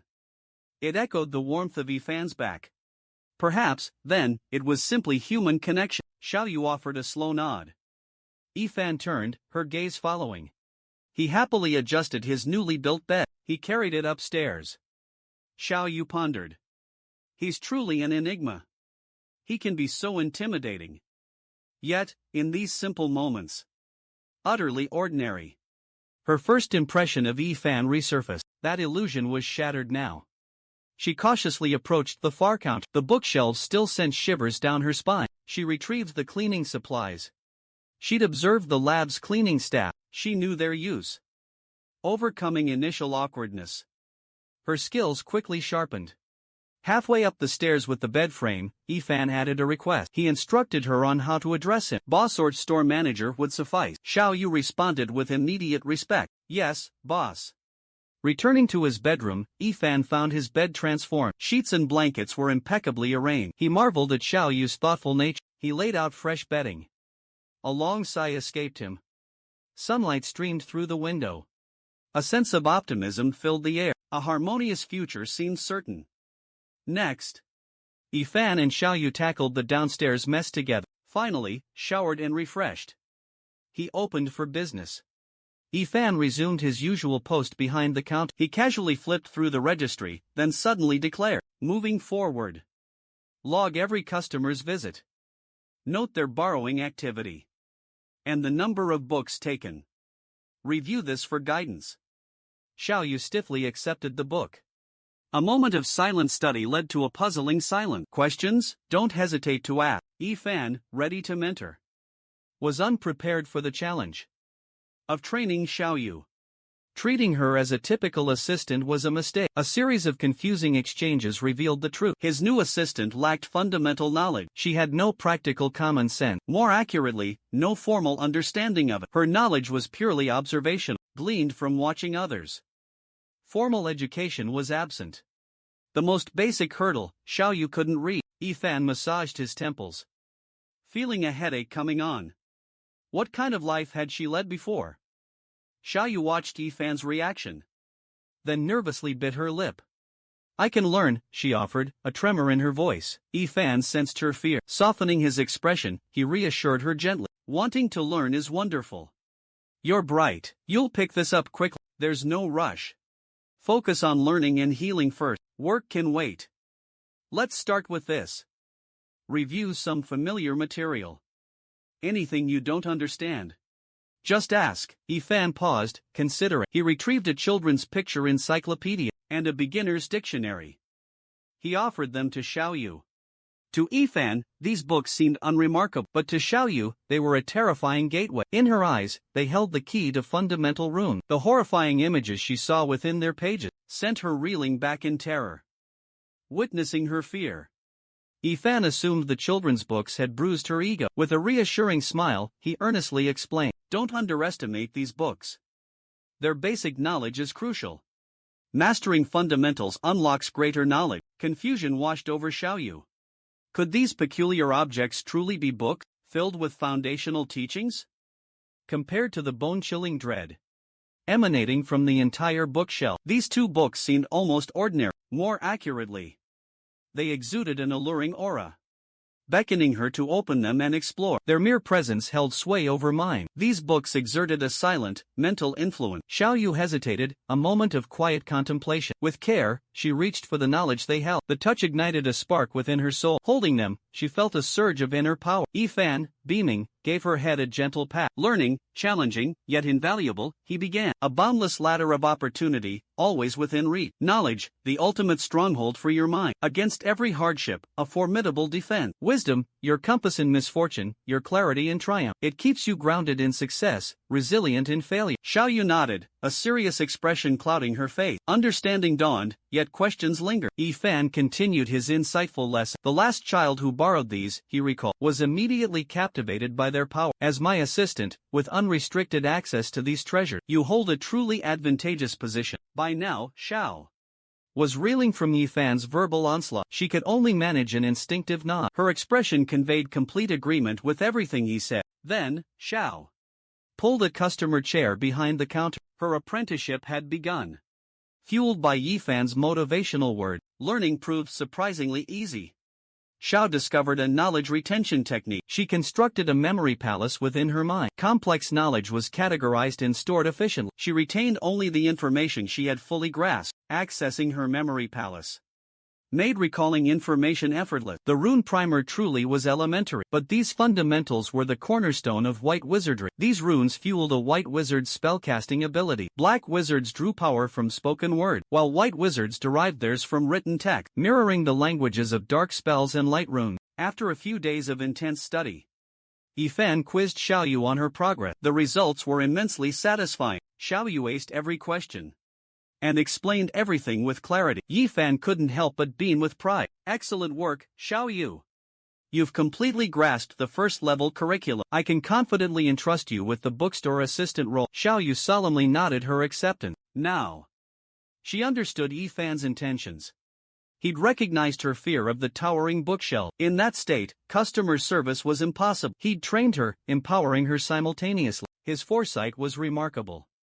Yifan observed her rapid growth over the next few days, from absolute beginner to mastering everyday Chinese and English vocabulary. A deep sense of satisfaction washed over her. She didn't stop at encyclopedic knowledge. She devoured Ifan's documents on Ionian culture, turning them into her personal textbook. But her learning speed was the real shock. She mastered skills with unbelievable rapidity. It was simply terrifying, like a sponge soaking up everything. Last night, she rebuilt Yifan's makeshift bed, turning a primitive cot into a proper wooden bed.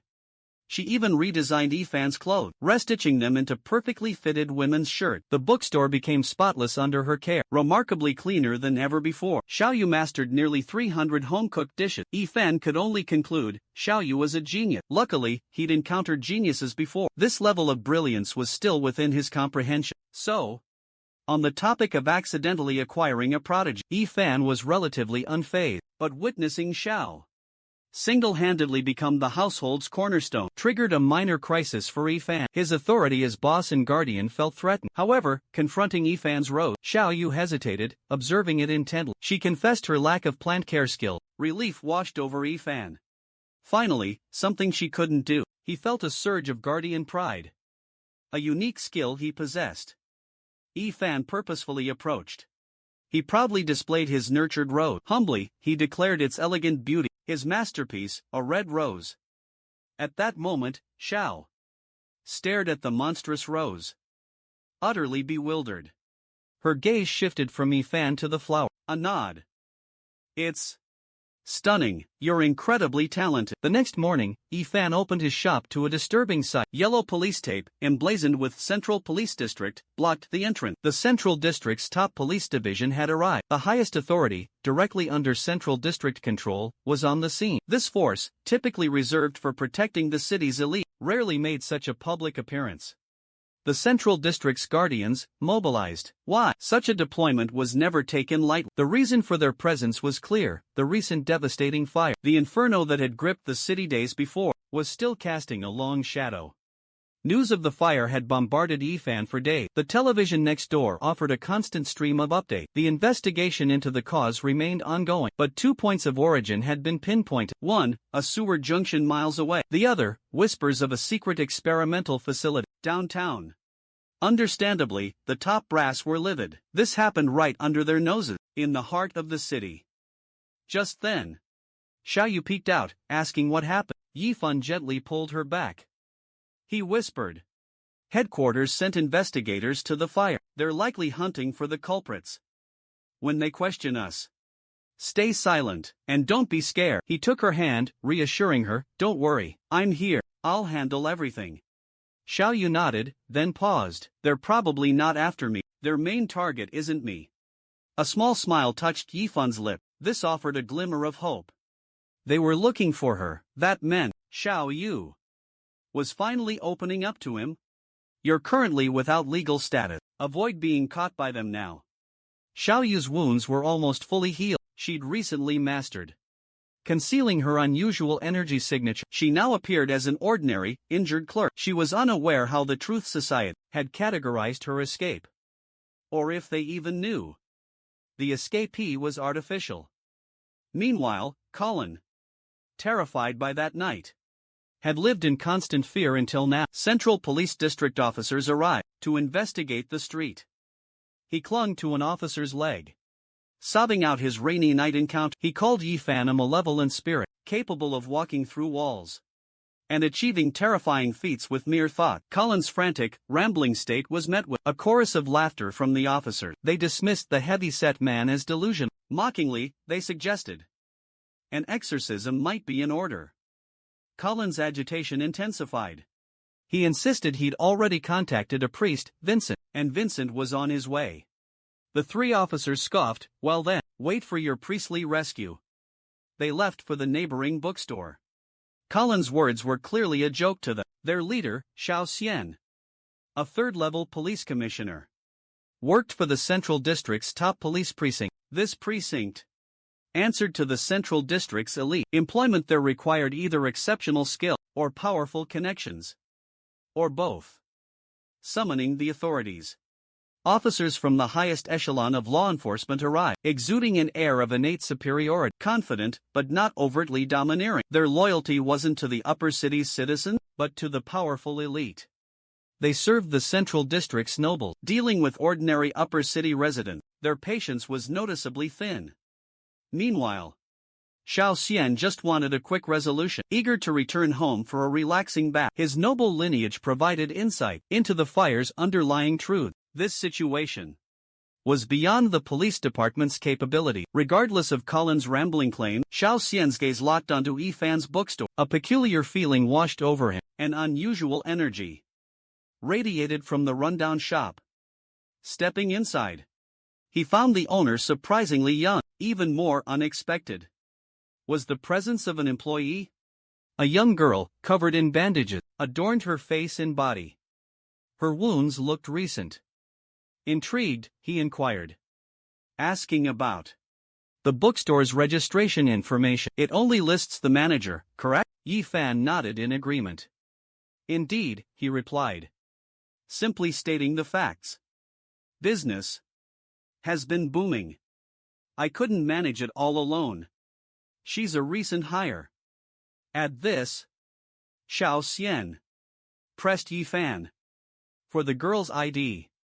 Immediately, Xiao Yu recoiled a step, fear flashing in her eye. Witnessing this, Yifan swiftly put his arm around her, addressing Xiao Xian. Xiao Xian, she's a relative's daughter. Just arrived from the central district. Surely you know the complexities of a fallen noble transitioning to civilian life. It's a complicated process. Her paperwork's been submitted. It's currently being processed. Coming from nobility, Xiao Xian, he understood the intricacies of the situation. He let the question drop. Browsing the bookstore, he casually inquired, Xiao Yu, how did you get hurt? Overhearing this, Yifan cleared his throat. He was ready to fabricate an elaborate tale for their benefit. But then, Xiaosun spoke up.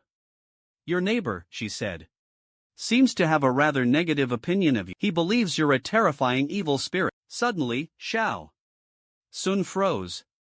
A chilling dread gripped his heart. He noticed crimson stains on the bookstore's lounge chair. As Xiao Zian was about to alert his colleague, he found them frozen. Their gazes were fixed on a rose unfolding on the counter. Petal by petal. Something unsettling. Within the rose's depths, a swirling vortex of miniature teeth and eyes, a grotesque cluster. Suddenly, Yifan's voice whispered in Xiao Xian's ear. Xiao Xian's ear. Calling me an evil spirit? That's utterly absurd. I even assisted him once. Such a profound misunderstanding. Bizarre. Think it through. How could I be a spirit? I'm flesh and blood. But this impossible sight defied all logic. Yifan's words only amplified the terror. His explanation was more frightening. He felt it then. Yifan's smile dissolving. The smile began to fade. Razor sharp. A thicket of teeth and gaping maws. And that rose bloomed, monstrously large. Stretching, oozing. Writhing tendrils of viscous fluid, eyeballs, multiplying endlessly, consumed his sight. Total immersion. Consumed. Zhao Xian used his fading awareness to fight and scream, desperately. You're not human. Lies. Deceiver. Now, Zhao Xian was consumed by despair. He felt himself being devoured by the rose. He could hear it. The sounds of chewing, gnawing, swallowing. He felt a draining, a pulling away. But then, in that instant, a voice, sharp with command, edged with a steely question, boomed from the bookstore's entrance. It demanded from the doorway. What in the world are you doing? What are you doing?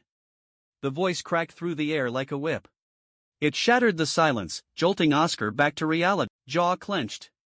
Frozen limbs and mind suddenly sparked back to life. Senses ignited. The world snapped into sharp focus. Everything became vividly clear again. Cold sweat beaded on his forehead as he stumbled back. He staggered backward, taking 2 frantic steps, gasping for air.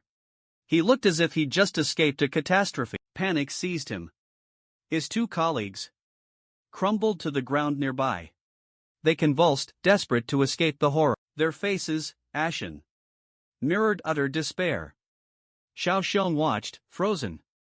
His mouth went dry, cold sweat trickled down his forehead. This was no illusion. That monstrous flower nearly devoured them. The flower. But why were his colleagues so much worse off? Why had it affected them more? Suddenly, a burning seared his chest. A burning in his chest. He clutched his ancestral necklace. The necklace. His protection. But in a flash, the necklace disintegrated into ash. Suddenly, Xiao Xian realized Yifan was truly terrifying. 100 times, 1,000 times more frightening than any evil spirit. His own flower, a man-eater. It devoured people. But Xiao Xian was unaware. He'd already been partially consumed. His life was about to be irrevocably changed, forever. Just then, a figure appeared, intercepting the 2 entranced officers. They were in a trance, focused solely on escaping. With lightning speed, he moved. A swift strike, and they were down. Calmly, he propped them against the wall. To Xiao Xian, this display was breathtaking. A true hero, arriving in the nick of time. A comic book rescue, come to life.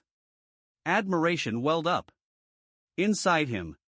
Instinctively, he approached, hoping to connect with this savior. But then, his perceived hero simply glanced at him, then offered a respectful bow. Mr. Yi. Greetings, Mr. Yi. I am Tai Long. I'm a level 1 police superintendent in Central District and chief disciple of the esteemed Glorious Knight, the legendary Scar. Xiao Xian. Overwhelmed, the man behind him collapsed. He fainted dead away. He crumpled to the ground, unconscious. Even a disciple of the luminous night showed this evil spirit such deference. What was happening? Yi Fan's lips twitched. Looking at the 3 on the ground, he asked with a hint of worry, will they be okay? The present Yi Fan was completely clueless. He assumed Tai Long's mere presence had terrified everyone into this catatonic state. Meanwhile, Tai Long maintained his sly grin. His gaze fell upon the subtly pulsating rose, secretly throbbing. Instant recognition. That remarkably vibrant rose, gracing the table, was the seed of desire, an ancient relic of immense power, once controlled by the ancient elves. This artifact possessed a fluid form, utilizing various transport options. As outlined in the Planter's Testament, the original Tai Long himself was unaware of this ancient species. This crucial intel was imparted by his mentor, the renowned Night Scar. These specific instructions were given before his visit. The purpose, to avoid any accidental slights to the bookstore's proprietor, or prevent unintentional harm from the shop's contents. Essentially, Tai Long wasn't a casualty, but a bystander. News of the top brass impending large-scale police inspection sent shivers down his spine. The inspection was coming. His heart lurched, and he rushed over. He knew their methods all too well. He knew their tactics. Unsurprisingly, he entered and found the trio in a sorry state. How they'd angered the bookshop owner was a mystery, but their transgression was clear. Luckily, the owner seemed to be toying with them. They were merely his playthings. He simply allowed a seed of craving, consuming their desires, harming none. Witnessing this, Tai Long felt a surge of alarm, a warning for himself. Though he'd perceived the bookshop owner as amicable, friendly even, beings beyond divinity, like this one, defied such simple judgments. They transcended human comprehension. Their morality wasn't bound by human standard. Confronted by this reality, Tai Long felt compelled to apologize to Yi Fan for the trio's transgression. Yi Fan dismissed it with a wave, saying, "Standard procedure, just a few questions, routine inquiry. My assistant's ID is en route. It's still being delivered." Hence the extended questioning. Tai Long glanced at the quiet Xiao Yu, standing silently beside him. At his side, he mentally registered the bookstore's new addition, an assistant. The bookstore now had an assistant. He held back his curiosity. He didn't dare ask more. He dared not probe. After all, Yi Fan had stated Xiao Yu's verification was pending. Proof of Xiao Yu's identity was still coming. A clear warning, don't pry. He wanted no part in their fate. Sprawled on the floor, unconscious, Yi Fan wouldn't dare cross Tao Long. He still believed Tao Long's mere presence had caused their collapse. Tao Long's arrival was the catalyst. More importantly, Yi Fan saw Tao Long as a loyal customer, Scar's disciple, and a top-ranking police commissioner. A man of significant influence. Clearly, a man of wealth. A man of power. Keep him happy. And maybe Tao Long might buy a book or two. Xiao Yu diligently stepped forward, with a steaming kettle, ready to pour them hot water. Yi Fan gave a satisfied nod. He felt his assistant was a worthwhile investment. He could finally delegate. At last, he felt like a true boss. Yi Fan mused to himself. This newcomer had immediately established his credentials. Upon entering, he'd made it clear who he represented by formally greeting him. Clearly, he was an envoy sent by Scar. Yi Fan then took a sip of his tea. He cleared his throat and began forming alliances. How's your master been lately? He's been much more at peace since receiving the sword that day. Tai Long responded. My master wishes to express his deepest gratitude. He's been feeling better than ever before, even hinting at a personal breakthrough. But Yi Fan believed the breakthrough Tai Long described was a mental shift. Something unattainable without external force. True progress requires energy. It seems releasing the sword finally allowed Scar to truly heal. A moment of profound understanding. At this juncture, Tai Long interjected. Ionia's security has been significantly heightened. Recently, it's seen considerable improvement, and that's all thanks to your efforts. What did Tai Long mean? His true intention was to ascertain if Yi Fan was the one responsible for summoning the Elven King, who single-handedly vanquished the Dream God with a single stroke of his blade just days ago, a few days prior. After all, the only possible link to the ancient Elven King was the sacred sword Scar entrusted to Yi Fan, the holy blade Scar bestowed upon Yi Fan. Upon hearing this, Yi Fan's brow furrowed in bewilderment. He puzzled over Ionia's security level and his connection to it. Then, a thought struck him. Scar had once been fiercely and intensely opposed to evil. Under his mentorship, Scar, now remarkably stronger, must have returned to his crusade. They were expressing gratitude for the resolution of Scar's inner turmoil. Yi Fan, with a smile, responded smoothly. Your master, Scar, deserves all the credit. I merely offered a bit of guidance. Upon hearing this, Tai Long realized His suspicions were correct. The one behind that incredible act was none other than the bookstore's owner. He wielded the holy sword as a conduit for magic, and summoned an ancient hero's spirit. This incredible feat was his doing. Yet, he humbly attributed this monumental achievement to his master. The bookstore's proprietor was a man of remarkable humility, unassuming, and deeply profound. Meanwhile, Tai Long observed in secret awe. He marveled inwardly. Producing a hefty stack of papers, he retrieved documents from within his coat. He laid them upon the table, revealing the true reason for his visit. It seemed that during their previous encounter, Yi Fan, he requested materials on lost, ancient languages. After Scar's return, he personally combed the archives.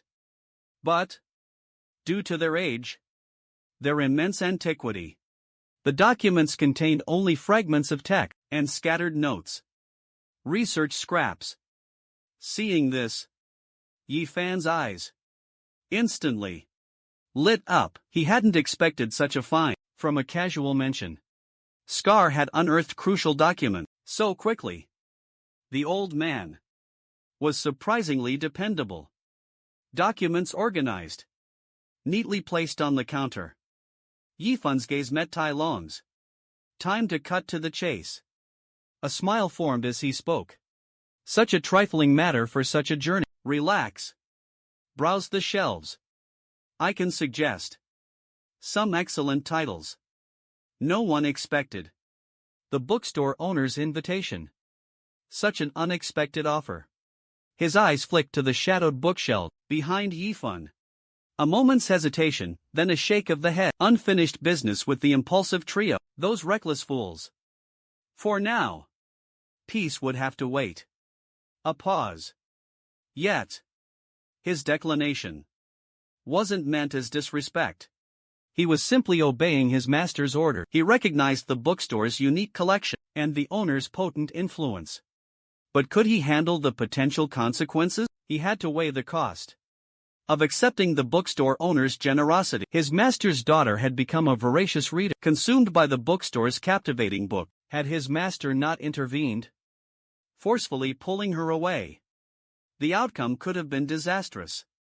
Luckily, at the time, it was just exhaustion from sleep and food deprivation. Even so, she was bedridden for an entire week and seemed subtly different. A slight personality shift. His master observed this. The benefits to his daughter, he claimed, far surpassed the price. The rewards greatly outweighed the risk, a chilling realization. So, before arriving, his master issued a specific warning, specifically regarding any book recommendations from the shopkeeper. If books were suggested, he should politely refuse them. Decline if at all possible. If acceptance was unavoidable, extreme caution was paramount. Bring them to his master for inspection before reading them. He was absolutely forbidden to read them alone. The consequences could be dire. The outcome was anyone's guess.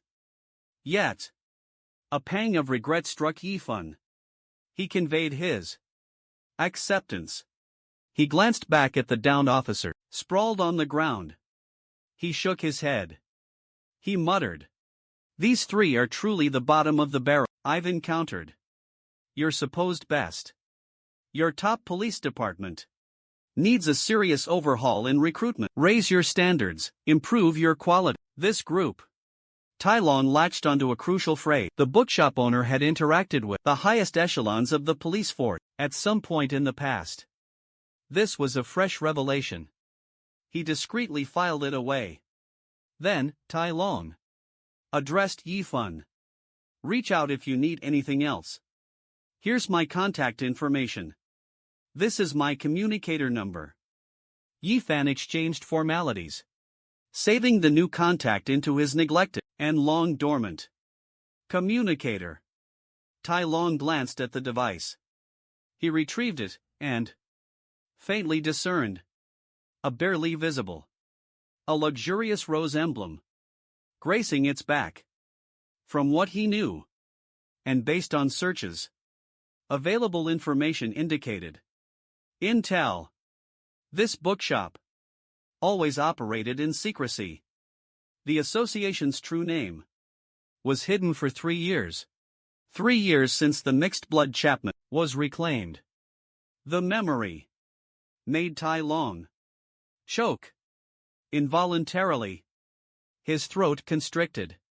The owner's power began 3 years ago. For 3 years, countless souls became his puppets. He had to leave. Now, every second here was unbearable. He grabbed the trio and ran. Despite Yi Fan's lack of sales, he was brimming with optimism. His spirits were remarkably high. He just conferred with Tai Long regarding Xiao Yu's identity predicament. Tai Long, a top-ranking police commissioner, assured him things were under control. Until the Rose Association's confirmation arrived, there was nothing to fear. Similar incidents wouldn't be a problem. He was confident future issues were averted. At that moment, he felt the power of his extensive network. His influence seemed limitless. His daily ritual of inspirational pronouncement would clearly need to continue. A daily dose of inspiration was essential for future customers. Playing the long game, hooking the big fish for sustained growth, extracting every last drop, draining each customer dry. Xiao Yu approached. Her eyes were on Yifan's material. She wanted a closer look at what Yifan held. Artificial, yet curious.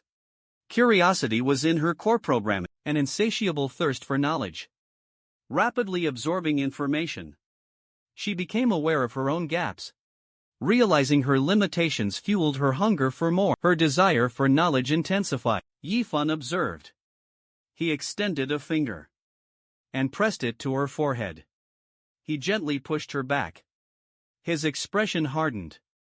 He added, "Seriously, this is vital research material.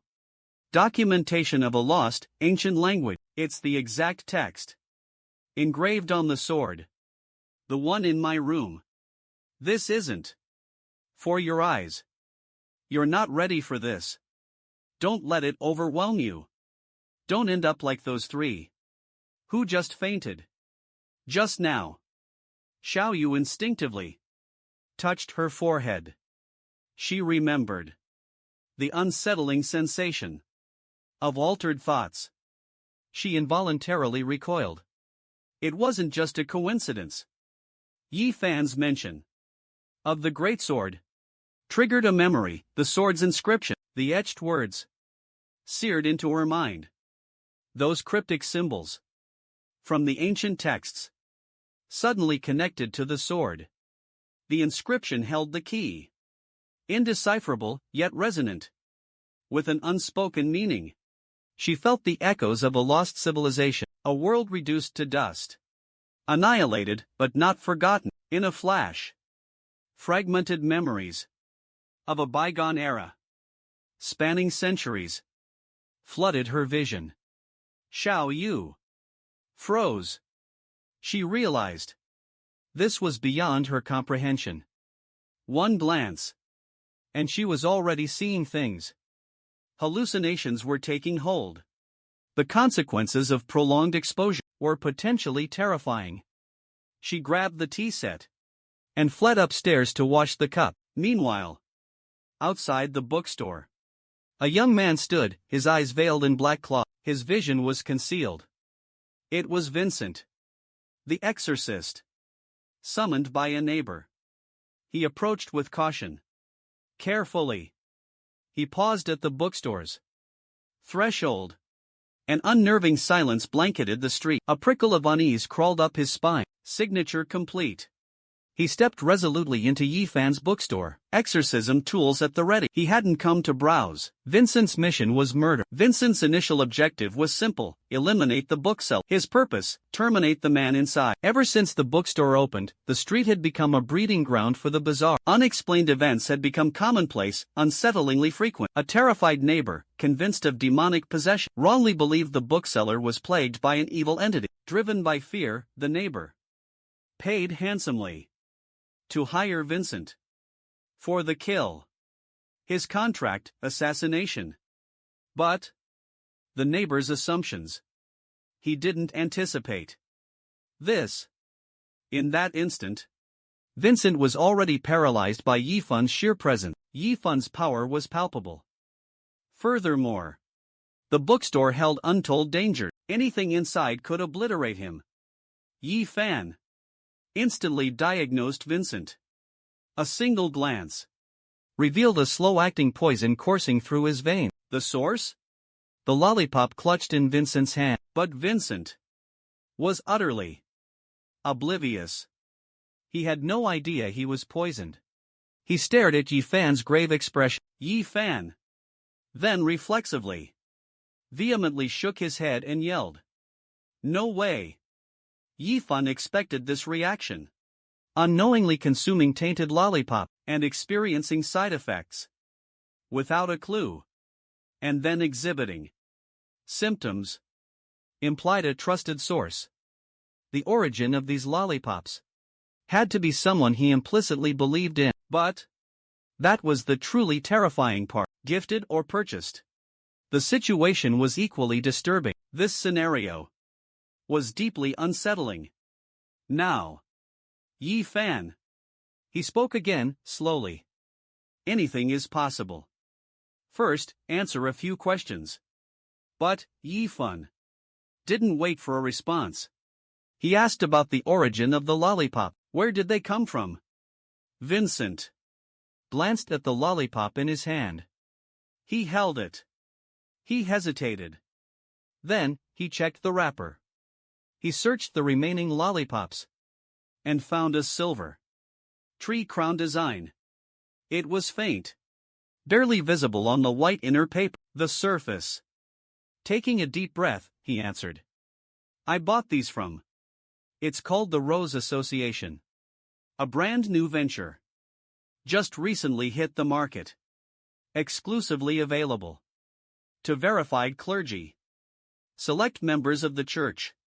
The seventh apostle himself vouches for their potency. He believes they enhance meditation, deepen the lunar connection.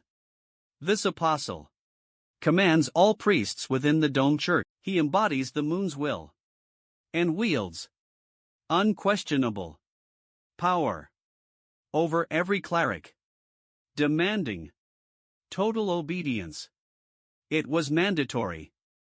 Consequently, even with recent physical ailments, his faith in the lollipops remained unshaken, the ones clutched in his hand.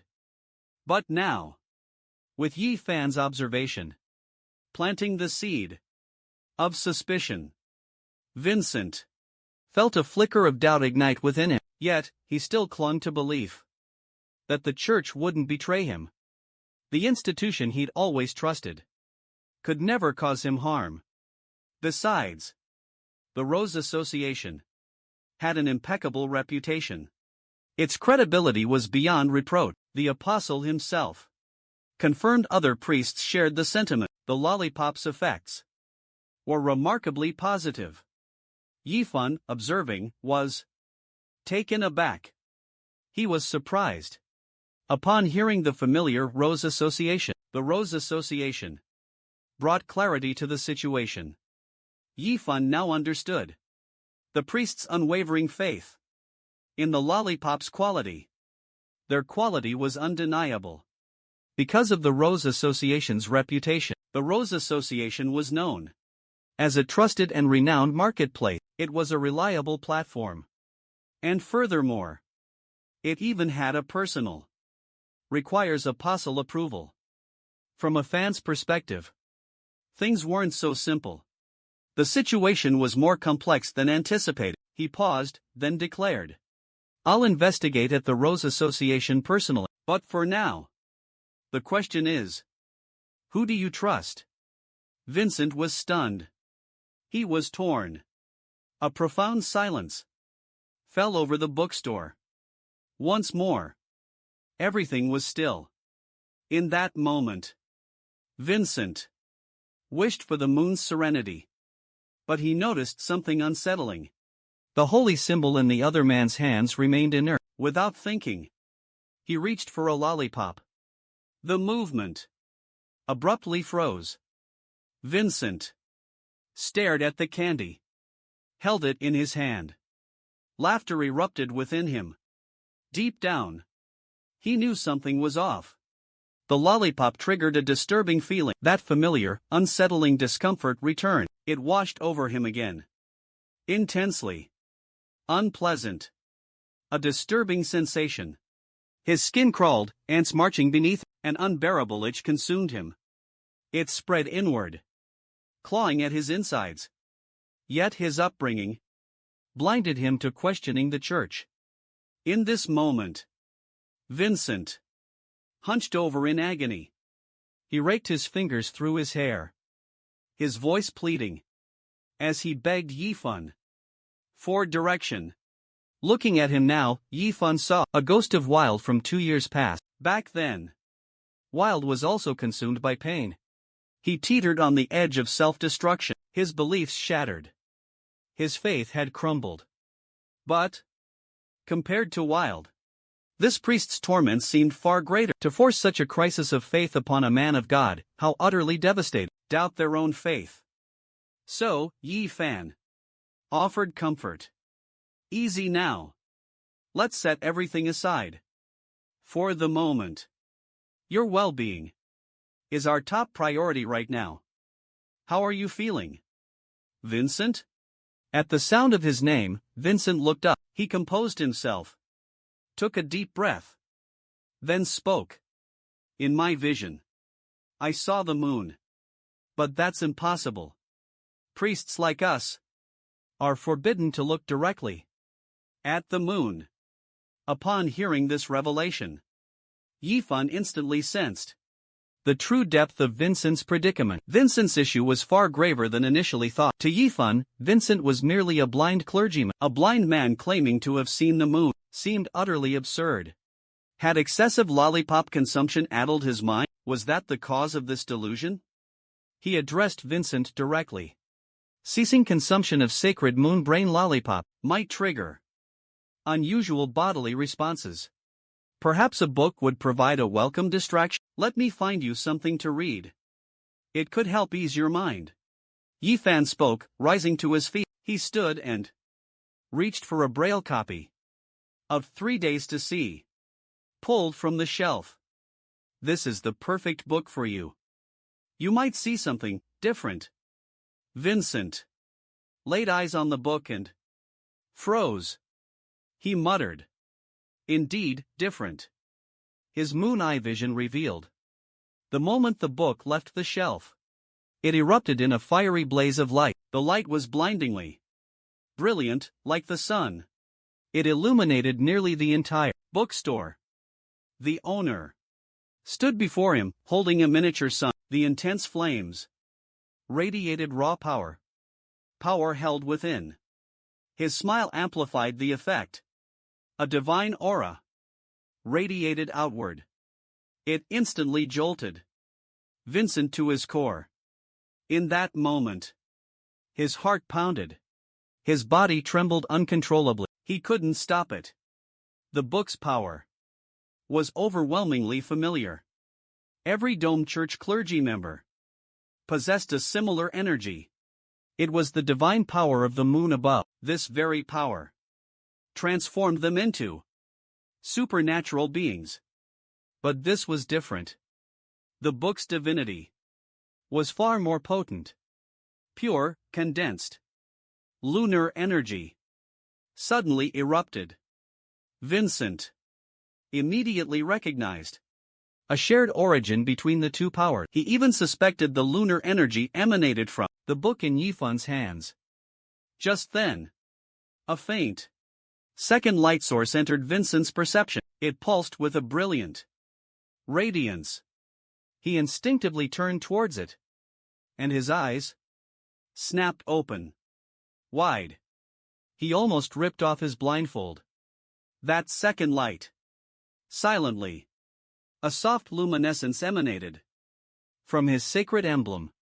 This ethereal light reacted to the book in Yifan's grasp. In Yifan's hands, the book pulsed with energy. He observed intently.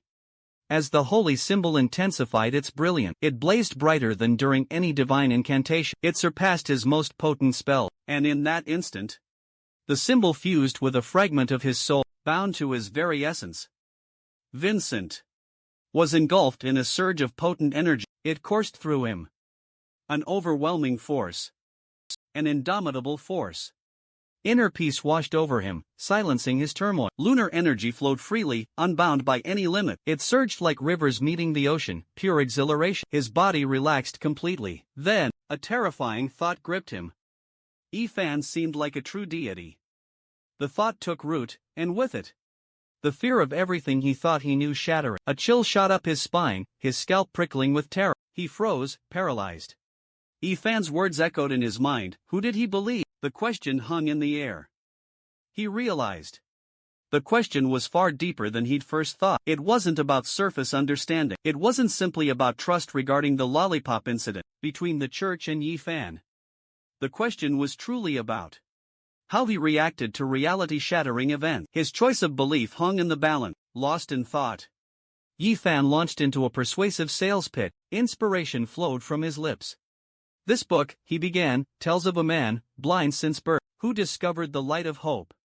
He embraced optimism, a positive outlook, and lived with more purpose than many who could see. In his endless night, books became a radiant beacon, guiding him to the deepest truths within himself. Yifan smiled, offering the book. Remember, blindness of the eyes doesn't equate to blindness of the heart. But these seemingly simple words sent a shiver down Vincent's spine. The phrase endless night resonated deeply, evoking the dark, desolate era of the Second Ancient Age. The words, the book's inherent power, solidified his belief. Yifan was a god, ancient, immortal, a being of immense age. Drawn by an unseen force, Vincent reached for the book. The ethereal white flame retreated.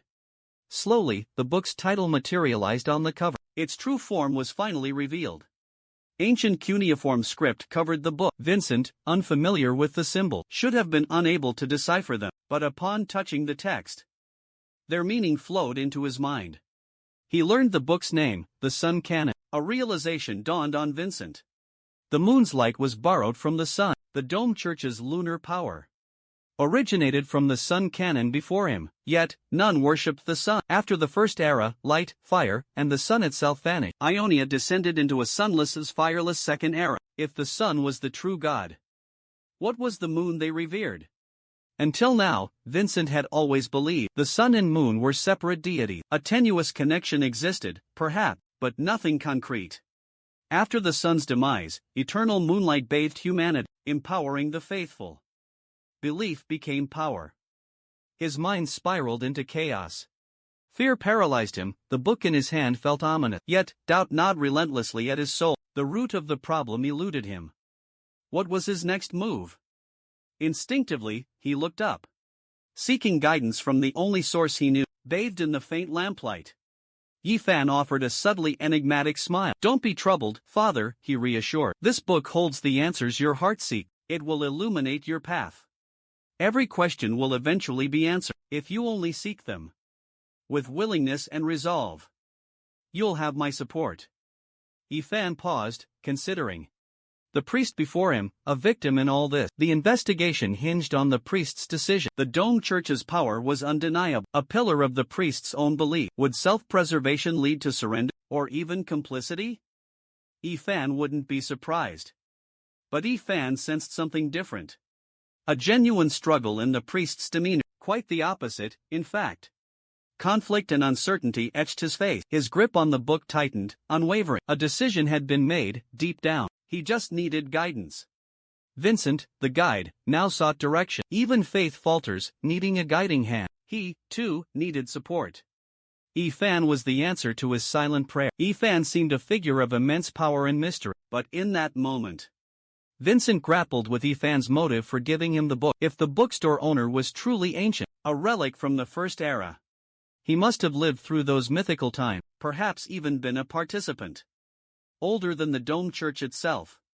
Surely he knew the truth about the sun and moon. The Sun Canon was undeniable proof. The book, the instruction to seek light. Was Yifan trying to correct history's lie, to rewrite the narrative? The audacity of the thought stunned Vincent. Yet, the more he considered it, the more improbable it seemed. Why would such a powerful being notice him? A simple priest? Intentionally lead him here? The audio store commission now felt like a piece in Yifan's game. He orchestrated this meeting with subtle, almost invisible precision. A simple conversation, then the key, a book, offered as a gift. It felt like destiny manipulated with effortless ease. The thought sent a shiver down Vincent's spine. The power these figures wielded was truly frightening. Refusing the book now felt like choosing a deadly fate. He'd become another statue, another forgotten soul, or simply fertilizer for the roses. Only one option remained: comply with Yifan's wishes. Besides, he desperately needed answers. Was the moon he worshipped merely a remnant of the sun, or a false deity, a usurper of power? And why did the church permit the spread of those addictive lollipops? Accepting this sun canon meant accepting a piece of the truth. He grasped the canon, his voice resolute. I understand. I'm grateful for your guidance. I seek the truth. That is my sole desire. Yifan nodded in response. Your insight reveals a heart already set on a course. I'll get to the bottom of this lollipop situation with Lulu. Knowing Lulu as I do, she's not one for such schemes. This points to a traitor within the Rose Association. Lulu will want to hear about this. The name stunned Vincent. It brought to mind one of the Rose Association's 3 branch leaders, the one known as the Chapman Witch. The Chapman Witch. Yifan was about to elaborate on Lulu's identity, but Vincent's reaction caught his attention. He raised an eyebrow. Father, he inquired, are you familiar with this child? Vincent cautiously probed, the Chapman child? Confirmation only deepened Vincent's fear. He trembled. Yifan had called Lulu this child. Despite looking 11 or 12, rumor had it, Lulu was over a century old. She was actually over a century old. A century for an elf is nothing compared to a human lifespan, but it's longer than most humans live. 100 years is a lifetime of experience. Even with her rumored powers of persuasion, Lulu wouldn't hold such a high position in a powerful organization like the Rose Association. Vincent's suspicions were confirmed. Bookstore owner Yifan was definitely ancient, and he knew Chapman very well. Lulu spoke to Chapman casually, asking for favors, meaning Chapman could contact Lulu anytime, and easily manipulate her. Even regarding the Rose Association's inner working, Vincent's estimation of the bookstore owner's power grew. He said carefully, Miss Chapman, a pleasure. Your reputation precedes you. Your accomplishments within the Rose Association these past years are legendary. She's truly remarkable. Vincent clearly wasn't skilled at giving compliments. He intended to shower Chapman with praise, hoping to curry favor. But his sparse words fell flat, leaving him strangely embarrassed and flushed. Yifan remembered his first encounter with Lulu. She was a headstrong little girl. A gentle smile touched Yifan's lip, the smile of a proud parent, basking in the glow of their child's achievement. She used to buy books here, Yifan reminisced. A tearful, rather demanding child, but I imagine she's matured considerably. Vincent relaxed, relieved. Lulu was a familiar face at the bookstore, clearly on good terms with the owner. Yifan's tone turned serious. I'll have Lulu look into the Rose Association, and when you return, start by observing the reactions of other lollipop users. See how they respond. Then, approach the apostle. Confide in her about your unusual symptom. Be completely transparent, Vincent was instructed, perplexed. Won't that raise suspicion? Vincent inquired. Yifan smiled reassuringly. Your withdrawal symptoms are the real threat. Reveal your symptoms after stopping the lollipop. If these lollipops are widespread among the priests, you're likely not the only one experiencing side effects. Their objective isn't to eliminate you, but to cultivate dependence. Honesty will deflect suspicion. They'll attempt to appease you, not harm you. Conversely, hesitation or secrecy, trying to hide something, will only confirm their suspicions. Vincent nodded quickly, comprehension dawning. Yifan dismissed Vincent, instructing him to return later. Report any irregularities immediately. Vincent made a hasty, respectful exit. At the bookstore's threshold, he exhaled in relief. Sweat soaked his blindfold. His clenched fists loosened. Undeniably, the most exhilarating experience of his life. The bookstore owner radiated a chilling aura as he examined the book. A raspy voice materialized. A woman's voice, seasoned and low. Your Dome Church clergy, yes? He spun around, alert. His expression transformed. A tall woman emerged from the shadow. The stench of blood and icy air washed over him. A formidable hunter. Her bloody aura wasn't from mere slaughter, blood that stained, impossible to cleanse, but it emanated from a hunter's corrupt aura. Vincent's moonlit gaze searched and found a furnace of blood. Aggressive blood surged within the figure, a chilling, hair-raising presence. Vincent froze, prey caught in the open. His throat tightened. Desperation seized Vincent's heart. He'd fled in such haste, leaving his holy symbol behind. A priest, unarmed for combat, without his conduit to the divine. Facing a hunter, notorious for madness, death seemed inevitable. Then, a sudden realization. He still held a potential channel. The Sun Canon book, fresh from the store, not a traditional holy medium, but resonating with the holy symbol's power. They shared a common source. The holy symbol signified subservience. Vincent clenched his jaw, a plan forming. Could he exploit this? His fingers tightened around the book. He prepared to channel lunar energy, but then a raspy chuckle echoed. "Relax, Father," a voice said. "I mean you no harm. Just curious about new faces. Fellow patrons of this bookstore. Should be friendly, wouldn't Mr. E. Fan agree?" Vincent snapped back to reality. The stranger had already passed him. He glimpsed 2 books and a box in her hand. "Nice book," she said, her voice fading. "Mr. Lin seems to hold you in high regard." The formidable hunter was Gigi Shu, back again. She dismissed the chance encounter. She entered the bookstore instead. A flicker of curiosity about the priest and his bookstore visit briefly crossed her mind. But he seemed insignificant. His reaction to her was pure terror, like a startled mouse. He clutched his book tightly. Nothing about him suggested anything other than an ordinary priest. Meanwhile, Ifan picked up the holy symbol left behind. He looked up as Ji Jishu walked in. "Ji Jishu, it's been a while. Finished with those books?" Ji Jishu respectfully presented the 2 books, although I haven't fully grasped their meaning. They're beyond my current comprehension, and since the month is up, I thought I'd return them. Ifan responded. "That's commendable. To truly master these books, to understand all they hold, you'd gain immensely from this. A lifetime of benefits. Many read countless books, yet grasped nothing of their true meaning." Ji Jishu nodded, concurring completely, utterly convinced. Even a basic understanding of those 2 books brought her close to devastating power. Mastery would unlock unimaginable potential. Her potential power was truly daunting. Ji Jishu then surveyed the bookstore. Her first visit since the magic mirror egg incident days ago. The bookstore remained largely unchanged, except for one noticeable addition: a young girl beside Yifan. A girl who looked remarkably young. Yifan, taking the books, introduced her to Ji Jishu. "This is my new assistant, Gu Zixuyi." But to Ji Jishu, Xiao Yuzora felt strangely different. Less human, more like a cold, inorganic construct. Ji Jishu then placed the box she carried onto the counter. "Mr. E," she murmured. "My deepest gratitude for your guidance. Revenge is finally mine. But loose ends remain. Matters requiring attention. I need your help to unlock this box." Ifan's eyes fixated on the ornate brass box. Strange symbols adorned its surface. Ifan's mind raced. So, Ji Jishu finally settled the score. Her determination paid off, exacted her retribution against that scoundrel. What secrets did this box hold? Love letters? Photographs? Sentimental keepsake? Something of that nature? Ifan picked up the box, examining it closely. Did he leave this? Is this his?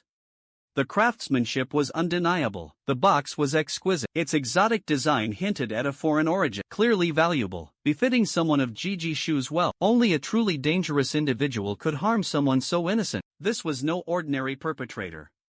If his suspicions were correct, if the box held mementos or photographs, then this fiend left them as twisted thread. The box was a vault disguised as a treasure chest. A wolf in sheep's clothing. Disgust twisted Ifan's features. Ji Jishu saw the revulsion in his eyes and panic. Anxiety gripped her, her hand tightened on her cane. Had she underestimated the box's seal? Had she needlessly bothered the bookstore owner? Was her concern a mere overreaction, a needless panic? Ji Jishu didn't understand the white wizard rune, but she knew one thing. Harris trusted this box with the tainted blood formula, implying unwavering faith in its security. This box held the very foundation of a hunter organization. Harris single-handedly elevated the White Wolf organization. to a position of power in Ionia. His efforts alone achieved this. But last month, the magic mirror egg's allure proved too strong. He succumbed to madness, becoming a tragically blinded zealot. Before this descent, Harris was the epitome of composure. A calm, collected strategist, unwavering and wise. A master planner. Jishu's time within the White Wolf organization was significant. She wouldn't have joined if she hadn't believed in its potential. Her father, Ji Binon's support, afforded her other opportunities. She had choices. Back then, Harris embodied the ideal leader. She saw him as flawless. But the magic mirror egg's influence grew, consuming Harris. His humanity eroded, replaced by a primal savagery. Lost in the tainted blood, rational thought vanished. Yet, even at his most unhinged, Harris clung to the formula. Its importance was undeniable. These runes are far from simple. But Jishu reconsidered. Difficult for them, perhaps, but not for someone like the bookstore owner, a man of obvious power. Bowing her head, she said, "This is his relic. Trivial to you, perhaps, but vital to me. I'll repay you with everything I possess." At the word relic, Yi Fan's lips twitched inwardly. Jishu was laying it on thick. The drama of the wealthy was truly something. Still, anyone deceiving Ionia's wealthiest family knew the consequences. Hopefully, the scoundrel had repented before his demise. Yi Fan smiled. "I guided you because you needed it. Repayment isn't necessary." He meant it. Every word was true.